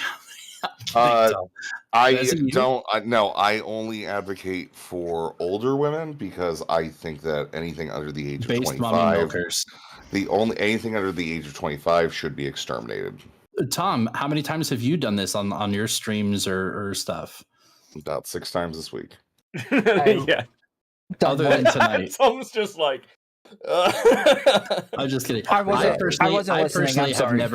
personally have never talked about cuddling 12-year-olds or like jerking it to fucking lolly in DMs or fucking panels or fucking streams or private phone calls or like anything. Wait, you or me, Tom? You. But like this isn't. No, I just advocate for hurting people, not like that. But like this is a thing, right? So like we have a level of bad that we see in the community, and we've gone over it with like Mr. Girl was a level of bad, and we knew that. But like this is a level of like memeing into the sun that we cannot definitively say it is like this level bad, this level bad, or this level bad because of how memey and untrue, or just like not like untrue maliciously lying, but like saying shit for attention and saying shit to meme for attention can land you in this position that she landed herself in, because that's what it did, to where like, yeah, it can be harmful to, for communities to engage with her because there is no way to tell if she is a threat or not. Yeah. It's also just like, look, people sort of have to weigh up what they're prepared to deal with. Like, I don't know if you know who Merc is. She's like a Destiny Orbiter. Merc off to perk that one. Yeah, Yeah, like yeah, that one. So Yeah. like I've seen little bits of Merc, and I've seen her just call like Relly at the N word. I've seen her freak out in the taxi with Darius. Basically, she just comes across as kind of an unlikable cunt. Like, there is a level there where it's like, well, why do I want to interact with this person? It's not just like we're having this conversation about danger and everything else, but there is a wider thing here of you like looking at food shops. If it's good for content, there's a chance that food shops puts the people she interacts with at risk, or frankly, it's just not that great to be around. You know, like look, like Rezzi was her friend, and because of this conversation, Rezzi just had nothing but stress, and I can't see it any other way that like the more engagement you have with that person is going to have Stop. stress. Like, here's the thing. I had stress for like a night. I'm not like that fucked up on this shit. Like, it was stress for a night. I'm not saying you're fucked up, but also like the most of my you breaking friendships stresses you out, right? Yeah, 100%. Like, I've actually talked to quite a few people about this like the last day or two. How I'm just like, there is like a level of like sadness that's within me because of that. Sadness is stress might not be the best word, but it's more just like a deep morose sadness. Yeah. Like, listen to how sad he sounds. The man can barely get his fucking cow costume on. It's like it's not always about the cow costume, but it's always about the cow costume. It should be. It should be. Look, the truth is that even if you're right, and I'm not even saying you're wrong, that this is for clout. I have called her an unreliable narrator all night. That is actually, it's better. Don't get me wrong. It's not much better. Like, it's not like a huge improvement. It's not like, oh, we're cool now, right? I don't know. Maybe I'm wrong. Maybe I'm just fucking crazy. Maybe this is fine for people. I don't fucking know. I don't think it is. I mean, it's weird, you know. Welcome. And to the to jungle. reiterate what Sam the Human said earlier, two things can be true at the same time. Those of us who are concerned by this are not necessarily endorsing the shit spicy chat polls, right? This isn't about sites of like in some fucking Cold War. I condemn spicy chat. I condemn. Yeah. Honestly, though, they do have some connections with Hamas. I've been seeing the tunnels they've been building in my Discord. Wait, did Lab seriously go on Kick or Keep with dicks in the background of her screen? Maybe. Why am I not surprised? What the? This is literally what she got banned from my server for, is posting pictures of penises in the server. Okay, well, Tom, maybe some people don't have sexually regressive Discords, and that you can't. At least she was over 18. True. So I'm a little confused because I thought, like, even Samantha, I thought you were saying earlier that like you're more so on the like waiting for more information, like this is a red flag, just kind of like, you know, I wanted to see her side-eyed. I wanted to see her response to the backlash of her manifesto. But if she's not even willing to come like fucking talk to you or talk to people about it, she just wanted to. It's kind of like, how I feel as it's well. It's a bad look, and I said That's that. how I said I feel it's as like well. I said that type of reaction is like flipping me, because like I was totally fine with like, hey, maybe she is maybe the son and can learn a lesson, but she's like, no, I don't want to address these things. And remember, even before we said that, I was like, you know, when I was saying we'll see if she's still down to like kick people or block people trying to talk about it after posting this and engaging with it. I'm not done perception- talking yet, sweetie. So you can Wait, sit down. don't you This find will it be your fucking ironic Rosa that Parks you're moment, okay? like Back of the complaining bus for about you being for a minute. Back interrupted of the when you bus for you for interrupted a me minute. like 35 Back of the times bus in for one a minute. sentence? Back of the bus, not your Rosa Parks moment. Sit the fuck back down. Okay. Anyway, okay. I said even before that in this stream, right? About the kicking people who want to talk about it or bring it up when like before the manifesto even drop and like see her response after this. Then she just wanted to fucking do the same behavior, which is a really bad look. And this thing, so yeah, I'm flipping. So yeah, I mean that's like, just to be clear, that is kind of my position. Like I expected a response that actually explained a lot of what people were wondering about in the manifesto, so I held like any opinions or positions and just kind of wanted to wait. She even thanked me. She sent me a DM saying, hey, thanks for like, you know, leaving this alone and waiting for this to come out. I invited everybody to this panel before she posted all of this. I didn't know it was coming out, and then all of a sudden it comes out after I invite people like Beckett, people like Rezzi, people like, you know, a bunch of people who are already interested in this and have engaged in this topic, and so there was just no avoiding it at that point. Plus, people literally every day in my chat, why haven't you talked about this? Why are people covering this up? Why is Twitch poll trying to, you know, harbor a pedophile, blah, blah, blah. And I wanted to, like, you know, give an opinion on it. And my opinion is pretty reserved, I feel like, compared to literally everybody else. I feel like me, compared to everybody else, I keep getting a bunch of people in chat saying, like, oh, why are you defending a pedophile? Why are you defending her, Tom? Blah, blah, blah.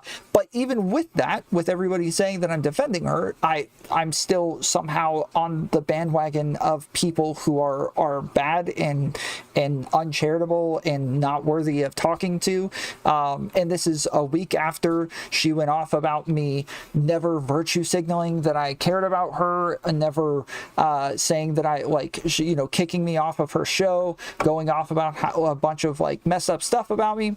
Whereas, like, like I said, I have like sent Discord notifications to get a bunch of people in their chat, rated her a ton of times, go on and hang out, like pulled her on my show a bunch. I invited her on big panels with a bunch of other people. Like, I feel like I've virtue signaled the hell out of this shit, and again this week with not talking about this stuff, and with like you know, at the beginning talking about the fact that like it's not as bad as everybody else is making out to be. I think a lot of people just want to virtue signal. A lot of people just want to like you know, look cool, like, oh, pedophilia bad, blah blah blah. Like, I feel like, yes, I'm the entire time have been the one kind of defending her and trying to be on her side, and I felt like I would be the one that she would want to talk to about this shit, and apparently I'm the one that she doesn't trust to talk to about this shit, so that's weird. Yeah, Tom, like, what you're saying is like her actions towards you make like no sense, right? Like, I kind of agree, and I think that's kind of part of what makes her her.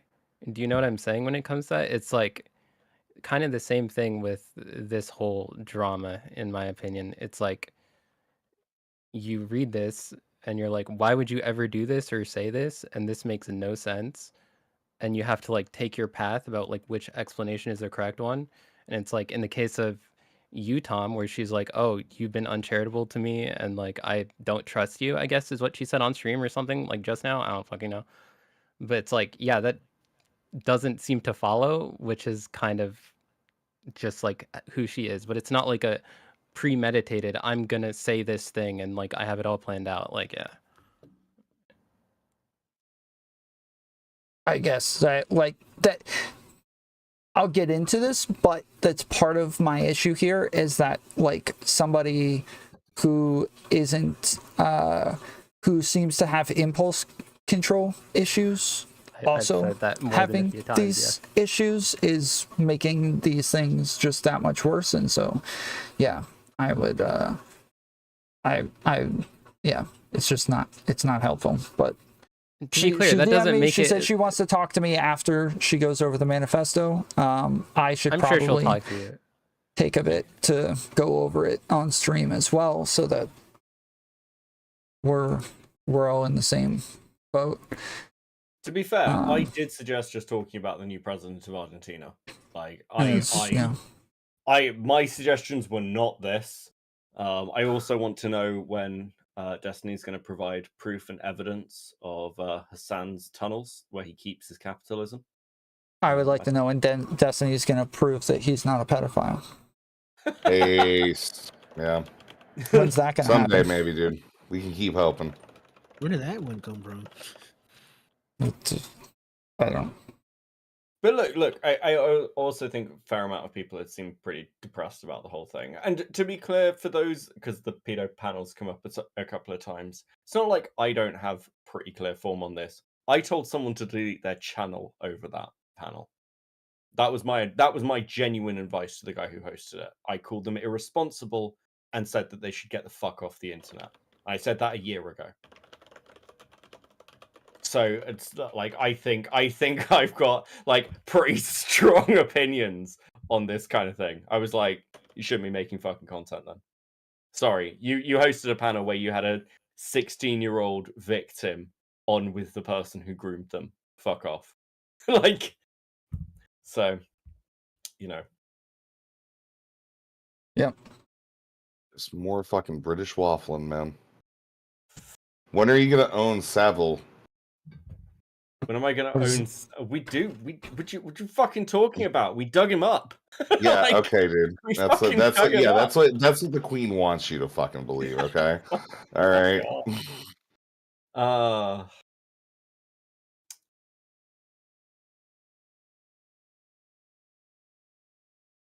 You're right, Rezzi. Yeah, I know. I'm aware. Anyways. Yeah, Yuune, how are you feeling, dude? Like, I'm just like as like a a general note, like, because I'm gonna be honest, this sucks. Like, I don't know. Maybe you can tell, but yeah, it sucks, dude. It sucks. It sucks having somebody that you think is a threat. And it's not like, it's like it's not. To be clear, we're like, fuck. I haven't talked to her since yesterday. We're friends, but yeah, I have, strong reservations. We'll put it that way. That sounds about reasonable. I want her to. Okay, I know she's probably gonna listen to this if she's not right now, but like, I just want her to stop fucking memeing about it because like at some point, perception becomes the only reality that matters, and it's just like, No, listen. To be clear, no one's telling you to disassociate. No one's telling anyone else. Well, at least I'm not telling anyone to disassociate. Okay, well, I'm not like a fucking content creator, so all of you motherfuckers are gonna distance yourself at the first sign of trouble. I'm half memeing about that.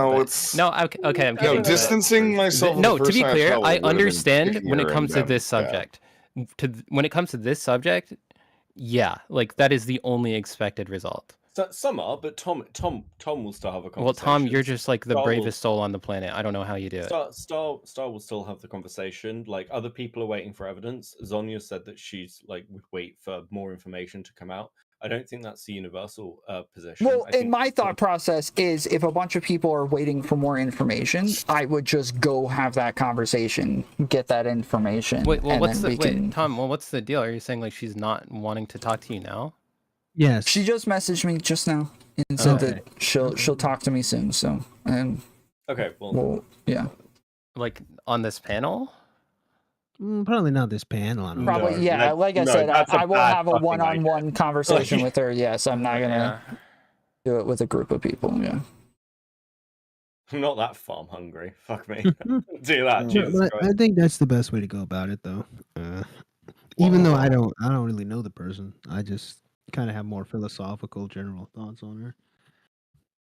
Yeah, I just feel dead inside all the time.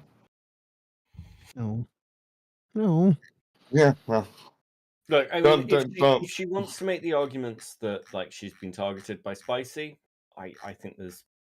I think she's not wrong about that, but like the thing is, Spicy isn't gonna. But like, people from Spicy aren't gonna argue that. Like they're just gonna be like, "Yeah, Giga Chat based, awesome, we won." Food shops. I don't think they're going to give a shit. They don't give a shit. Yeah, and again, I don't know if anybody wants to have the fucking Spicy discourse again because, frankly, who fucking cares? Yeah, because you can't get anything out of it anyways, and it's like. What is it? Like you and I are gonna yell at each other for like 3 or 4 hours on a stream at one point when we disagree. I'm not even gonna fucking yell. Yeah, I'm not gonna bother either. I don't really feel like fucking dealing with it either. So Who gives a shit? you know.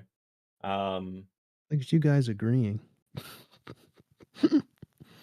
We agree all the time. Yeah, it's weird how much you and I agree. I think it's because of the fact that, like, I think you're less a conservative as much as you're just like some rank libertarian. You know what I mean? Like, that's like the best way to put it. I think that's actually why you and I get along. Wing. I'm not even right wing. Well, yeah, I know, but you say you're conservative, right? I said that as a joke earlier. Oh, I thought. Yeah, but you also said that you You're don't a believe fucking in the monarchist. What the fuck do patriarchy. you mean, you fucking? I'm a left-wing monarchist. Monarchism's based. You don't believe in the patriarchy, so you're kind of right wing. How can You're in a fucking Jake discourse again? Yeah, you're pretty much the same as Fresh and Fit, bro. Fuck. Congrats, you have the N-word pass now. Okay, I cool. mean, I've been off to that one. I'm just collecting them. I'm gonna hop off. I'm gonna go read the manifesto real quick. So that we're all great panel up to date. You know, super great time. Yeah, Thanks for coming on, leaving guys. us, Tom. Yeah. No worries. I'm gonna chill them. I'm fucking miserable about this. I thought you were gonna go for another 7 hours. No, sorry. We can talk Yes, we've said all we could say. Well, I didn't. say anything. Yeah, this isn't a panel about identifying JDAMs by noise, okay? This is only going to take a short amount of time.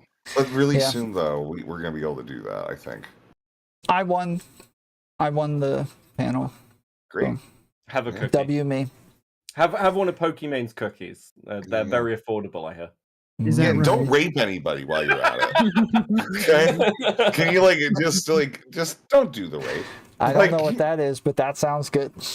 All right, cool, good. I'm glad that All right, love you. Bye. Bye. No, I'm gonna rape somebody. Okay.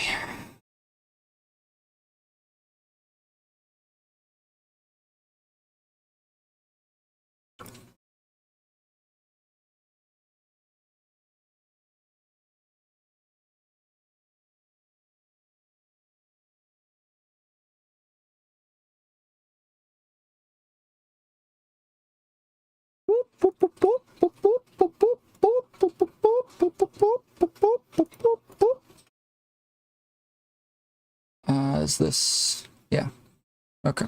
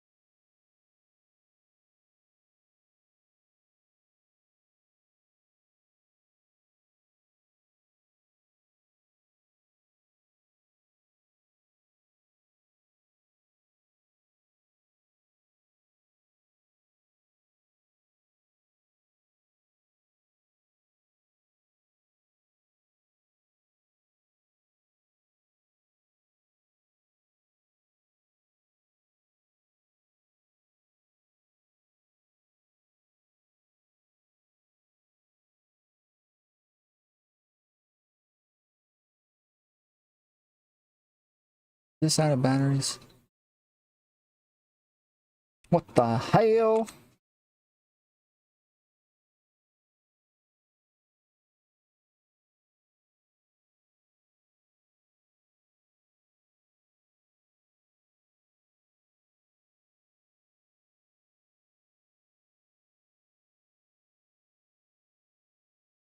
Okay.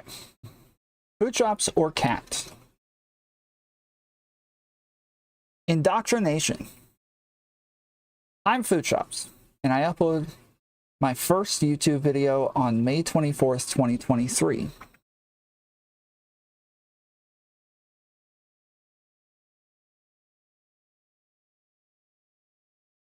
Tom, how are you so quiet? I can't hear you breathe. Why do you want to hear me breathe, dude? What the heck? On May 24th, 2023, titled, I Will Show You the True Horror of hard stuck bronze Valorant. Since being laid off from work in April of that same year, I have taken the life opportunity to start getting into content creation, as I thought the office life did not suit me, and I wanted to pursue a career instead of based around Twitch poll politics inspired by numerous other content creators in the space.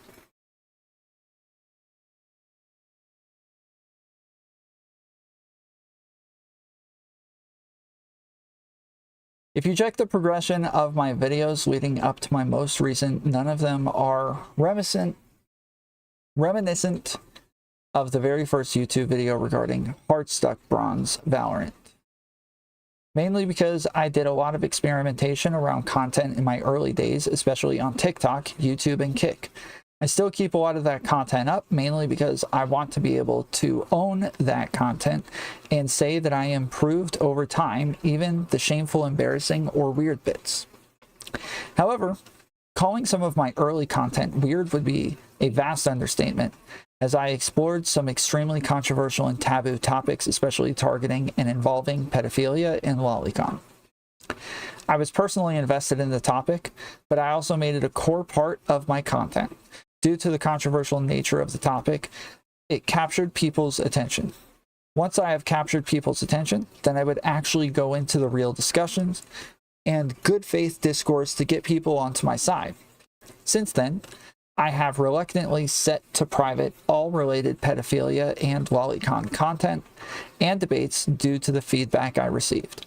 The main point that was brought up was the trouble/controversy is just not worth it as a content creator, even though I defended my main content subject at the time.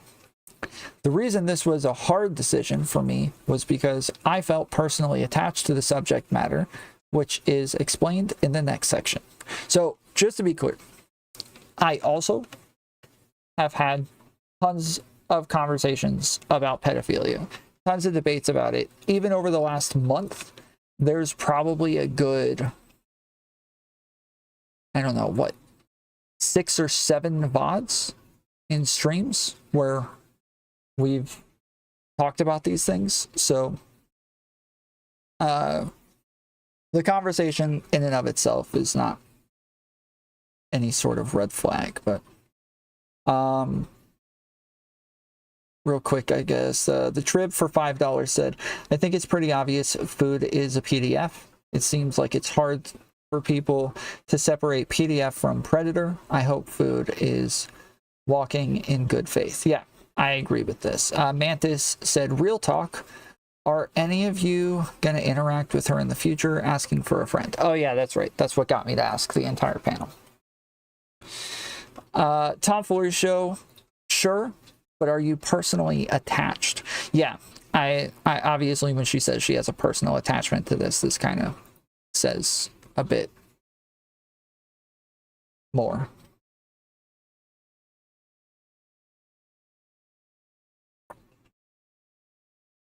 Now, months later, after not talking about my old content so much in public, I have revealed not only my own beliefs, but very sensitive personal details on a public live stream.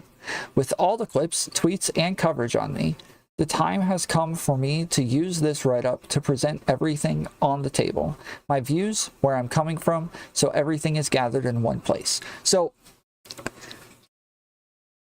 this isn't something that just happened to come out, right? It's not something where all of a sudden somebody mentioned it and now she's stuck talking about it. She jumped on to a panel with me and Vivian Wolf, or just a conversation with me and Vivian Wolf talking about whether or not pedophilia was a mental illness. And she jumped in to defend the idea that it is a mental illness, and then also said that she was diagnosed with POCD. Like I said earlier, she doesn't really soften the blow by saying something like, okay, look, can I share some personal information about myself? Can I, or look, let me tell you guys something that's gonna surprise a lot of people, or, you know, something like that. Normally, when you drop a bomb like that, you want to kind of build up to it a little bit, and instead, she did just drop it, and then Vivian was like, wait, what? what the fuck? Like, and so, yeah, it was obviously purposefully added in there, and, yeah, it's not a thing that's just like,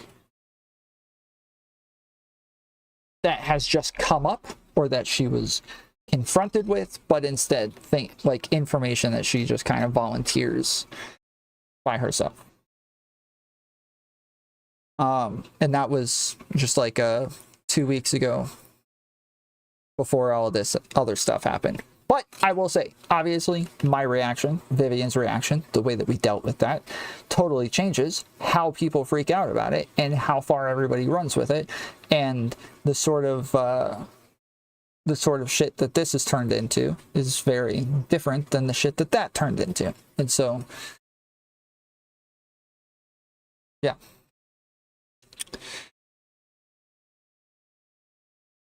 Crap.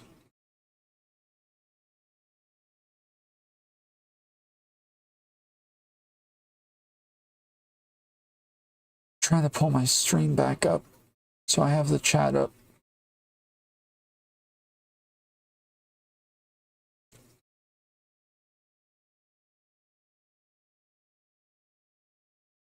Okay. My OCD. I have OCD. I got the diagnosis from the second therapist I ever had. There is this popular perception that OCD is about the cleanliness and orderliness. However, it is an anxiety disorder that is more along the lines of cycles of rituals and compulsions, which can manifest in a near numerous number of forms. It manifested in multiple forms, but I can remember it being significant only in 3 primary forms.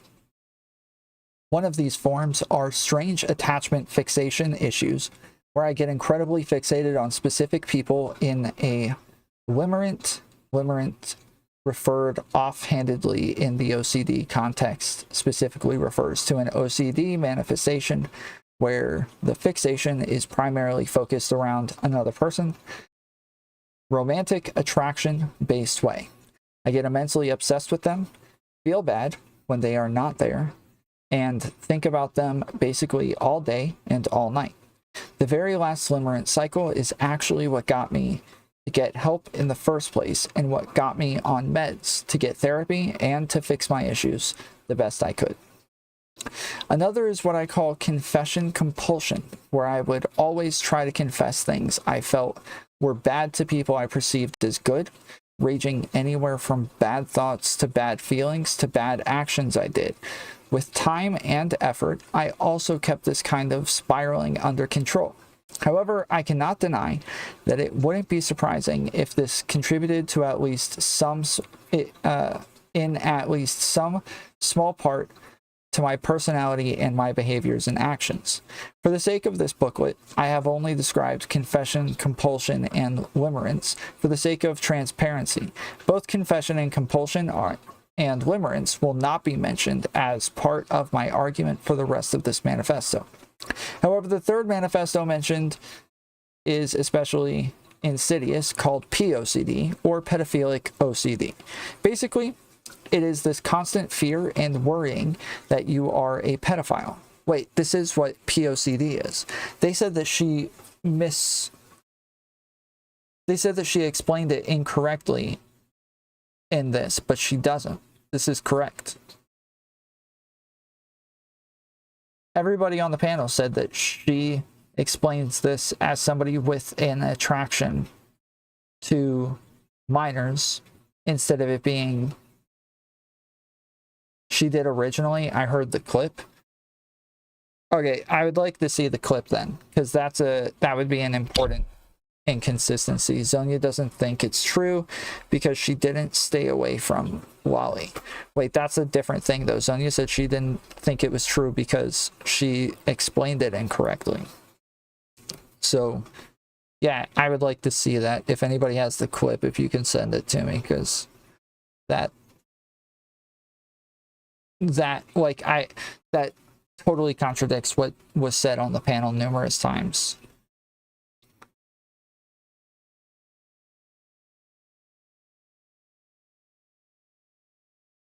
it's correct. She doesn't have it. What do you mean she doesn't have it?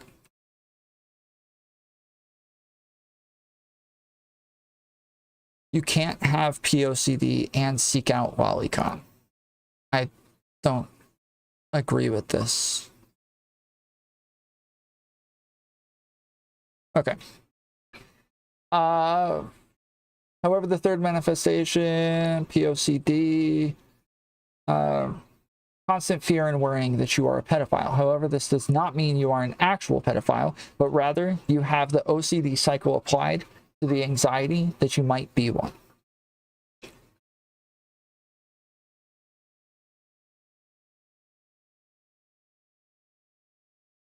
During my primary POCD spiraling days, I found out what pedophiles had to go through since I convinced myself that I myself was one, which was specifically a sense of overwhelming guilt and self-hatred that they are monsters. I developed during my vigorous research and empathy for people who suffer through actual pedophilia. Since then, I have felt an urge to defend non-offending pedophiles from the everyday social stigma of guilt, as well as rehabilitating offending pedophiles back into society without committing another crime.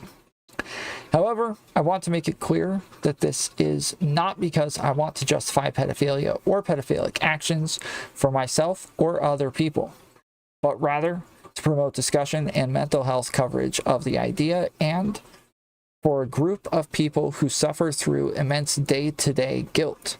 This ultimately was one of the main contributing factors to my early content creation.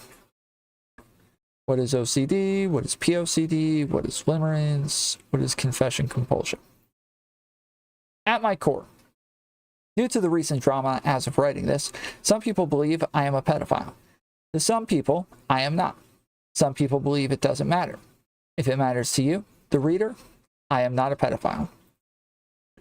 I think whether or not someone is a pedophile matters when it comes to keeping people safe in the online space and in real life. I think it matters when it comes to people's genuine thoughts and feelings around the issue. However, I think that when it comes to discussions, arguing points, and expressing real data, that part should not matter whatsoever. True pedophiles discover that they are attracted to children early on around puberty, or so when they begin to experience their first attraction. I believe that when it comes to true pedophiles, like regular men and women with regular attractions, most of their attractions are going to be centered romantically, e.g. spending time around who they like, doing hobbies, etc., rather than sexually. From the accounts from real pedophiles from Q&A that I have done with virtuous pedophiles and organizations that I have previously reached out for inquiry. I also believe that open and honest conversations, debates, and discussions about the subject is immensely important when it comes to helping both the innocent and rehabilitating the guilty, in addition to victims of abuse and crimes. However, I do know that optics matter. Therefore, due to the thing that I have said and due to the things that I have said and the ways I said them on stream, people have incorrectly labeled or insinuated me as somebody to which I am not. As I grow larger, I also have to recognize that I have to be more cognizant of how I present to others and people around me that I have been in my past. In my opinion, this topic and pedophiles, not the attraction, need to be destigmatized so that non-offending pedophiles are able to come forward and offer themselves up for research purposes, because a lot of data comes from prison-only statistics, which are heavily skewed, as well as my belief that shaming and stigma does not help with improving lives in general. Out of all the topics, and I agree with this, like this is something that I've talked about many times as well. This is what I was talking about at the beginning of the stream, where like I feel like the idea that we talk about, like, hey, let's destigmatize like pedophiles and keep stigmatizing the actions of engaging with minors. And this has been my issue, is that people are obviously not doing that. There is no evidence of her engaging with minors. There's no evidence of her offending or molesting or any of these things. There's just, as far as I know, we have no evidence of this. So the entire idea of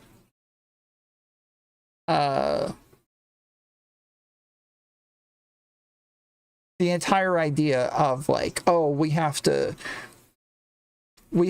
separate from her, we can't talk to her, why would you platform her, why would you engage with somebody like this? Well, because I actually hold this position. It's not just a virtue signal. It's not just something I say to feel cool, to feel edgy. It's not just something that I did because Mr. Girl was coming around saying the same thing, and so now I can repeat his position and be super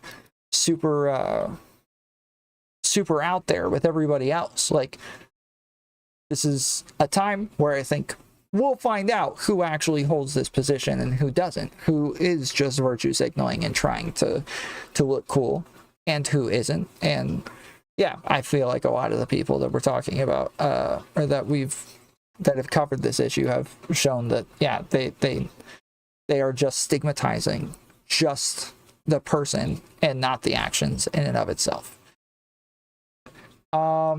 Out of all the topics, pedophilia has been one of the most well-poisoned topics ever. I truly believe that in order to talk about it, good and honest discourse has to be held. Well-poisoned. On the broad conversational subjects of Twitch poll, lolicons has been at the very bottom, if not near the very bottom. Whenever it is brought up, it is always brought up in the context of somebody's unfortunate accident or slip-up of words. I do not mind it being memed on or brought up in a context of nervous laughter, but there should be a time and place of serious discourse around it, regardless of the optics of the matter. For example, the following questions could be academically relevant.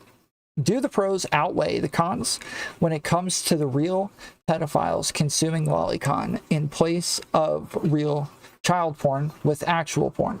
Is there a strongly correlated and linked path between lolicon and in real life abuse? How many non-pedophiles consume lolicon, and is it notable enough? So, just to throw this out there, from my understanding, there is not a consensus one way or the other. There's no evidence that pedophiles watching lolicon makes them more likely to offend. There's also no evidence that it actually quells their cravings or quells their urges and makes them less likely to offend. We have like no way of even testing this shit because nobody wants to take the chance of showing, one, that the stuff's illegal most places. So like, it's hard for them to do the tests in the first place.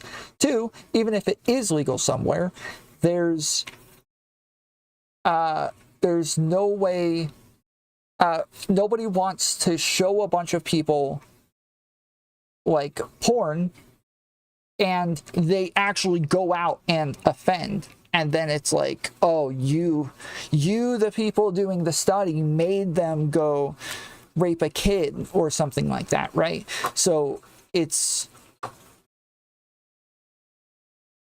an impossible thing to actually get data on. And with that said, I think generally we just lean in the direction that like it's probably not good to have these things just based on the fear in and of itself. So yeah. Let's get this out of the way. Yes, I consume lolicon. Yes, I recognize it is drawn child pornography. I recognize it is immersively optically damaging for me, especially being a transgender person in this space. Oh wait, did I...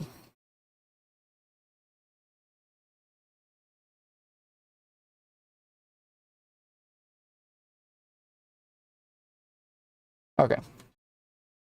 It is drawn pornography. I recognize it is immensely optically damaging for me, especially being a transgender person in this space, to admit this, and especially since I believe in content creator responsibility to some degree.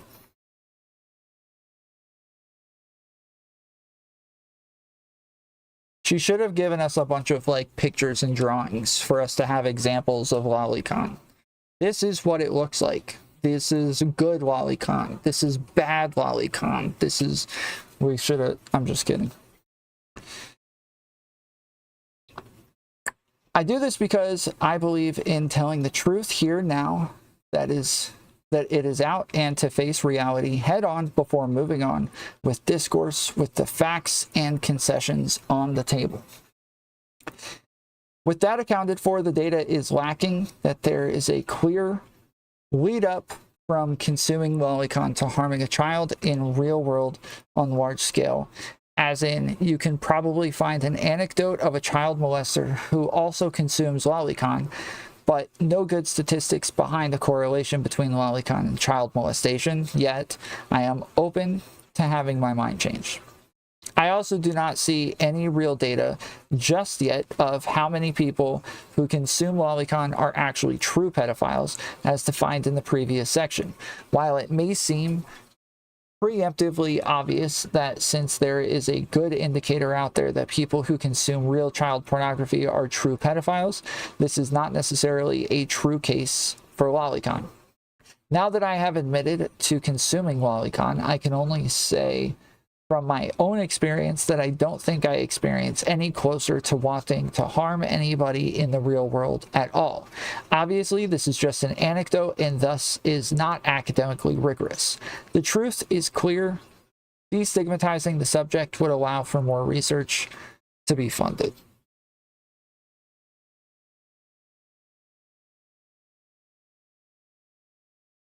Hold on. I got questions about this part.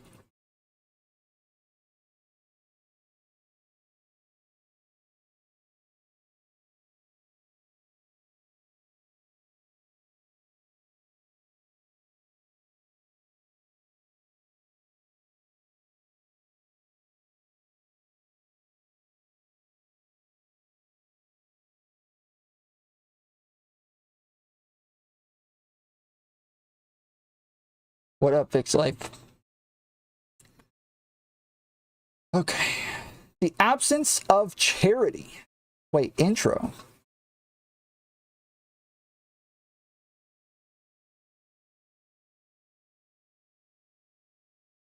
What the fuck? How far into this are we?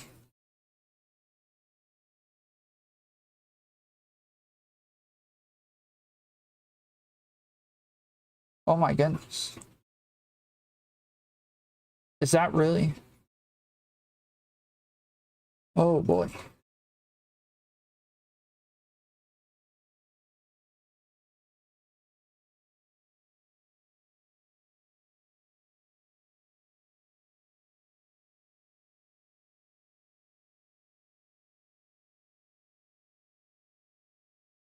Yeah, we got a lot more to get into. Okay. Sheesh.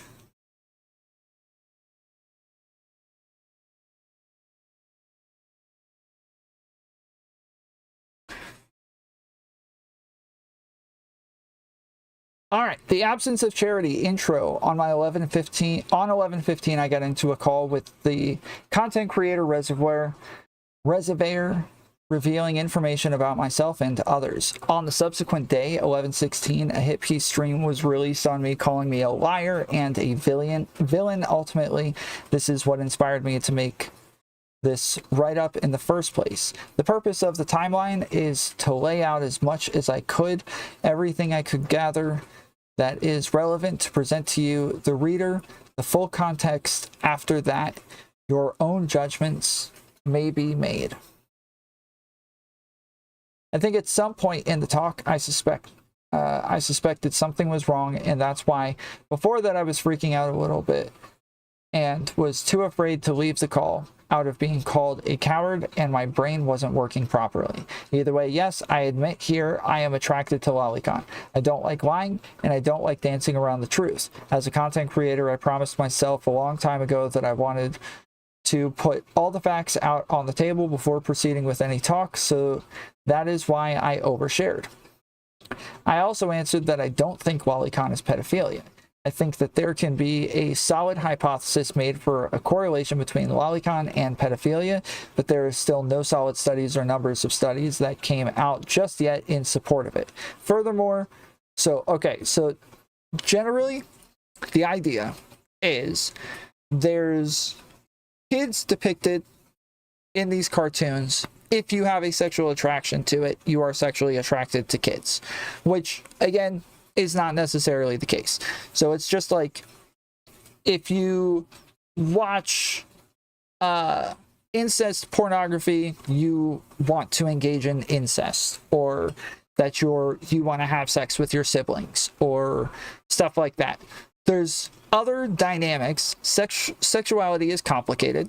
There's a lot of other dynamics that can be attractive, and especially to lots of people, things that are just taboo in and of themselves can be attractive alone. Is just having a taboo that you're engaging in can be attractive. So there's a bunch of different, there are a ton of different things you do. So this is where you're wrong, Shibone, and this is why you don't understand, the part about POCD, and this is why you're wrong about what you said about POCD, is because it is not that in and of itself. You do not have to be a pedophile in order to be attracted to lolly. It is most likely, though. It is very likely. You would not seek out incest porn on the regular if it's not something inside of you. You are just insanely wrong here.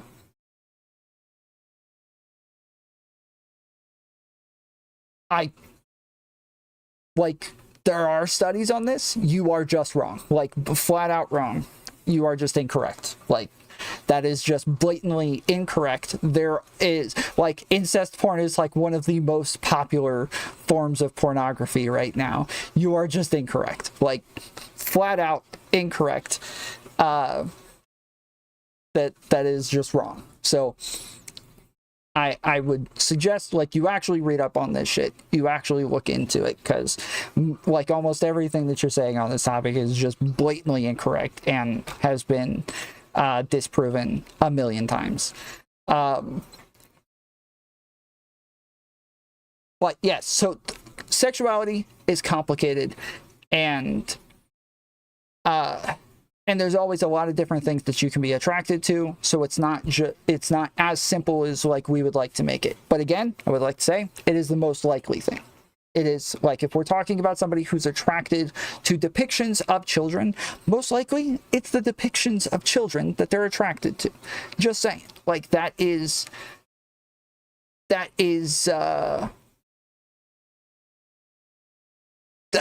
just the most likely thing.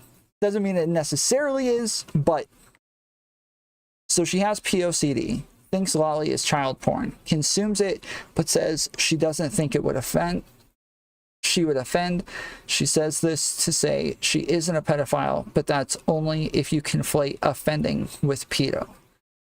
No, she was saying that she didn't think that that it is a depiction of child porn or a drawing version of child porn, but that lolicon is not child porn because it's not actually going against anybody's consent, right? So child porn is a depiction of kids in a sexual act, which is obviously those kids cannot consent to it, so that action is already breaking somebody's consent, and then engaging with it is doing it again, whereas a drawing version of that has not invaded anybody's consent, and so therefore it is not the same as child porn, but it is a depiction of child porn. Okay. I also answered that I don't like lolicon, or I don't think lolicon is pedophilia. I think there can be a solid hypothesis made for a correlation between lolicon and pedophilia, but there is no solid studies or numbers of studies that came out just yet in support of it. Furthermore, the question didn't semantically get processed in my mind as in the art style being a sexual deviancy attraction, but I get the general idea. I also said before I was cut off by Reservoir that I also do not think every time somebody consumes lolicon, they are a pedophile. Thus my answer of no. What does that mean? Every time somebody consumes lolicon. I think she means every person. Instead of every time, because every time you're not a pedophile each time you consume it.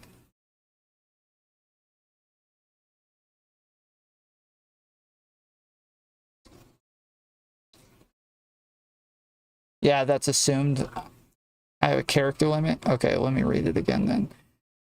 So she has POCD, thinks lolly is child porn, consumes it, but says she doesn't think she would offend. She says this to say she isn't a pedophile, but that's only if you conflate offending with pedo. I think at the beginning, so when she was on my show the other day, she was saying that it, like, a pedophile is somebody who's attracted to prepubescent features. She says she's not attracted to prepubescent features. She likes boobs, she likes butts. But that it's the power dynamics that attract her, and that most of the types of porn that she will watch have like power dynamics in play that are a little bit more taboo, and that's what she's attracted to. So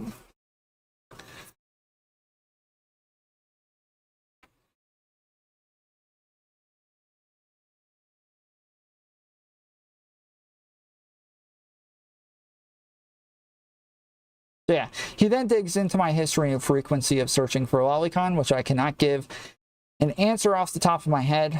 I knew then that if I hesitated too much, it would look optically terrible. However, if I gave any kind of percentage, it would look terrible anyways. I feel as though at this point, if I gave it any answer, I would be putting the nail in the coffin. I feel as though Reservoir should have known and recognized this as my friend and self-proclaimed dad figure.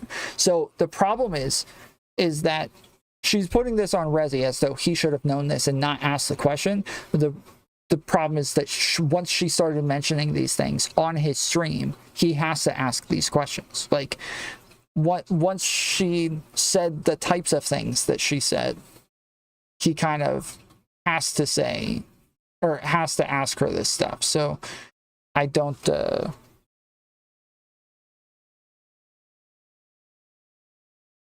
think her putting it on Rezzi as though he should have known better or something is very fair. Yes, it is lolicon. Yes, I know how bad it looks to the average person. Yes, you can condemn it, but I'll still be as honest as possible to the audience, even when put on the spot by Reservoir. It is what it is. The lock.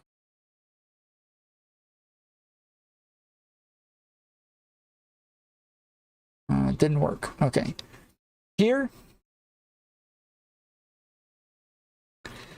Here, as it is clear in the spliced and merged video, in the subsequent day after the talk, Reservoir showed the clip in the hit piece stream out of context with no ending of when I answered. This could be interpreted either in the most malicious way as deliberate lying to complete his narrative that I am a villain and liar, which he has explicitly stated in his hit piece, or in the most charitable interpretation, that he was lazy and possibly in a truly sad state of mind. So, does anybody know, was he sent that clip, or did he clip it himself and pull it up? Most of the time, with somebody, like if I play clips on stream, it's because somebody sent me a clip and they're like, hey, watch this. And then I pull it up, really rarely even knowing what it is.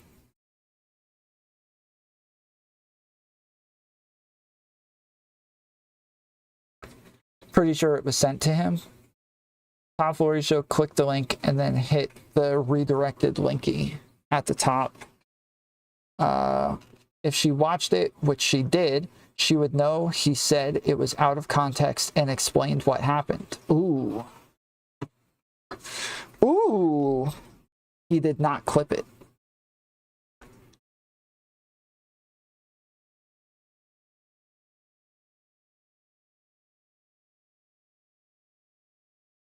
Is this the bad one? I think this is the out of context one, though. Attracted to children, right? So yeah, he just said, is this the bad one? I think this is the out of context one. You're not attracted to children, right? Basically. I don't think that, like, the audio picked up on Discord, You're but... not attracted to children, right?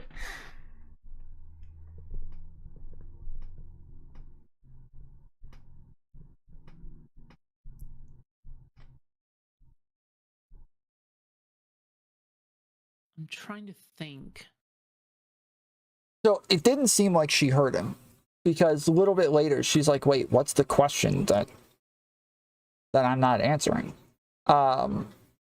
So it didn't seem like she heard him. When he says, I don't think Discord picked up, a lot of people like Zonia showed that his name is turning green and said, therefore she heard him. But that doesn't mean she heard him. It could mean that she cut out. It could mean that there's a bunch of issues with Discord where you couldn't hear it. Or maybe she said even in her video that she was just kind of like frazzled at the moment and maybe just didn't hear what he said. So I don't know. Leave it up to you. I'm just the messenger.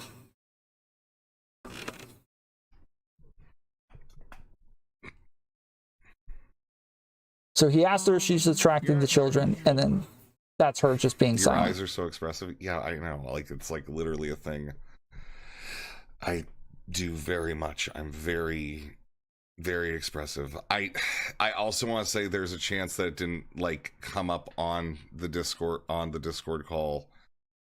But yeah, there are a lot of clips. I recommend if you're not gonna watch that maybe you should watch this clip. You should watch this, Viv. I'm trying to think. Yep. Same.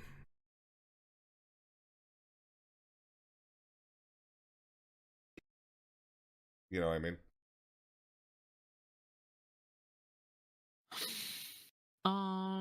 You're not attracted to children, right?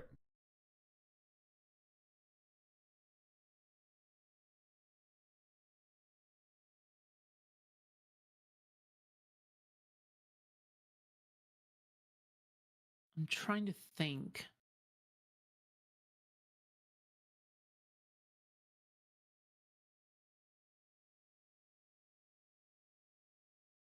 Wait, what question is chat talking about? Are you attracted to children? No.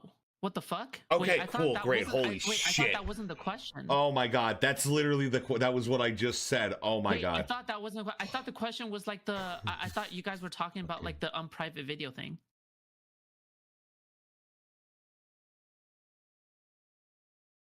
No. No, that's all I asked. Oh.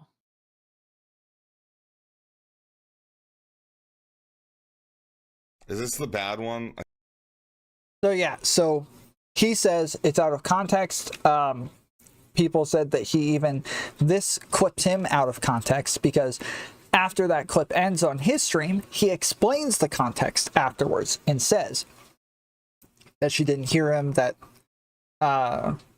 she answers afterwards. So it doesn't seem fair to say that she was clipped out of context or that this might be malicious in any way. Or even lazy. Like, it wasn't lazy either. It was none of these things. So yeah. The reason I didn't hear it wasn't actually because the Discord audio cut out. While that would have been a convenient excuse with nobody to disprove me at all, since I was not streaming with no VOD at the time, I will remain truthful here. I heard it, but I was not listening. I have talked to Samsol before about this, that I might have undiagnosed ADHD. And even though I hear some words, it is normal to not process the words and therefore completely miss the question, thus why I was asking why everybody was freaking out, both in chat and why it seemed like everybody was anticipating something. Yeah, look, regardless of whether or not you think she heard it, it doesn't matter because she asked right after, wait, what was the question? And then answered it, right? So it doesn't even matter. Like, she came back to address it. It just seems optically bad because she's quiet for a minute, but that doesn't really mean anything because she gives the prompt to eventually ask it, right? She doesn't try to shift off and go in a different direction.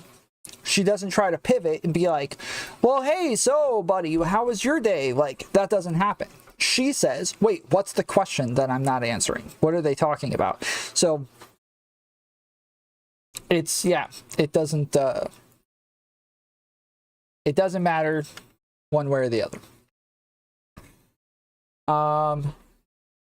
The key. Do you like men? Why are you asking? It was something I wanted to ask like way earlier, but I don't know. Now seems like the perfect time. Kind of sus. Oh fuck! What do you mean sus? Okay, you just don't want to talk about it. That's fine. No, I like women only.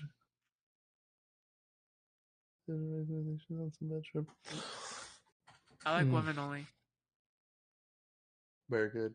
But like trans women too? Like you'd be with the trans woman? Only if they're feminine enough. True, that's me. I don't even, I'm not even into dicks. They have to have bottom.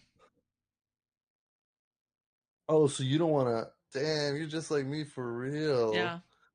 I'm I'm only into the most feminine of the most feminine. That's what I'm saying. I need to have a little girl to wrap myself around.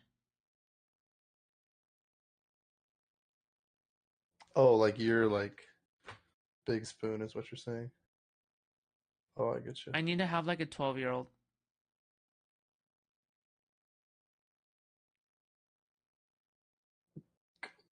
What? That's so crazy that you said that. She wants a little 10-year-old girl. What the fuck? Is this like known or something? Do you like men? Yeah, I just like I said, jokes like this, we can't like. It sounds like it could definitely be a joke, but I like, yeah. If this is you can't make those jokes. Like if you already have issues with lolicon, POCD, you're already in like a questionable state. You just can't make these jokes. You just can't do it. Like there's no. I don't even care to speculate on whether or not it's a joke because it's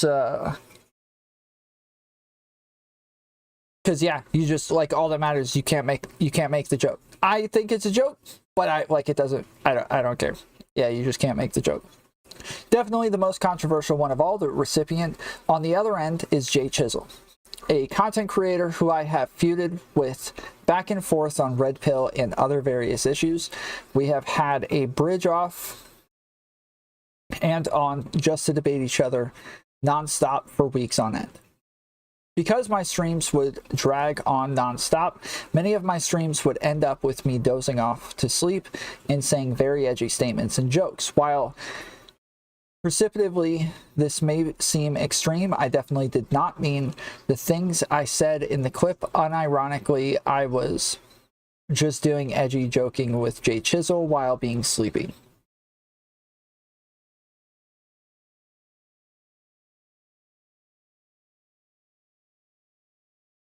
If anything, here is me debating in the past against a Islamic fundamentalist, against early child marriages that I kept as a public video all this time.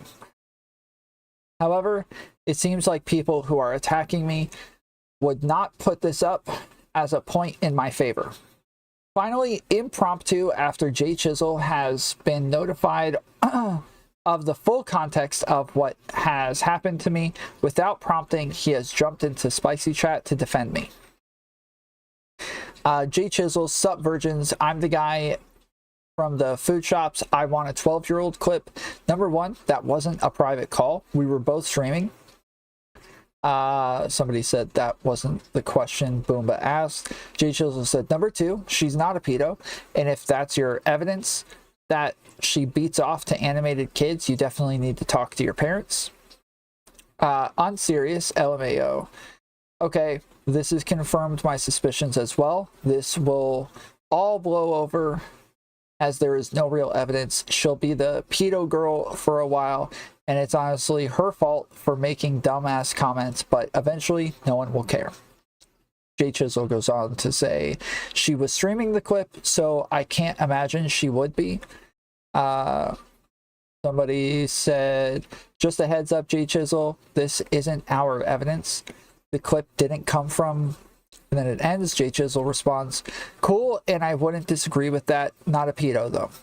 Then somebody said, how did that end up getting leaked anyways? J Chisel said, it was streamed, not leaked. How many times does he have to say this? This is the friggin' third time he's said it was streamed.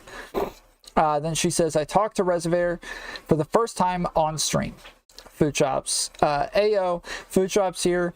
Would you be up for a chat sometime on stream talking about you and shit? Think it would be interesting to poke at your mind and at you picking up content creation and me asking about mental health and your sense of morality. Pick at your brain a little. Rezzi said, yeah, but be casual with me, lol. She said, all right, I'll be casual with you. Join my server first, though. Rezzi and I talking about my content, friendship with Rezzi telling me to stave off bad content, DMs on platforming the Thorps. Rezzi says, you can always just leave. Foodshop says no. Rezzi says, and I strongly recommend you do, lol. Foodshops, I love shit shows to be honest, but I can't have this every day. This can only be a once a month thing. Rezzi, yeah, so that's the thing. Now that they know you'll do it, it's gonna be what they do daily. They pretty much harass the for platform. Foodshops, I'll stop them. Rezzi, so I don't know, your call, my dude. Foodshops, I'll stop them forcefully. Hard stop if they ask for it. Rezzi, yeah, banning them, lol. Then for like a week, they'll call you a faggot and try to bait. But again, you do you. Foodshops, lol, DW. I can handle them. Thank you, though.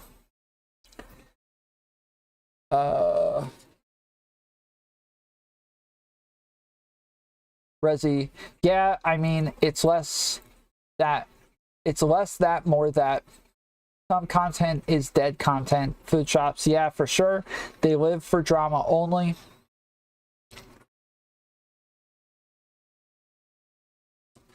Rezzi, yeah, fake drama. Foodshops, yeah, ZZZZZ. Rezzi, I do mean it. I would strongly recommend not having them on anything. Foodshops, okay, I'll keep that in mind. Thanks, Rezzi. Rezzi, it's basically like this. Derive pleasure, that's it. If you're not happy, the content is not going to be working for you one way or the other. Foodshops, yeah, I'm a unique person. That's the thing. Rezzi, the Thorps have one mode, that's it. Foodshops, even among other content creators, Rezzi, they don't have any actual expertise other than being okay with saying slurs. Foodshops, but I recognize what kind of people they are as well. Yeah. But the other people on the panel are not easily intimidated by them. Rezzi, they have had every possibility to build platform and like. Why does he talk like a freaking caveman? Foodshops, and they throttle the Thorps into a streamlined topic. Rezzi, completely squandered. Foodshops, yeah, Rezzi. So no reason to bother if you're trying to grow, especially if it does nothing. Foodshops, yeah, it might be the only good for live viewers. It is one thing my friend is bringing up, as in like not for YouTube videos, Rezzi, but FWIAW, anything more than 5 on a panel is worthless.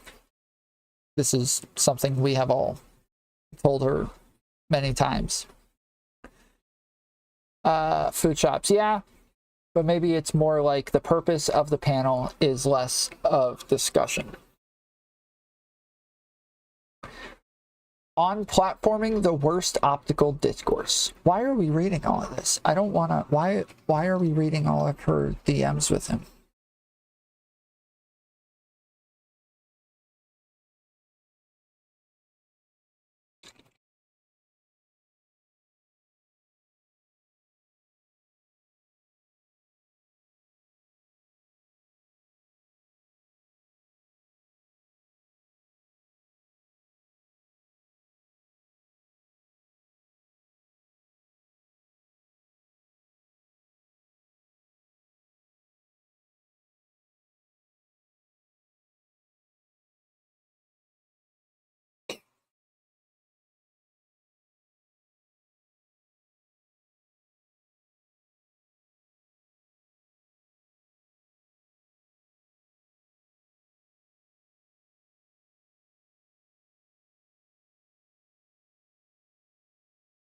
Yeah, I don't think I want to read the stuff with her and Rezzi and Jenny Matrix and all of this.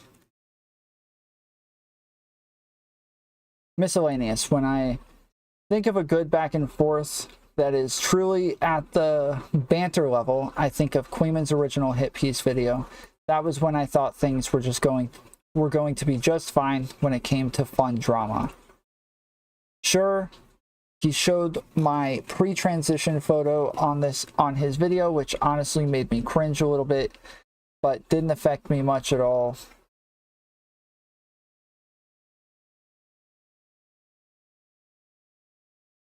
Queeman's DMs in Sansol's live stream. I don't care if someone looks at Lolly. Grooming actually hurts someone. I don't have one. It's funny. Sleepy said Sansol invite Queeman on. Platform Queeman. Queeman said finish the VOD. I'm in an OW game. Not much longer.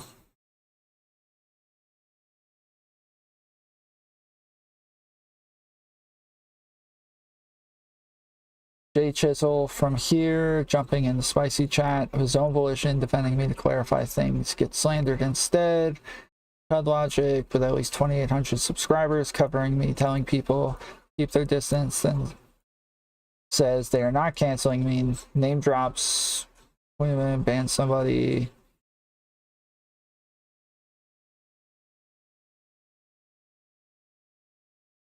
Keeping it real afterwards.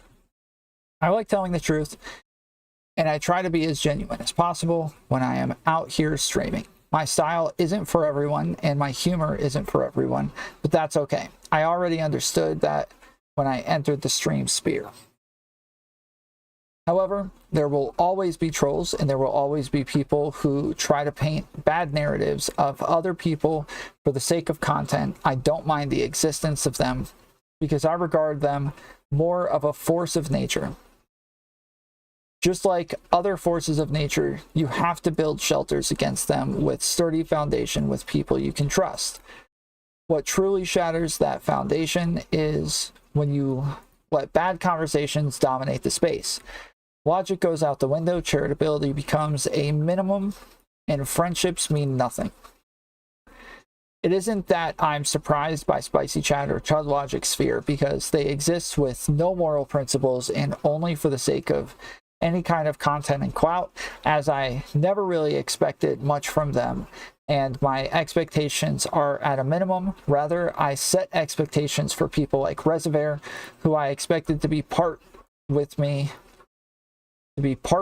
quietly, or at least talk with me private first before doing so. Oh, expected to part from me quietly. Okay.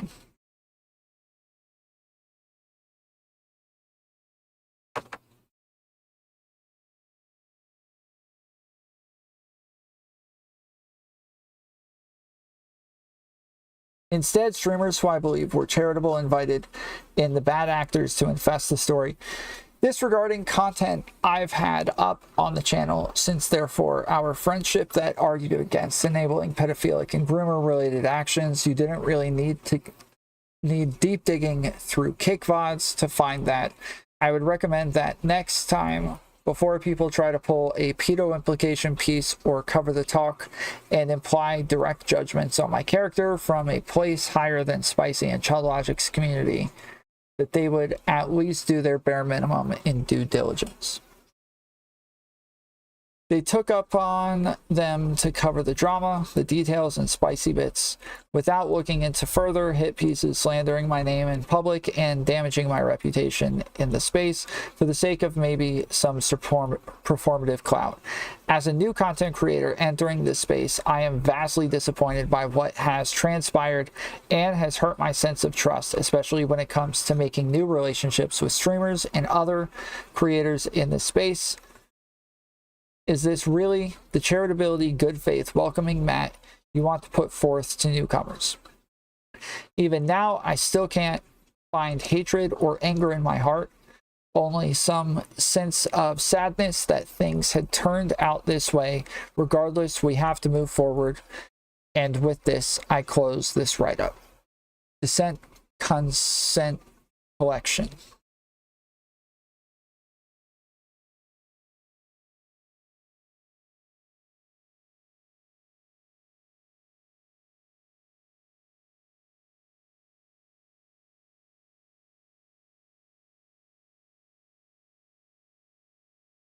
Real Smith. Okay, so I guess I'll read some of these. Short Fat Otaku. Jenny Matrix posted. LMAO, WTF, bro. That's mad. Or that was Foodshop saying that. Jenny Matrix said, yo, have you got 5 minutes? Foodshop said yes. They go on a call. Jenny Matrix tweets, she said absolutely nothing about being into Lolly herself. What she told me in VC doesn't even come close to what she said on her stream with Rezzi last night. As soon as I heard that, it was an instant block. Short Fat Otaku said, I don't know the details on this story, and I'm not into Lolly myself. I just think it's a bad idea to treat drawings the same as actual CP. I wouldn't cut somebody out over their sexual preferences if nobody's hurt by them personally. He said, BRB watching some Lolly in solidarity with Foodshops. This might be my most cursed tweet ever. Yeah.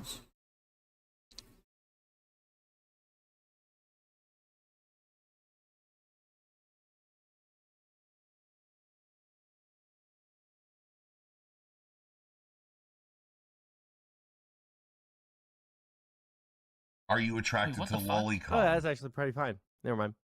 Yeah. I was in the wrong. I think I literally admitted to this before on stream. Do you think lolicon is pedophilia? No. Okay.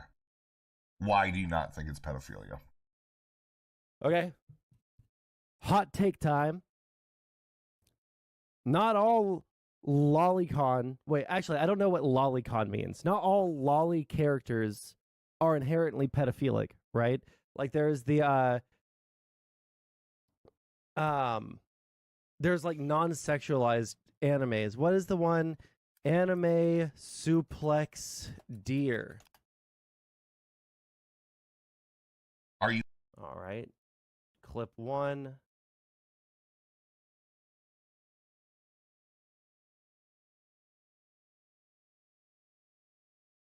Who's sending you DMs or spreading misinformation? Okay, you know what? I don't care anymore. Okay, we're just going to use lolly to mean pedophile. All right, if you're into lolly, probably if you're jerking it to anything lolly, it's probably pedophilia. I don't care about the definitions anymore. All right, I just liked the clip of the guy fucking slamming the deer down and the goat getting flipped. I thought that those were funny. All right.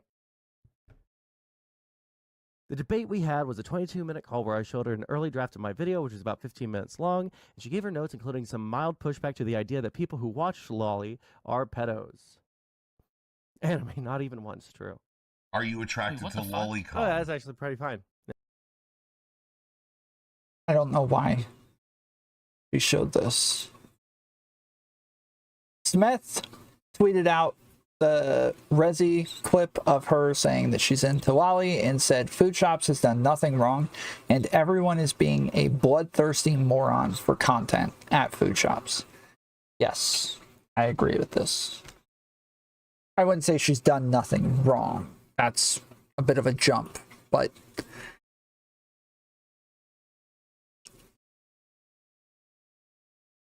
you're famous, Sansel. Congratulations.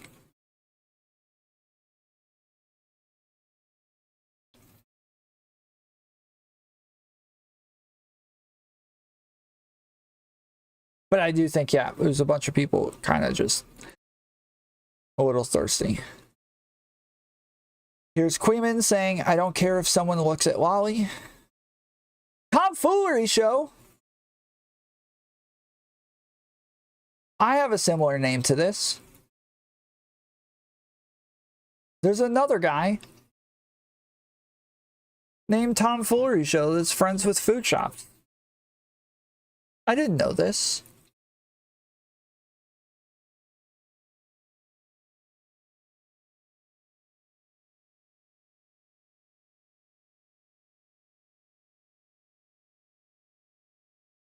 I didn't know there was another guy with the name Foolery show. This one doesn't have any spaces between his name. He doesn't have Tom space Foolery space show. Huh. Interesting. Where he posted, I need everyone who isn't a Lolly enjoyer to please stop coming to my chat. I only associate with Lolly enjoyers. I posted something really similar to this in my chat. That's freaking crazy.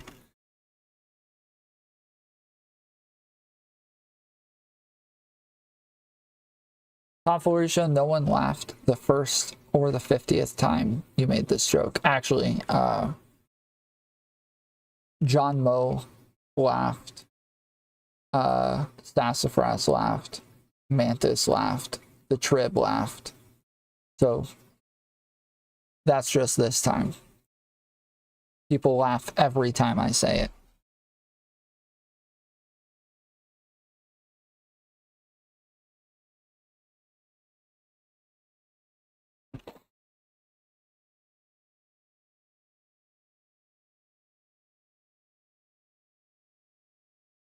Foolery show. You made retards laugh. Are you proud? I'm sorry, but first you said nobody laughed. Now you're pretty much saying everybody laughed. So I appreciate you totally backing off that claim real quick. Ooh, and I'm the last one.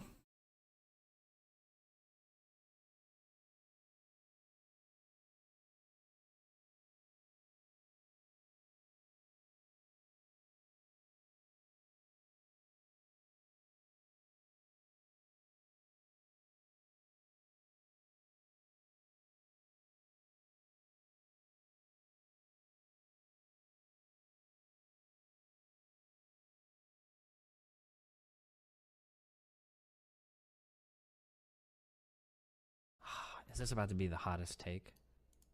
Am I about to drop a hot take about 1,000-year-old spirits?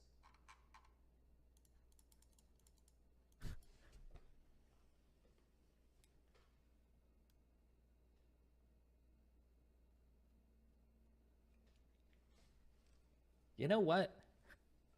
I am gonna drop one. I don't really give a fuck. People that obsess over, like, people that watch Lolicon, I don't know, who the fuck cares? They're fucking cartoons, bro. Who cares? Why are you so... I think... I've said this before. And now that we've learned that projection is real, because it obviously is, I think the most likely place to find pedophiles are the people that are online constantly seeing pedophiles in everything. I think they're the most likely to be pedophiles. Where some guy will be like, wait a second, did you... I've literally said the same thing. Like, yes, people who are so obsessed with finding pedophiles everywhere, they just seem so sus to me, dude. They seem so sus. How did he hit puberty so late? His voice is so high-pitched back then. It really is, dude. Every time you watch, like, a freaking clip from him a week ago, it's like, hey, it's like, whoa, what happened, dude? How does your voice keep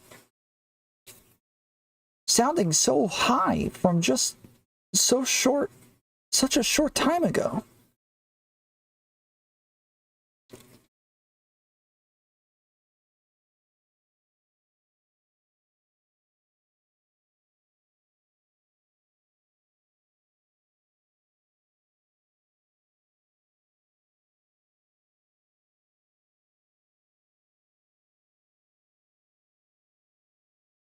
Chud is the same? Really? He had voice coaching. He talks about it. Ooh.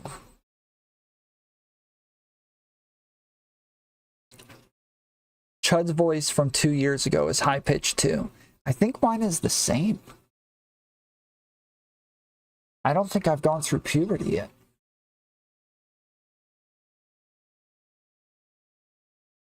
How is everybody else going through puberty?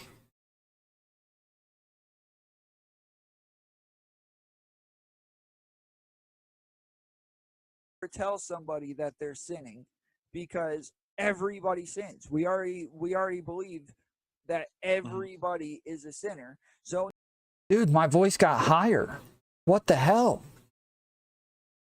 My voice was deeper back then. Hey, can I make this judgment? Is this a good judgment to make? Okay? And then you can make the judgment. Is it a good judgment? Will this help somebody regardless of me? Will it help the other person? So, and that has to be a judgment. So you can't saying that you are. We're both in management positions in our professions, and we can. I feel like we can go and maybe you're going to tell me there's a difference between your profession and religion, and fine. Dude, my voice was deeper back then. What the hell? What the hell? Like things that I believe. What would be my worst optics takes for the left and right? Depends on what you consider left or right beliefs. I think my worst optics take for the left is probably that, like, people that obsess over, like, lolicon and hunting pedophiles are weird. Who the fuck cares people draw fucking kitty shit? Like, why would you make it illegal to draw pictures? That's fucking retarded. That's probably my worst optics for the left. Like, things that I believe. Yeah. Yeah, so this is similar to when we had the conversation, and I just talked to Smith about this just a couple of days ago. Before all of this started happening, we had a conversation about Lolly and like whether or not it was bad, whether or not it's pedophilic, like all of these things. We go into detail on this. And so if you want to watch that conversation, that's in a VOD from a couple days ago. You can check the timestamps. But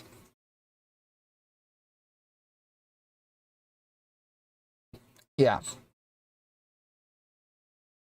While playing a map game? True! He's playing...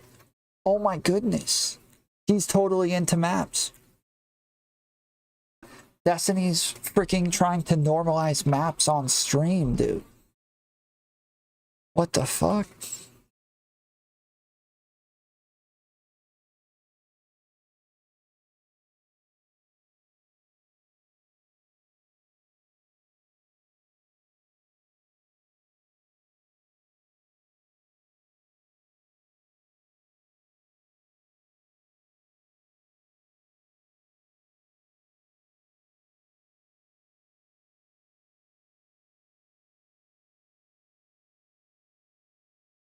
Out that also are not what you would describe as pedophiles, right? People who like have an unavoidable attraction to children.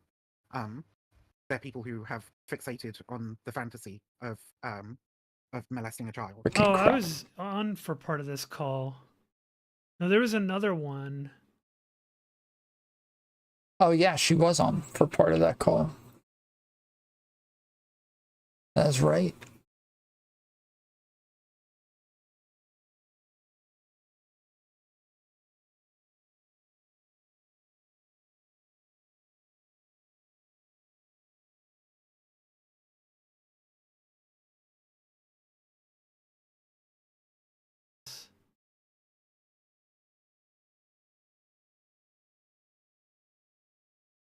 Timestamp.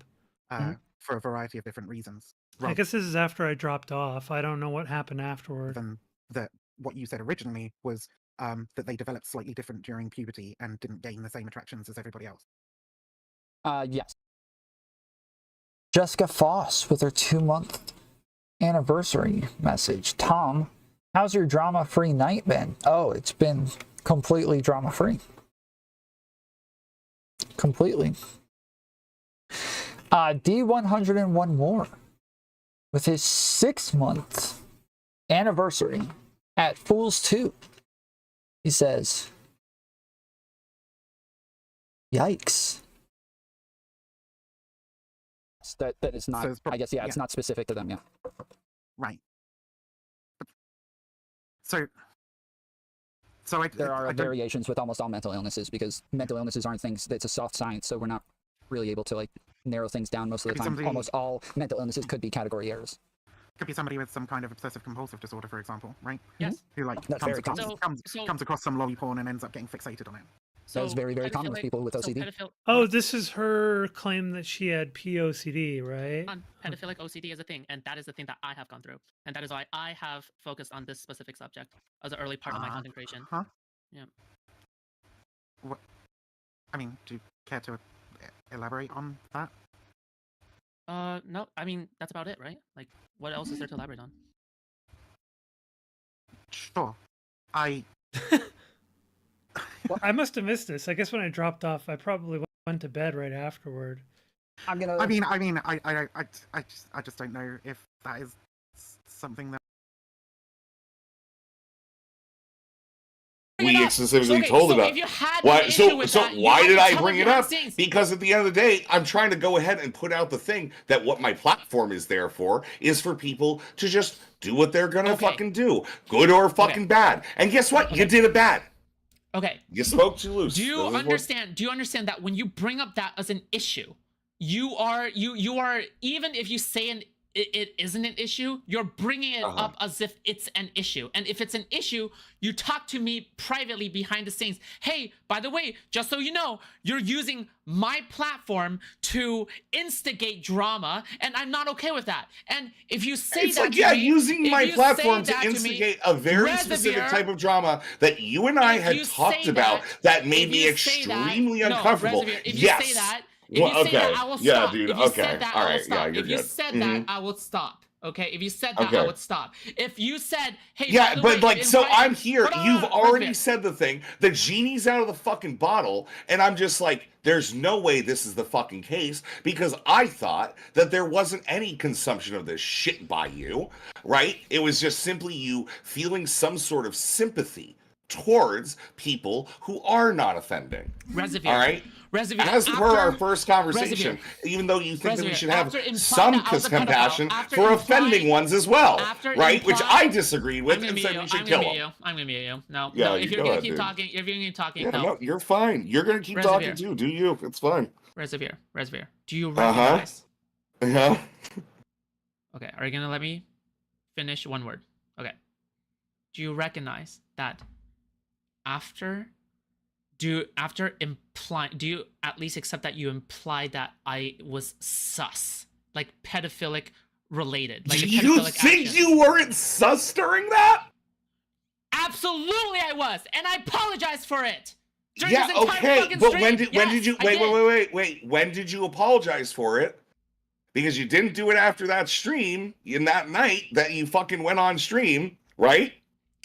Do you think it is better to organize a better apology or to rush out something in a very hurried way and self-sabotage yourself?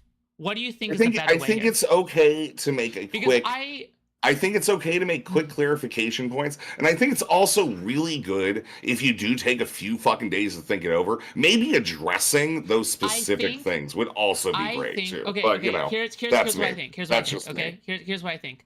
I think that when I said I'll address the allegations later, that's perfectly fine because they know that something is going to come out in the future that'll address it, and I did, right?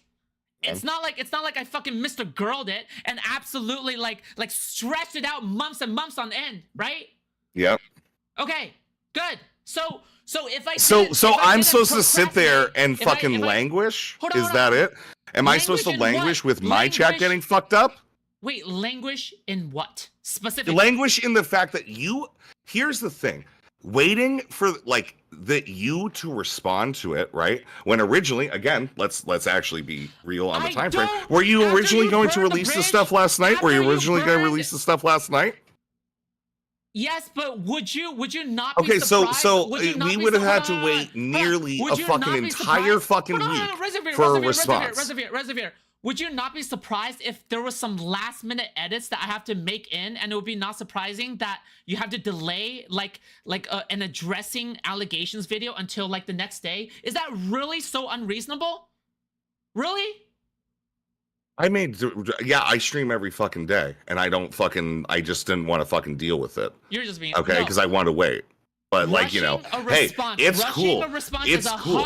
Rushing a response. My rushed response was, I want to hear more, not the response of the next day I talked to Jenny Matrix and find out, yeah, you lied about that too. Your rushed response painted me as a villain, a liar, and a betrayer, and insinuated that I was a pedophile. Okay, that's what you did without doing any research into the charitability of the other side when you called me a friend and you called yourself a father figure. That is ridiculous.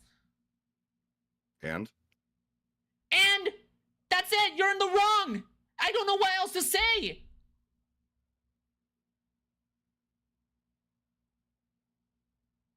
I don't watch Loli, so I wouldn't know.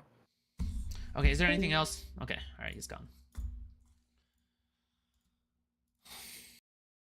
I don't understand. Why is she mad at him?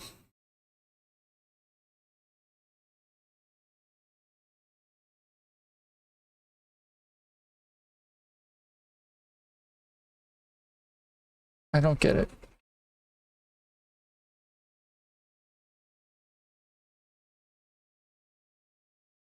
Will you guys stop posting anime in general? This is not the day.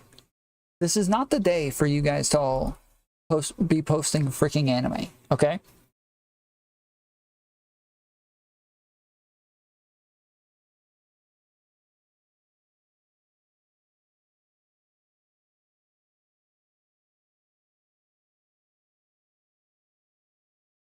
She's mad at him because she said she betrayed his trust by turning his stream into a vector for farming drama about being a pedo. Oh, that's damn, I can't believe he made her do that.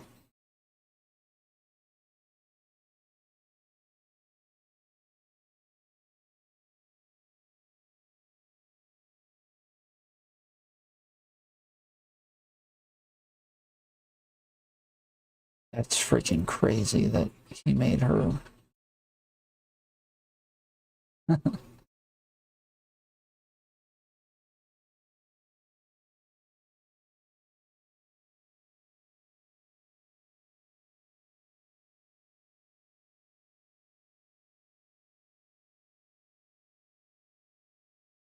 And then people posting freaking pictures of feet now too.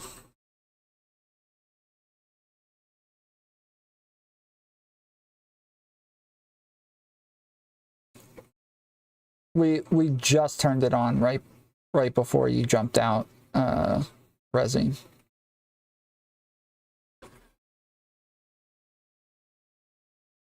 We only got like right when we turned it on is when she said she was going to mute you, so we didn't really see what all happened.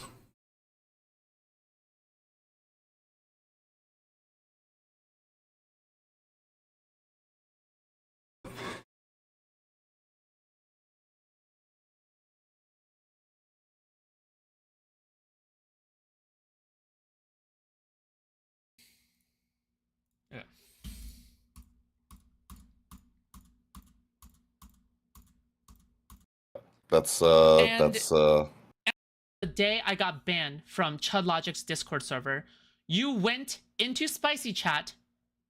You went into Spicy Chat to talk about me, okay? Like, okay. And Rezzi says, you know I can't take it down. Fair, play a hit piece. I understand. If he, but yeah, is the hit piece. Us like after I'm finished with the manifesto. Okay.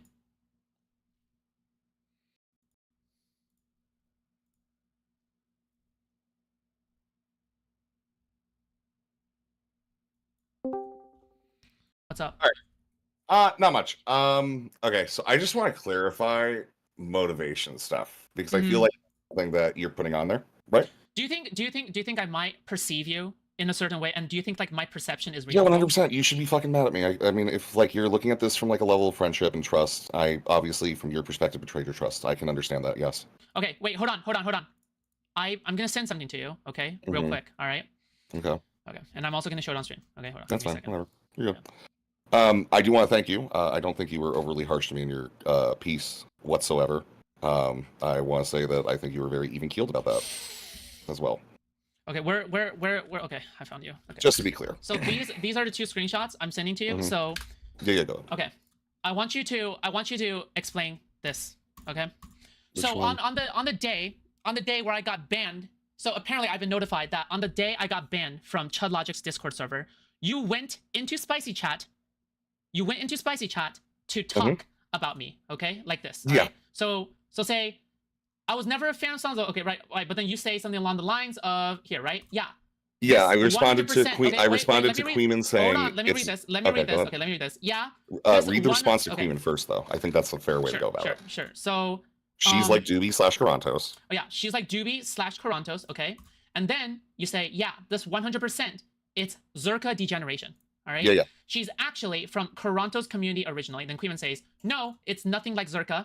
It's not even really like Carantos other than being loud and talking a lot, because both of those people had core ideas/jokes that they would try to circle back to, which gave the content some character, okay? And then you said, I meant it's from Zerka community. Carantos originally gained prominence there after a 14-hour debate about flat earth with Zerka. It's that method, successful or not, right? And then Queen said, some raspy sped, screeching incoherently, then walking it back. 10 minutes later, it starts here, and then Chud Logic says blah, blah, blah, Queen, normal, and then you see Kak. So, do you realize how when it comes off to me, right? On the day that I got banned, when you say stuff like, oh my god, this is Zerka degeneracy. Okay, this is Zerka degeneracy. That I could interpret this and go like, you're talking behind my back. You realize like I don't care if you think I'm talking behind your back. I think that the way that I was just on Tom's, I think I said even then I probably should have communicated more about what was going on. But like, yeah, you can interpret that. I'm not saying your interpretation's wrong, but that's fine. I'm okay with that. Did I ban you or did I time you out for a week? You timed me out for a week in because Twitch I chat. wanted you to make a well thought out response to this, so that way I understood where you were. You don't get to talk down to me now. Okay, you don't get Well, to no, talk I know down to me that. now. That's fine. You, But that is even why now- I did what I No, did. no, That's why, even- because no, if no, I no. banned you, I would have just banned you. No, I wouldn't have timed you out. Rezzi, one of the Yeah, go biggest ahead. issues I had with you, okay, or had with you, and you can correct me if I'm wrong. Maybe it's my bad. Maybe it's my bad that I didn't really bring it up that clearly. Okay, that you do infantilize me to a degree. Is that correct? Yes. Yeah, 100%. I infantilize everybody. Yeah, that's fine. I've said that before, so go ahead. Okay. And considering how you infantilize me, like you also just how it comes off to me that I feel diminished when you infantilize me. Yeah. Okay. 100%. Yep. That's And then combined and do you also recognize that like sure, it's a joke, right? I recognize that it's a persona that you play into. It's like this whole daddy thing, right? This dad thing. Yeah. All right, that you called me, you call yourself to me, you're my dad, right? Yeah. I do that with literally everybody online. Yeah. Okay. To me, okay, especially to a fellow content creator, okay? All right. Sure, I can understand to a viewer, that's fine. Okay, whatever. You want to do that with your viewers. But to me, it would be fine if it weren't for all the other things that were going on, right? But that combined with all this drama going on makes you come off to me as very disingenuous and very bad, right? And all right, I gotta run to the restroom. I'll let this play. I'll be right back. honestly, that's fine. I don't have a problem with you thinking that. And honestly, that's why I asked if you wanted clarification on what happened, because I will admit I didn't communicate well to begin with, because I wanted to see what your response was, right? When it came to the Discord, it was people saying, well, she's posting stuff here. We're waiting for her to respond to this because it was kind of sus. And that's when I was just did the kick. I didn't do the timeout things. I fucking fucked up. Do you also recognize that after Queeman did the hit piece on me, okay? That he did the hit piece on me, right? The first hit piece, the very first one before all this drama shit, okay?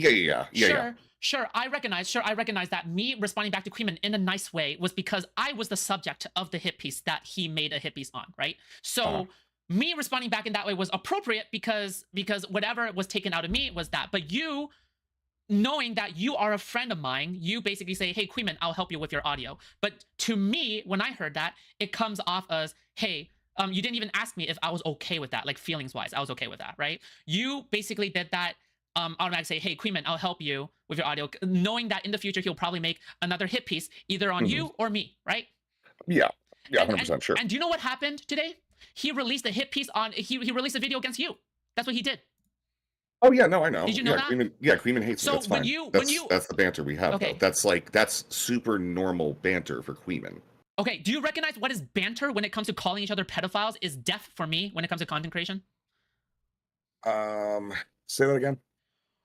What is banter when it comes to you okay, I don't want to do like the entire like minority like soy shit, okay, like the entire with like you being like a white male straight whatever the fuck, right? But like sure, I agree, okay, inflammatory language bad. I did a lot of things wrong, okay, I agree with that, okay, all the qualifiers are there, okay, but when you play fast and loose with that rhetoric, and then it's not just like my responsibility, it's also your responsibility, and then you platforming Queeman, and you also offering to help with Queeman's audio shit, and also be in contact with Queeman behind the scenes, I'm pretty sure, right? And with all of that going on, it like you have a hand in my destruction. I mean, yeah, you were on my stream when you said the things you said. Yeah, 100% I had a hand in your destruction. Yeah.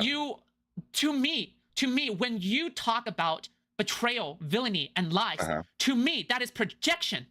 To me, that felt like projection. That's what it is. Yeah, I'm gonna be honest. Like, I kind of like looked back on that conversation. A lot of sadness, of course. No, but I'm not gonna go into that because I don't need a guilt trip. Right? That's not my thing.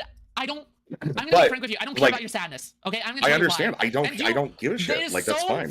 It is so fucking self-centered of you to say that you are sad when I am undergoing possibly the end of my fucking career. For you to say that you are sad, that it is focused on you, the perpetrator, or a part of the enabler of this fucking like worm, like fucking like spicy chat worm rhetoric, right? Of whatever's going on right now, right? For you to be an enabler of this is crazy to me. Like for you to say, "Oh my god, I'm so sad. Please pity me, the perpetrator." I'm That's not insane trying to me. pity. Oh my fucking god! Wow, it's like it's almost like sometimes you can reminisce about things. That's fine.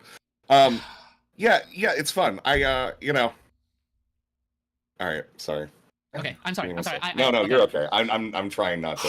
Okay, all right. I'm not letting my zerk out. Anyways, no, I didn't. To the person in your chat, I didn't communicate any of the shit. I am taking full responsibility for that. That's fine. Okay. Do you recognize calling a trans woman a pedophile is a death sentence? I feel like I said that it didn't matter if you were or not, right? When I did if you want to call it a hit piece, really, it was just a statement of my community because a lot of people were asking me about it. But a lot of people have interpreted it into being a hit piece. I'm not that lazy when I do hit pieces. But like I did do like the diagram, right? That said the either or, and then there is an either or issue there, right? I understand the diagram, and again, I was not using you for content there, okay?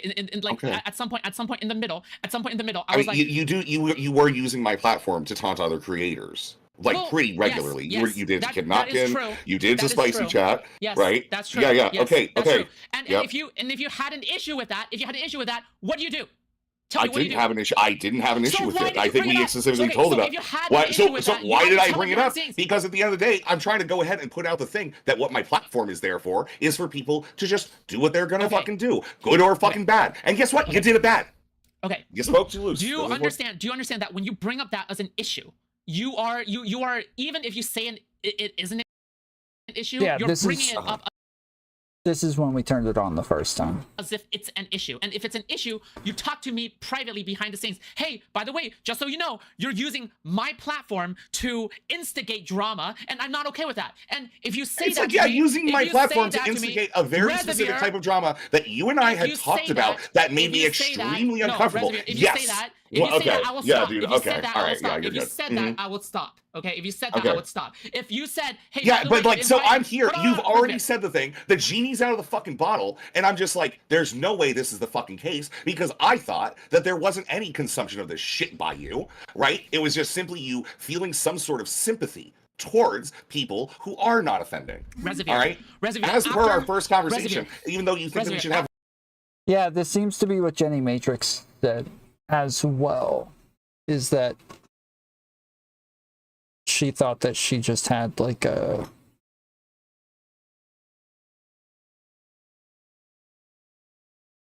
or that she just had like was like defensive of it in some way. Some compassion for offending ones as well, right? Which I disagreed with and said we should kill them. I'm gonna mute you. No, Yeah, no, if you you're go gonna ahead, keep dude. talking, if you're gonna keep talking, Yeah, no. no, you're fine. You're gonna keep talking too. Do you? It's fine. Rezzi, do you Uh-huh. recognize? Uh-huh. Okay, are you gonna let me finish one word? Okay. Do you recognize that do you at least accept that you implied that I was sus, like pedophilic related? Like Do a you pedophilic think action? you weren't sus during that? Absolutely, I was, and I apologize for it. During Yeah, this entire okay, fucking but stream. when did? I don't understand this part. It was sus. Do you at least accept that you implied that I was sus, like? Okay, so regardless of whether or not she apologized for it, like her apology just says that it's okay for him to think she was sus, or at least to say that he thinks she's sus, because she's saying even she thinks she was sus. So I don't understand this part. Pedophilic related. Like Do a you pedophilic think action. you weren't sus during that? Absolutely, I was, and I apologize for it. During Yeah, this entire okay, fucking but stream. when did you Yes, I wait? When did you apologize for it? Because you didn't do it after that stream in that night that you fucking went on stream, right? Do you think it is better to organize a better apology or to rush out something in a very hurried way and self-sabotage yourself? What do you think is a better way? I think here? it's okay to make a Because quick. I think it's okay to make quick clarification points, and I think it's also really good if you do take a few fucking days to think it over. Maybe addressing those specific things would also be great too. Okay, But okay. you know, Here's that's what I me. think. That's just me. Here's what I think. I think that when I said I'll address the allegations later, that's perfectly fine because they know that something is going to come out in the future. That'll address it, and I did, right?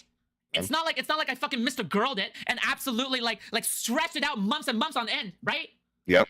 Okay, good. So if I So if I I'm didn't supposed to sit there procrastinate, and if I- fucking if I- languish? Hold on, Is hold on. that it? Am I supposed to Languish in languish what? with my chat Languish- getting fucked up? Wait, languish in what specifically? Languish in the fact that you. Here's the thing. Waiting for like you to respond to it, right? When originally, again, let's actually be real on the time frame. Were you originally going to release the stuff last night? Were you originally going to release the stuff last night? Yes, but would you not Okay, be surprised? so Would you not we be would have had surprised- to wait nearly Would a you fucking not be entire surprised- fucking Hold on, week Rezzi, for a Rezzi, response. Rezzi, would you not be surprised if there was some last minute edits that I have to make in, and it would be not surprising that you have to delay an addressing allegations video until like the next day? Is that really so unreasonable? Really? I stream every fucking day, and I just didn't want to fucking deal with it. You're just being okay, because I want to wait. But like, you know, Rushing a hey, response- it's rushing cool. a response It's is cool. 100% Rushing a more response. irresponsible. My rush response was I Rushing want to a hear more, response not is the response of Your the next day response- I talked to your Jay rush Matrix response and find painted out, me as yeah, a you villain. lied about that too. Your rush response painted me as a villain, a liar, and a betrayer, and insinuated that I was a pedophile. Okay, that's what you did without doing any research into the charitability of the other side. When you called me a friend and you called yourself a father figure, that is ridiculous. And that's it. You're in the wrong. I don't know what else to say. I don't watch Loli, so I wouldn't know. Okay, is there anything else? Okay, all right, he's gone.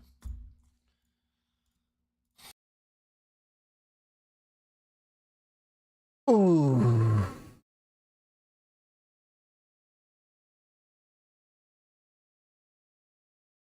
Yeah, that was dick, Rezzi. You're a dick.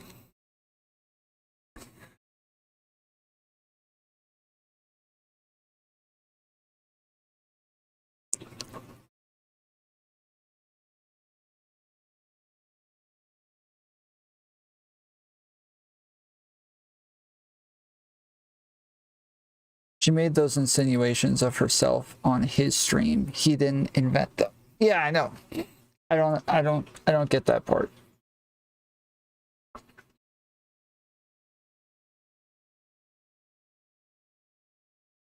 I don't understand it.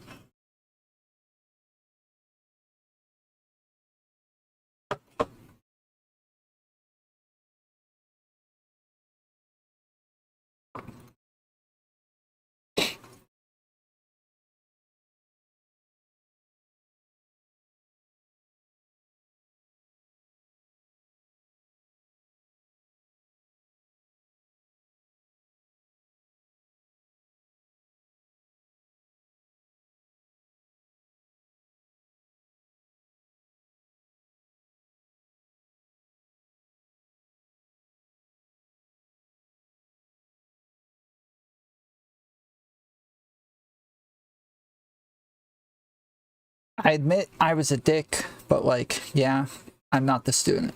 Here, wait, can you jump on real quick? I'm a little confused.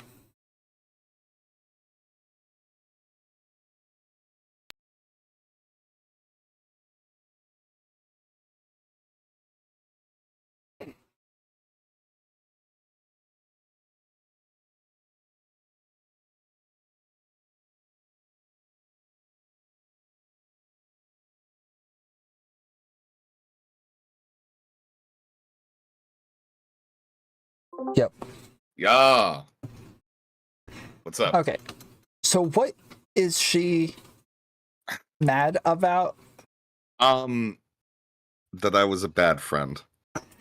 And honestly, right, so what is the bad friend part? It's about being unloyal and not like just sitting and waiting around to figure out when somebody's going to finally address some statements that they made on my stream that were caused not only a lot of issues with several individuals, basically telling me, yeah, they feel like they were, you know, kind of having to experience what their childhood molesters and how their childhood molesters talk to them.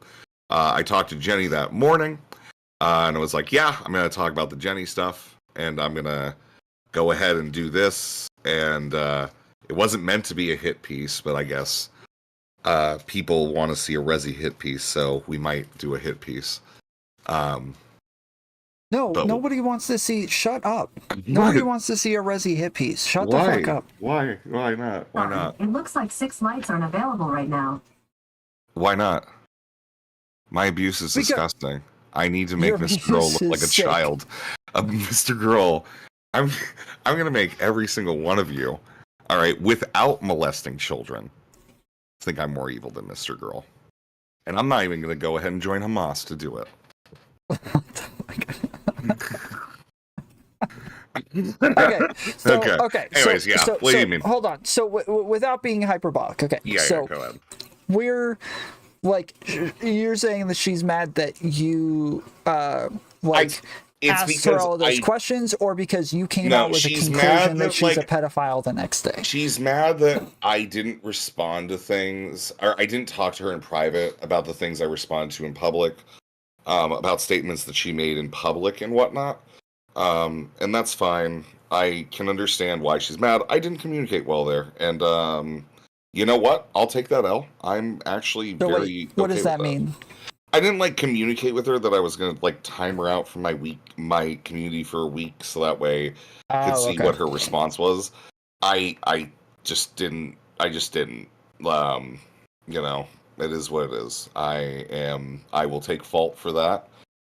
And that's about it. You know, I don't really know. But yeah, I think she's just mad that I didn't talk to her about that first, and then because I jokingly said to Queeman, because his audio was dog shit on his video, because I jokingly said to him that I was going to do audio for him, that we were conspiring in private against her. So that was another thing that happened.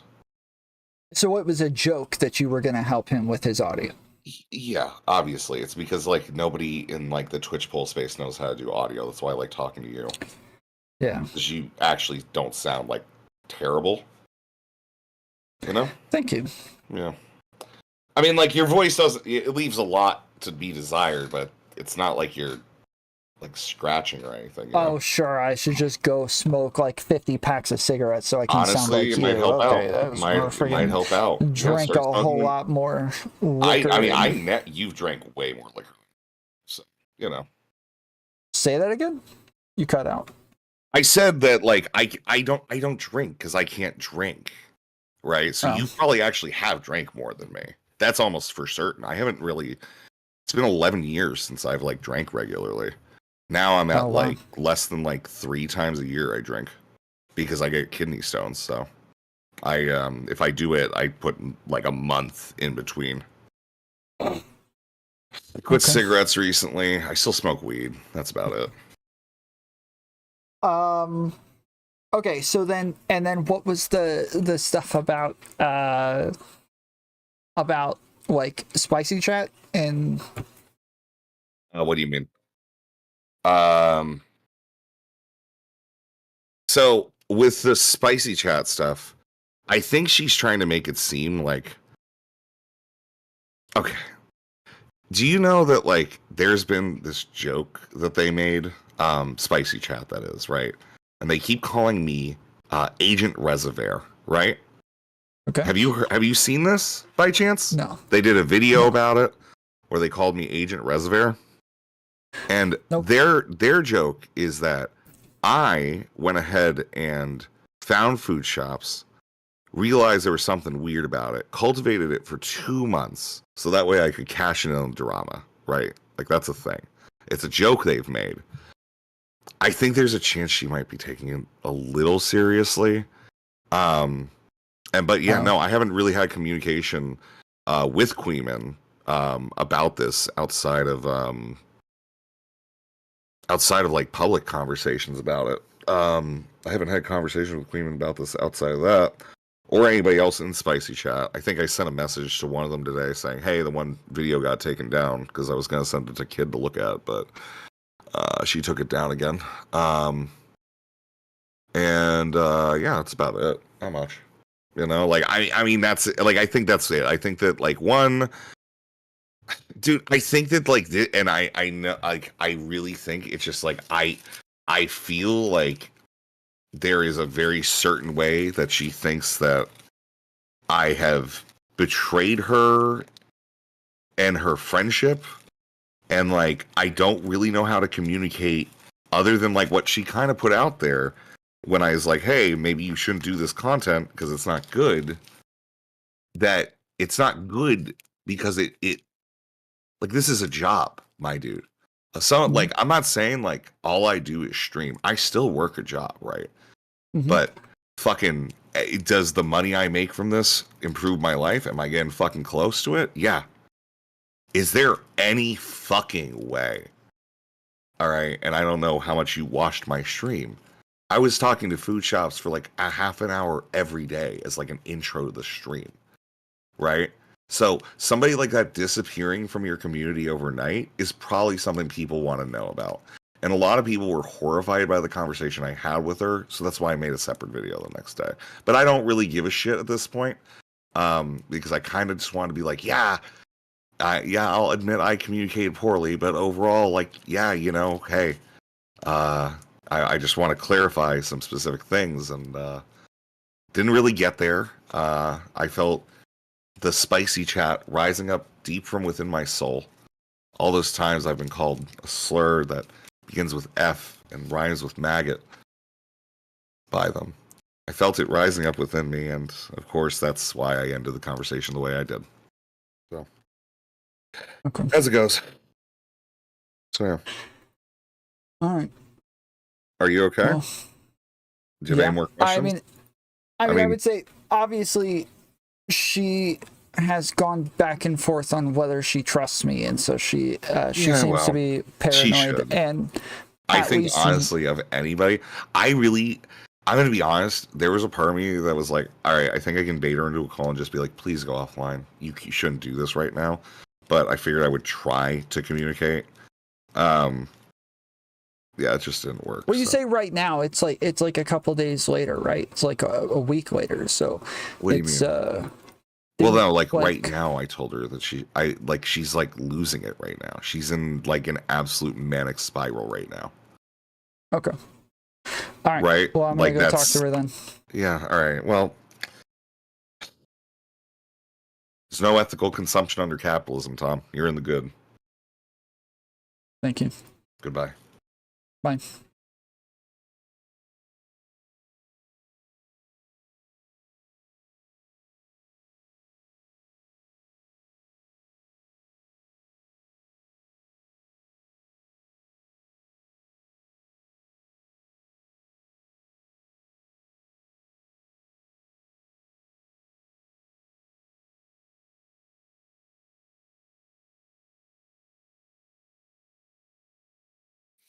Hello. Hi. Hey. You okay? Relatively. What's up? Relatively. Yep. What's up? Nothing. Maybe don't just take a breather. Be chill. Okay? I know it's a stressful day for you, okay?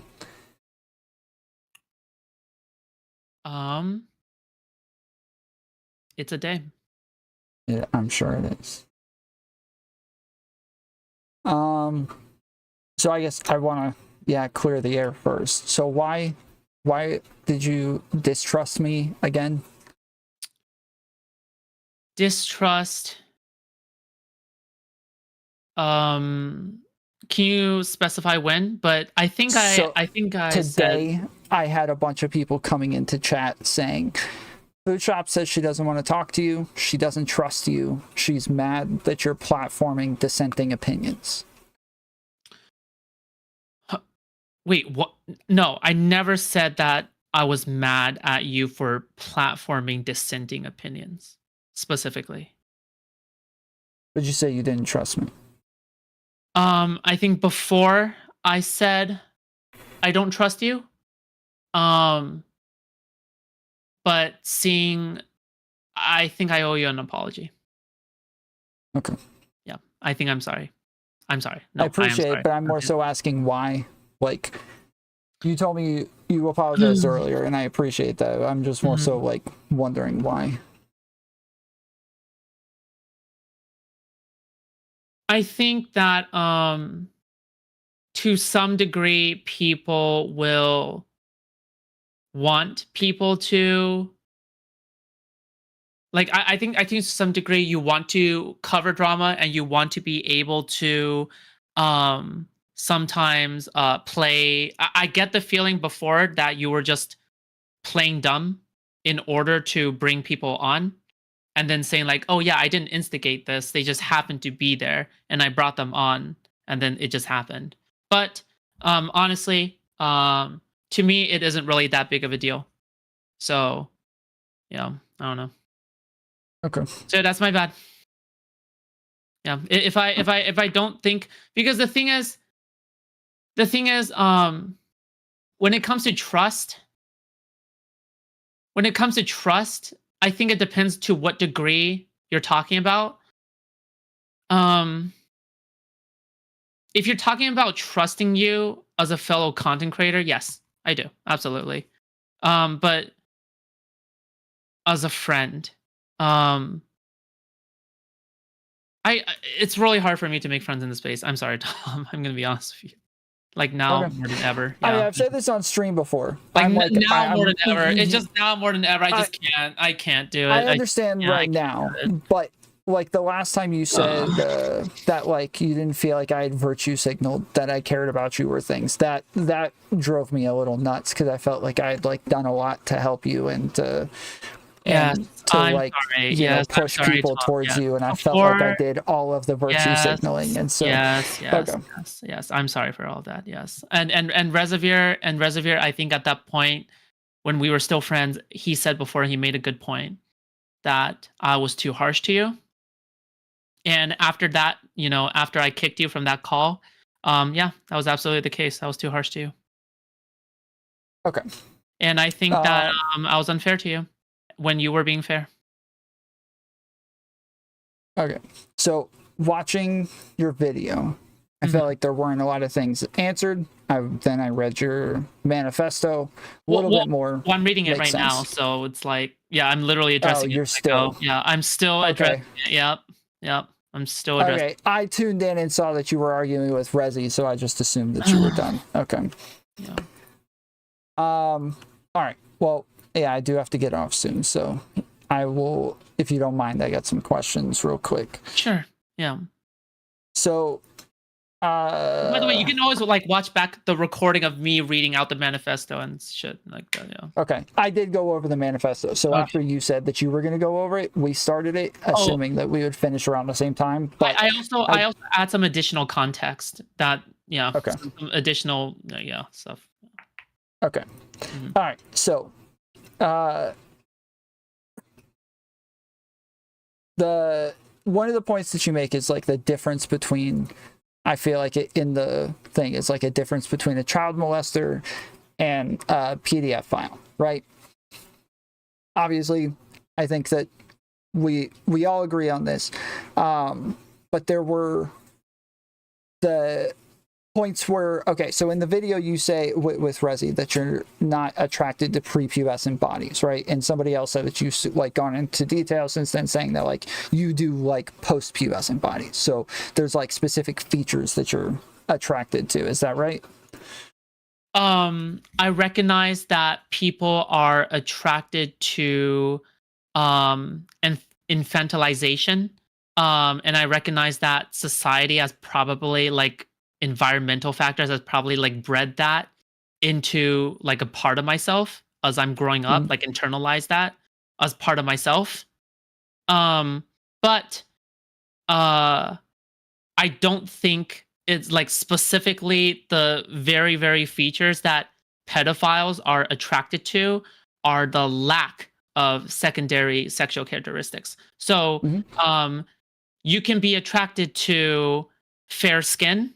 You can be attracted to good skin, whatever the fuck, youthful people, right? Young people, like 20-year-old people, and not be a pedophile because you like young people, and that's normal, right?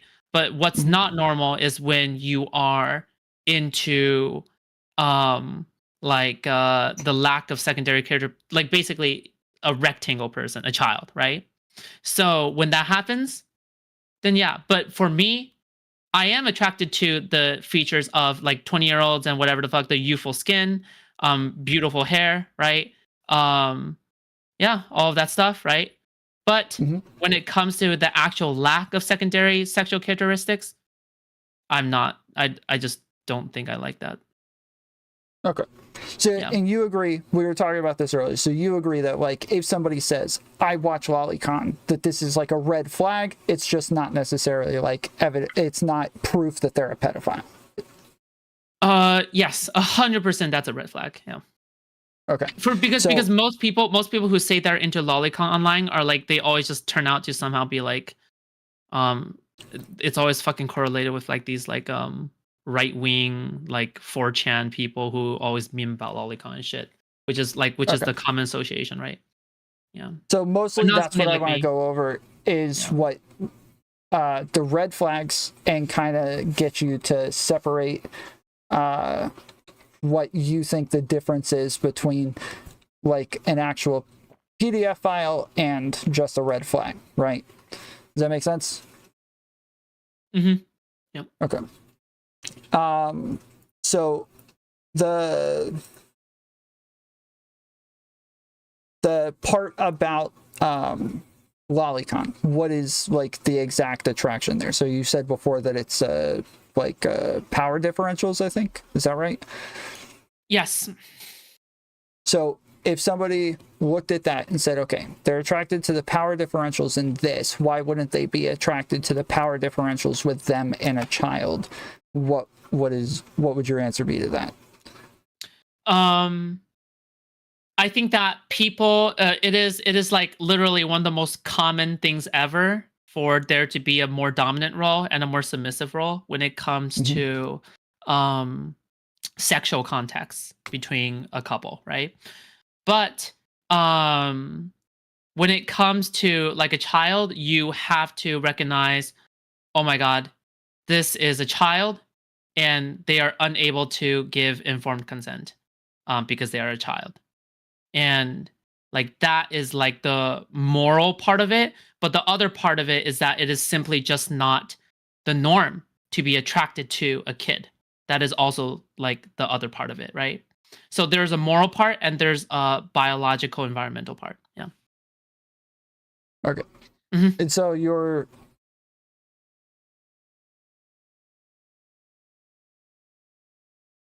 saying that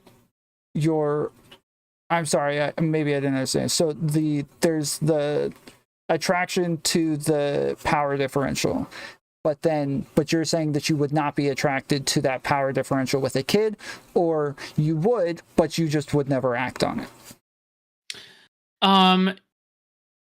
It's normal to be attracted to the power differential of a kid, but choosing to act on it is something entirely different. I think you need some degree of sociopathy to begin acting on like violent urges, or to even begin manipulating your way into a situation where you're poised to do that intentionally, or knowingly, or out of ignorance, or a gross negligence, right? So with all of these things going on, in my opinion, is that a lot of people can be attracted to it, but they do not have the they do not have the sociopathical like leanings to do it. But people who do have the sociopathical leanings, I would wager to guess, has probably suffered some kind of childhood trauma abuse or some shit. Sure. So you're saying you specifically don't have the urges to engage with anybody that is underage. No. Okay, because you keep giving like people. I'm more so asking about you. Okay. Okay. No, I do not. No. And because and I'll say this again. This is something I said in the manifesto. Okay. I consume lolicon, right? And that is a red flag. Okay. So red flag made. Okay. So so here, red flag made. Okay. Red flag made. However, throughout all my life, I have never gotten any closer to harming anybody in real life at all, personally. Me. Me. Okay? Never. All right? When I get bored with one form of porn, and again, lolicon is not even in my top, like as I said before, it's not even like whatever, right? It's like, it's not even in my top 3, right? So when I get bored with one porn category and I want to move to the next one, right? I just simply move to the next one once I get bored. I don't escalate it further to the point where I escalate it to in real life, because people think that there is a vertical escalation, when in truth, I think there is more of a horizontal movement. Does that make sense? Yes. You're saying that it doesn't get worse, that you just stay the same, you even move with the interaction with you move Lolly. you move categories. Like one day you could be consuming Lolly, but the next day you could just be consuming regular ass porn, and then the day after that you could be consuming like another kink or fetish. You know what I mean? But I'm saying that the assumption that people automatically go to is escalation. When in my opinion, people never really question horizontal movement. People only go, okay, there's this vertical movement upwards, and you're gonna eventually end up inevitably harming a real child in real life. When I question that narrative, I really, really question that narrative. Yeah. So most people who actually molest children actually don't have an attraction to the children, but do have an attraction to the power dynamics. So why wouldn't that play into a relationship with children if it's the power dynamics that are attractive?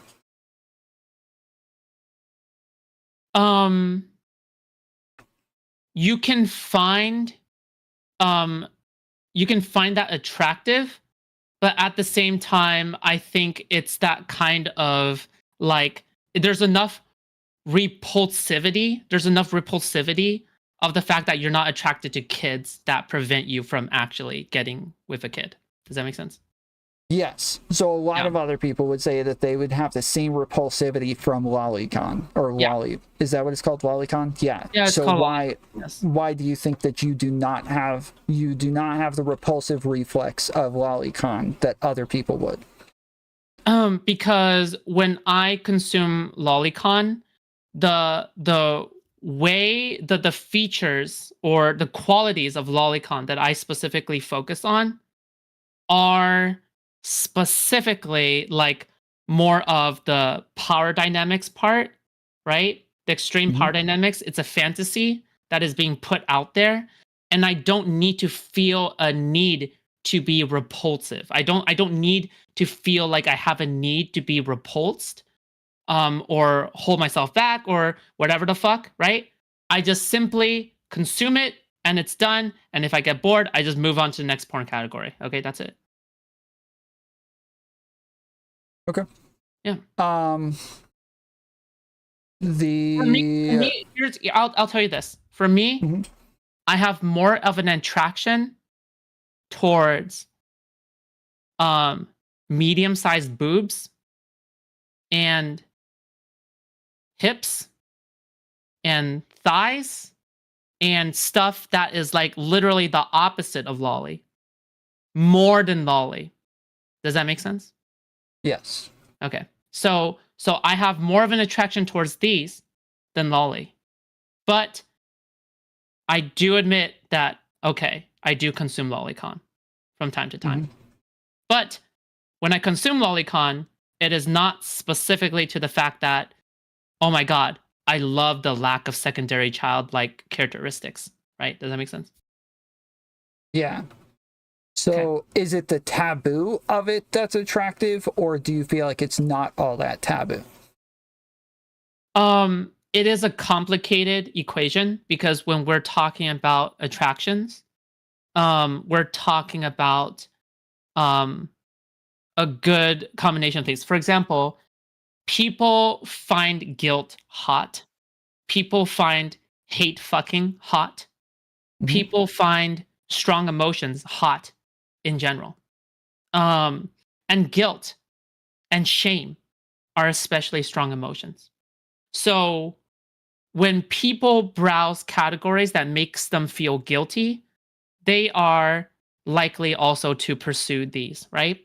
But that's not the only factor in which they pursue these porn categories. It's also due to a lot of other factors. For example, people like to glorify innocence, purity, shortness, right? Like most people wouldn't be into tall women. The infantilization of women overall. Yeah. So, yeah. Okay.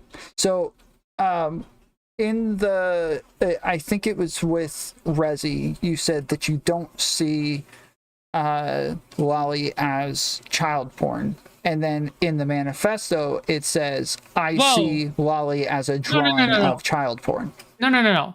I said specifically every single time lolicon is drawn child pornography. I have said that every single time. Yeah. Okay. So or some form of it, virtual child pornography or drawn child pornography. Yeah. Okay, sorry. Maybe you said something else, like you don't watch child pornography, or you're not attracted to child pornography, or something like that. Is that what happened? What am I? Do you know what I'm thinking of, or am I just confused? I thought that. I'm a little confused of what you're asking. Okay, so when you say it's drawn child pornography, would you then say that you watch child pornography, or do you make a distinction between child pornography and drawn child pornography? To me, there's a huge distinction there, just because just because one is drawn, so there is an automatic filter there in terms of art, right? The art is there, right? So depending on what art style and whatever the fuck, right? But then when it comes to in real life, it's different, right? For example, you could do you see how I'm trying to think of an example. Is there any cartoons or anime that you've watched in the past? Name one. Just name anyone. I can't think of maybe South Park is the last time I watched the cartoon. Okay, that's not a very... No, I don't watch anime at all. That's not a very good... Okay, all right, never mind. Fuck. Okay. Just pretend I watch anime and just come up with... Have you never watched TMNT? Like, I don't even know what that is. Okay. The point is that you would look at a cartoon, right? And you would look like you would look at a manga or a cartoon like a superhero cartoon, right? Invincible, right? You know Invincible, right? From Amazon? No. No? Okay. Again, I don't watch cartoons, so like I have no idea what you're talking about. Okay. So when people look at a cartoon and when people look at something in real life, they're able to separate out the two and then go like, oh my god, this cartoon is something that makes me feel like, okay, this is a welcome space. I'm gonna like do whatever I want and engage in my lustful desires, right?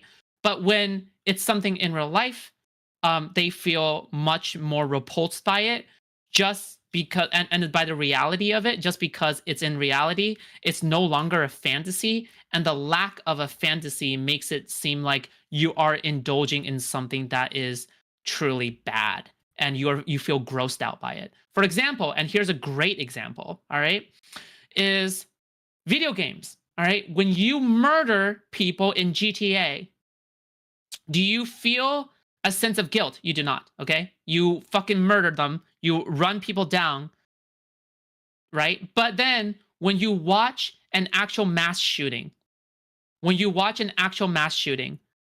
you feel a little bit different? Don't you feel a little bit fucking different? So there is a big difference between the indulgence in fantasy versus the actual enactance of it in real life. Does that make sense? Yes. Okay. Like watching, people kill in a movie versus watching, people getting killed in like Israel or something. Yeah. So this is analogous. I would argue that this is analogous to lolicon and harming an in real life child. Does that make sense? For me. Yeah. For other people. Yeah. In lolicon, is it just kids, like or younger looking people, or is it younger looking people with adults? Tom,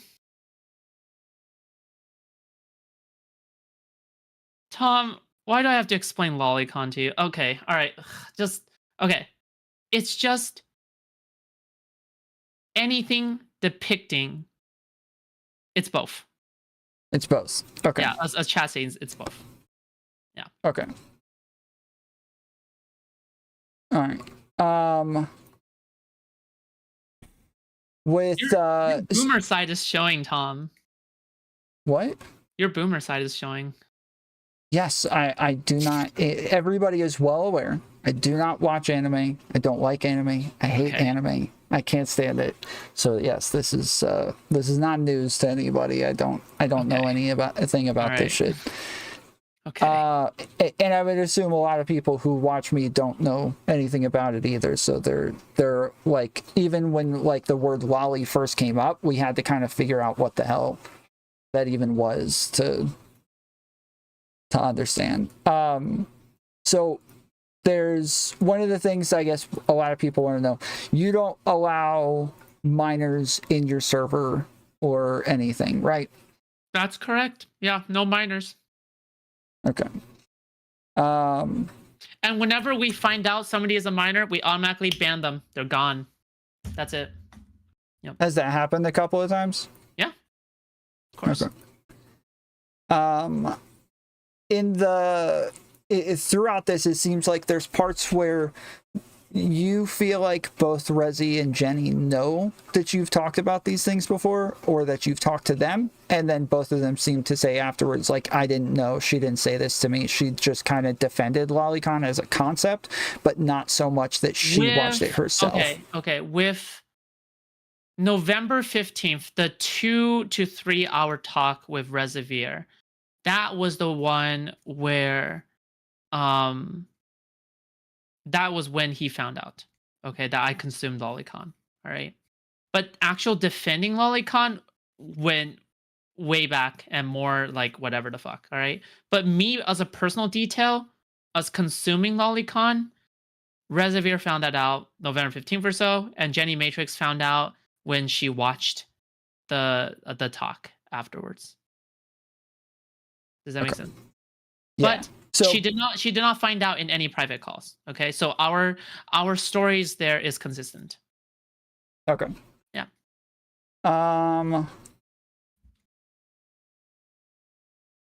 Let's see. One part it says, now that I have admitted to consuming lolicon, I can only say from my own experience that I don't think I experience any closer to wanting to harm anybody in the real world at all.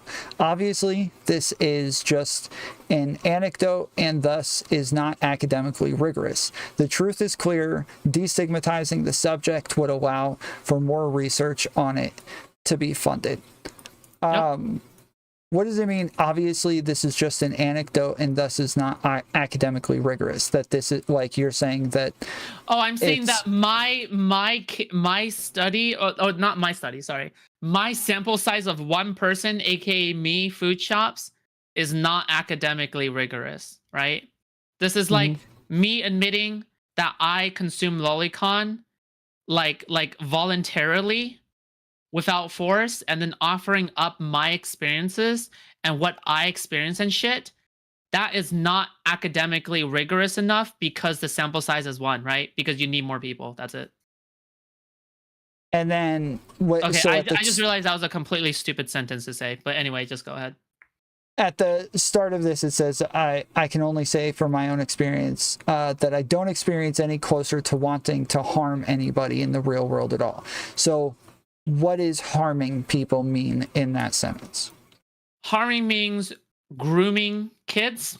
It means having sex with kids or sexual acts with children, or consuming child pornography, not the lolly kind, the actual child pornography.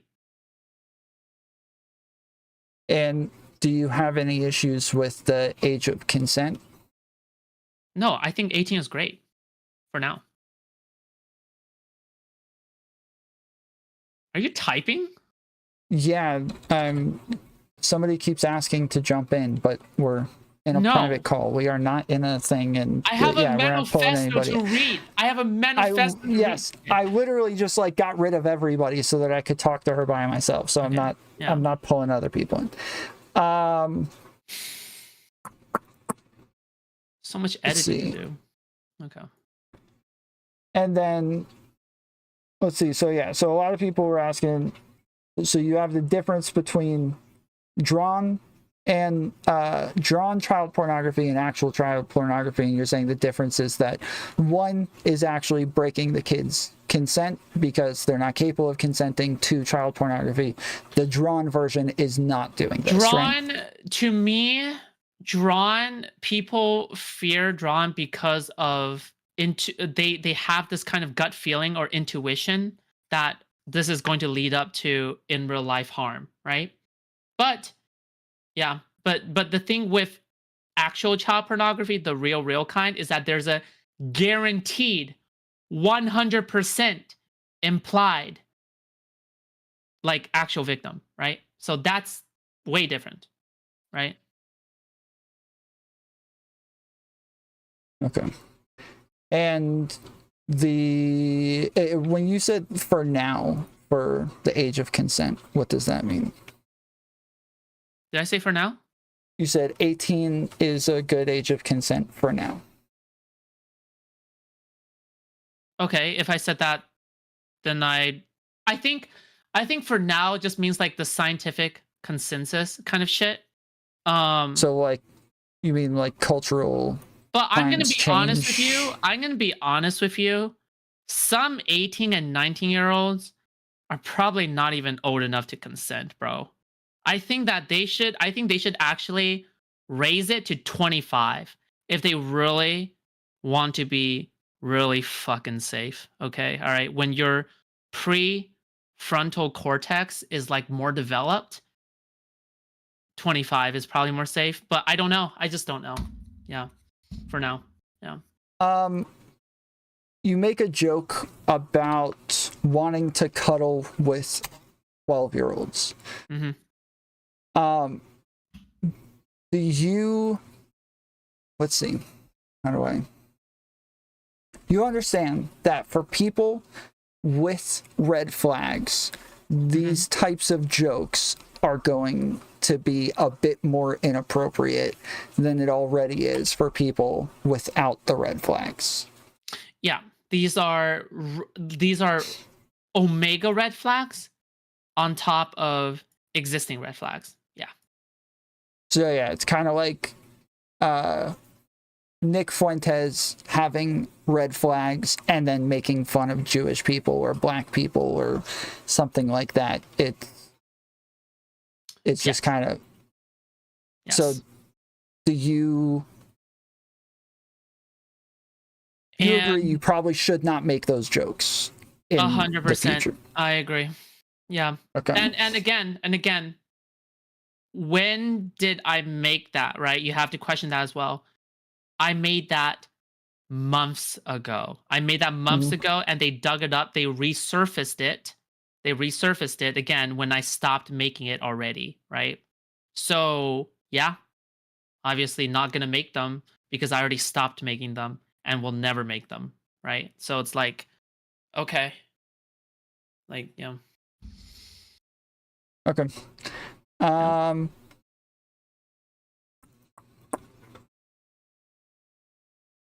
then, so for people, there are, trans people who are upset and feel like they have to distance themselves from you. There are content creators who feel like they have to distance themselves from you.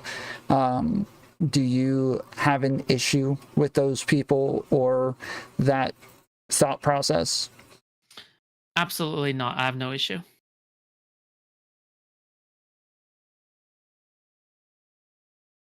Why would I have an issue?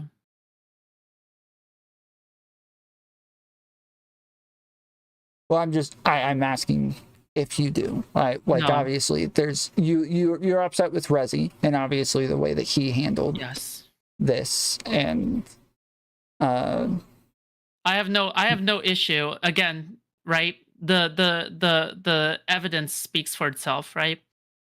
I was the one who told Jenny Matrix first about it, and I told her to distance away from me. So this is consistent. Yep.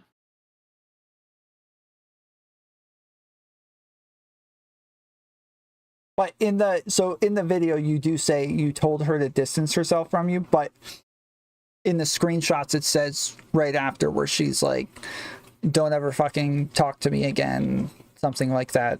She blocks you, right? Yeah. So it doesn't seem like she was like trying to distance herself from you for like optics reasons, but she actually takes issue with all of this. I think it's okay to absolutely 100% okay to distance yourself from me. But the moment you take it public onto Twitter, I gotta defend myself. I have to defend myself publicly. You leave me with no choice. You could distance from me in a more, I guess, quieter way, or you could feel like, all right, but then if you feel like there's some moral imperative for you to call me out, which I think that's fair. If you feel like there is some problematic shit going on, then sure, you should call me out. However, just be prepared. I'm going to try to refute you, right? That's more than reasonable. And have you ever had any relationships with anybody underage or any like sketchy interactions that if people found out about this later would make you look bad? No. I think when I was 17, I think there was some 22-year-old or some shit, right? And we were romantically talking for like 6 months or so. But that was like the other fucking way, dude. So, no. Yeah. All right. I that's all I got. For the most part, I agree with your positions here. I think it's all different. I think that yeah, you haven't really challenged me all that much. I think I think Lolly is different from child porn. I think that I would say yes, there are red flags, but that's as far as I would go with it, and that there are other reasons to people could have to watch these things besides being attracted to children. So, okay, cool. That's where I'm at. Do you have anything to say to people who are thinking about distancing themselves from you as a final thing? Like if somebody's thinking, okay, I don't know if this is if I think this is too sketch for me to engage with her now. Is there a reason they shouldn't disengage? I think that you should do what you think is best for your own self-preservation and nothing else in this space, because people will fucking betray you. And also another thing is this, okay? I think that we had more charitability. I wish we had more good faith. But I think even that is sometimes too much to ask for in this space. And that's truly a shame. That's about it. But I have answered all these questions to you, Tom, fair and square, with 100% honesty. So yeah. Cool. All right. Well, I appreciate it, Foodshops. Absolutely. Okay. I'll see you around. All right. Later, dude. Farewell.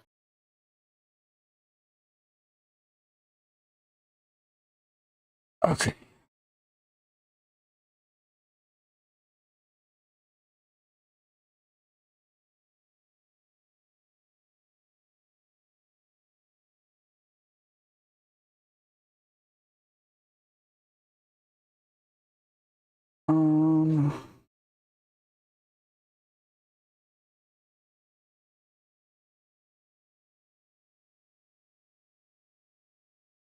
Yeah, I think that's all I got.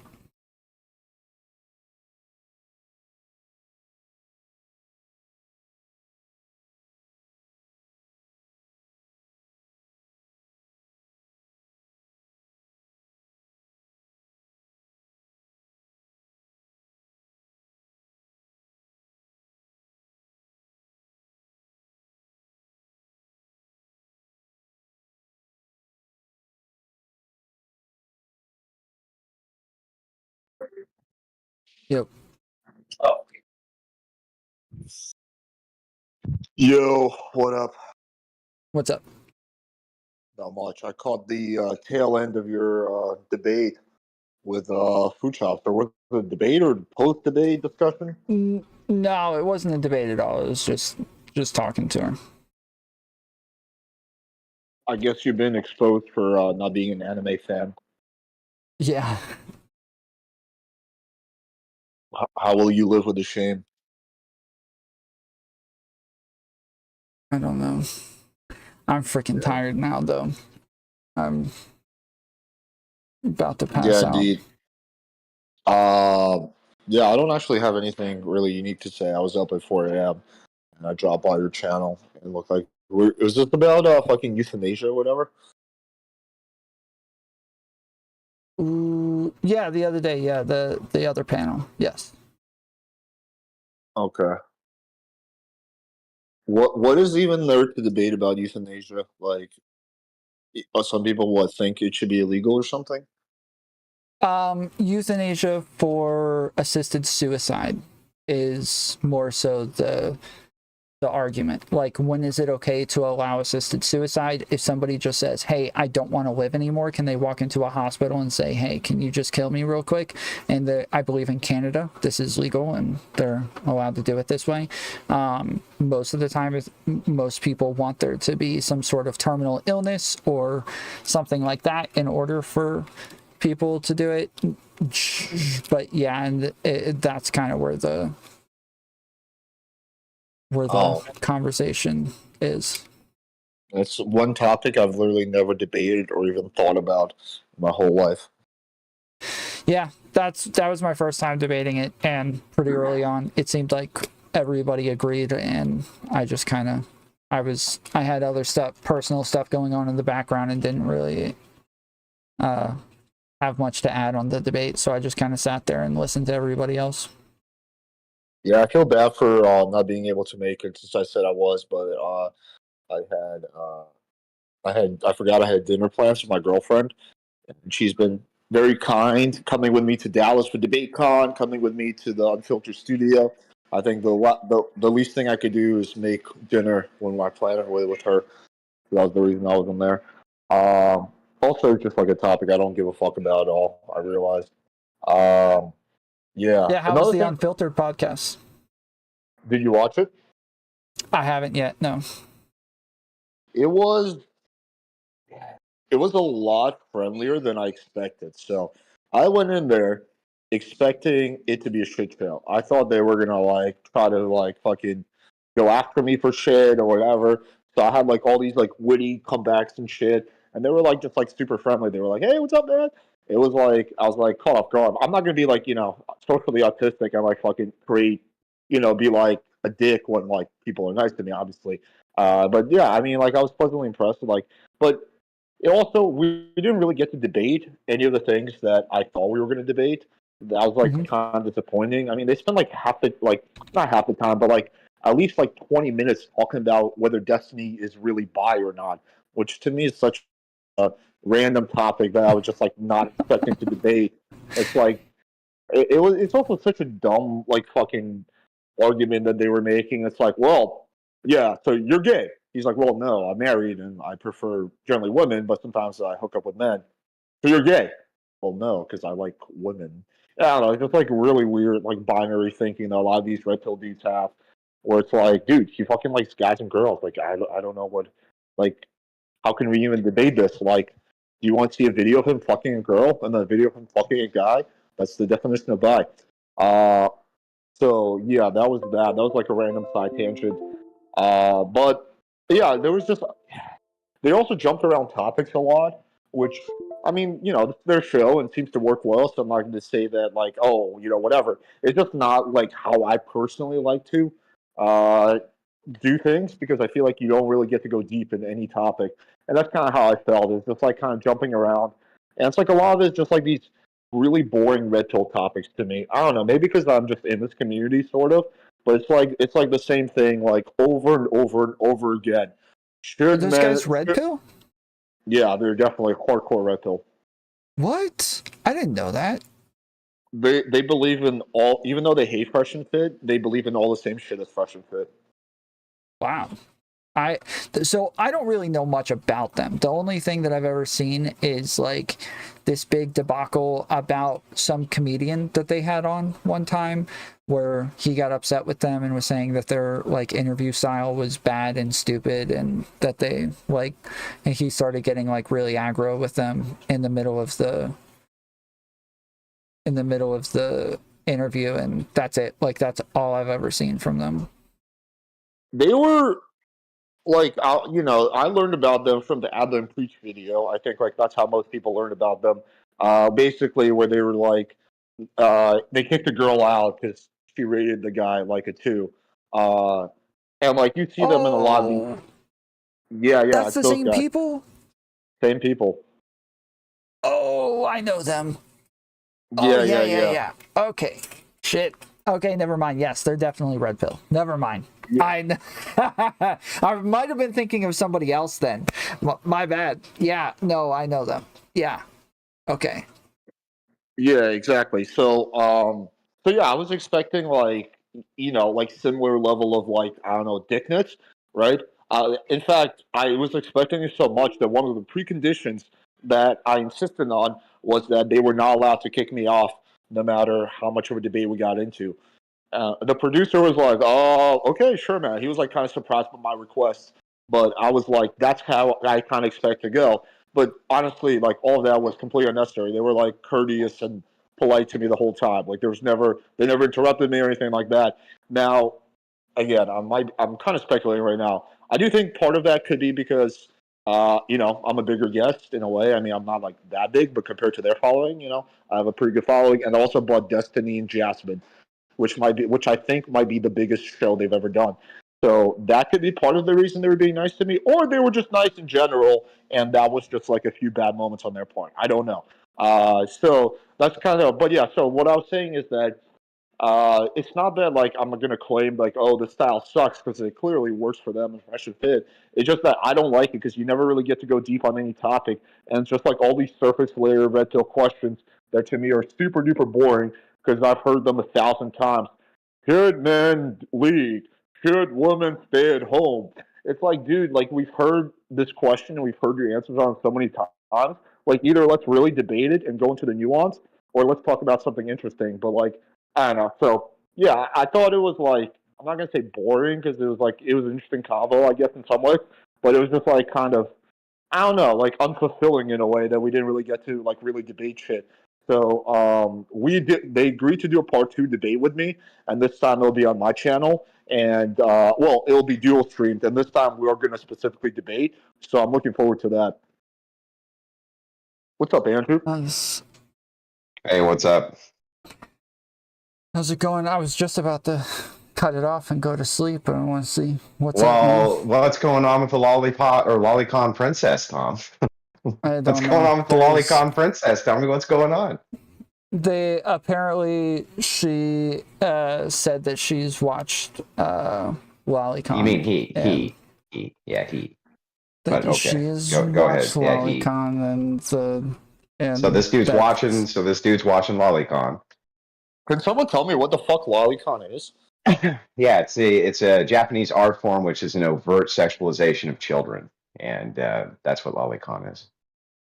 Oh, really? Okay, I've never heard of this shit. What is it like? Are the children like naked or something, or is it more like they try to keep it more like artsy? It's Lolita is like it's both. Lolly It's is both. short for Lolita. Yeah, it's both. Yeah, a bunch of sick degenerates online, right? Like Bosch or any of that shit. So tell me me what's going on with the Lolicon Princess.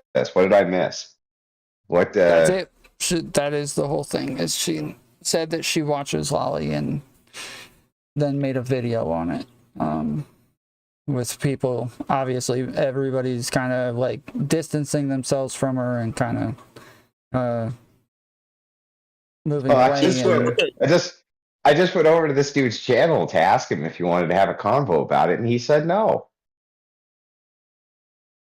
Okay, here's the question. Yeah, I know nothing about this fucking Japanese shit, but is there any like potential defense of this as like, oh, this is like fucking art, or is this like straight up like pedophilia light type of shit? From my perspective, it is. Yeah, but from what I understand, it's just the thing is that the degens on the internet defend it all the time, right? it's Leftist a cartoon degens depiction of child pornography. So. Weird Japanese child porn. Okay, so just to clarify that, it's not all degens. Okay. Well, yeah, okay. You're in a different category of degen, Alex, than the progressive degen. Yeah, I prefer to focus my degeneracy on girls over the age of 18. Fair enough. All right. So that's the whole thing. That's it, Tom. That's the whole. That's all that's going on. It's just that Foodshops is just a disgusting degen. That's it.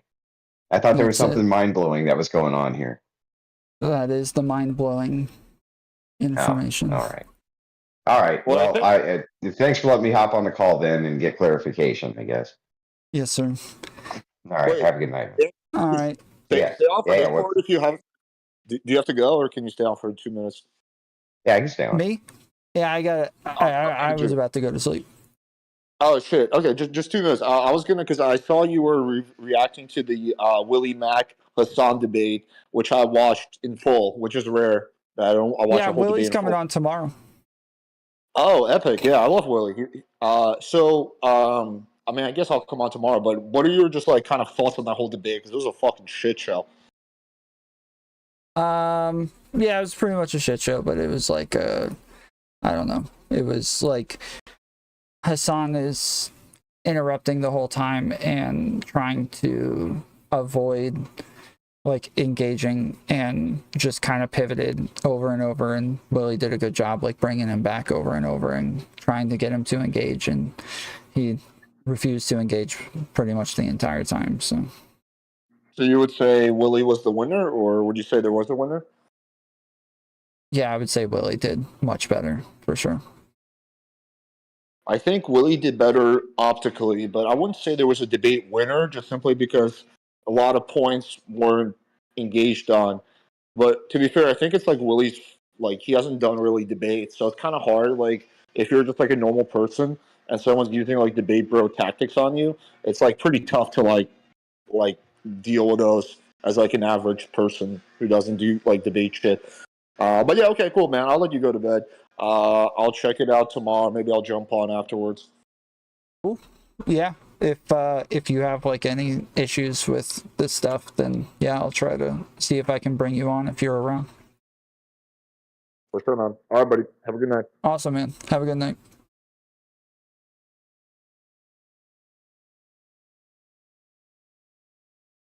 Okay.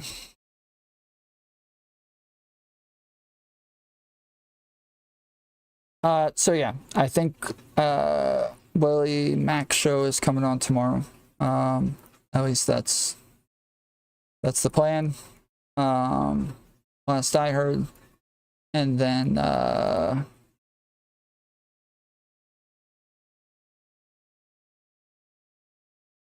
yeah, that's it. Make sure you guys join the Discord. We're pretty close to getting up to the next 100 mark in the server, and every time we hit another 100, we do a movie night. So we should have a movie night coming up, but there's a link in the description. Go click the link, join the Discord. I saw a lot of you joined today. Also, there's a link to my Twitter in the description, so go follow me there. We have had a lot of fun engagements over the last over the last week. There's a clip of me talking to Jesse Lee Peterson on Twitter, and I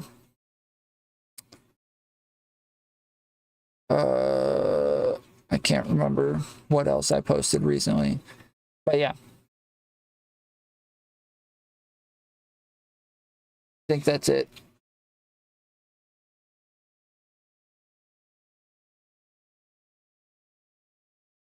Proof been one of my favorite rappers for like 10 years. Yes, go listen to Proof.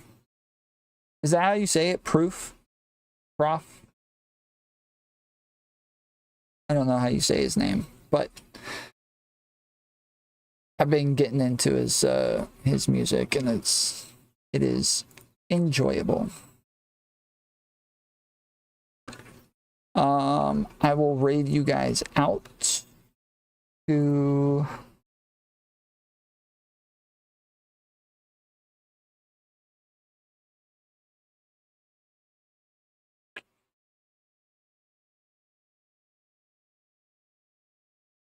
Zonia, I guess. Yeah, I'm gonna send you guys over to Zonia. I will be back on tomorrow. Till then, appreciate you. Love you. And I'll see you next time. Later, fools. Gregor Samsa says, woohoo. Feature of one says, GG's. Mike Hunt says. Her. Taylor M says. 07. Foresight says. 07. Hecrihedron says. As the Saint Tommaso Prometheus the Fool once said, fairness to the fools. Jatub says. Cheers mofos. R34P3R777 says. GG. Zach says. GN chat. Pegrolangaranid C, says. Why are we still here? Just to suffer? Every night, I can feel my leg. And my arm, even my fingers.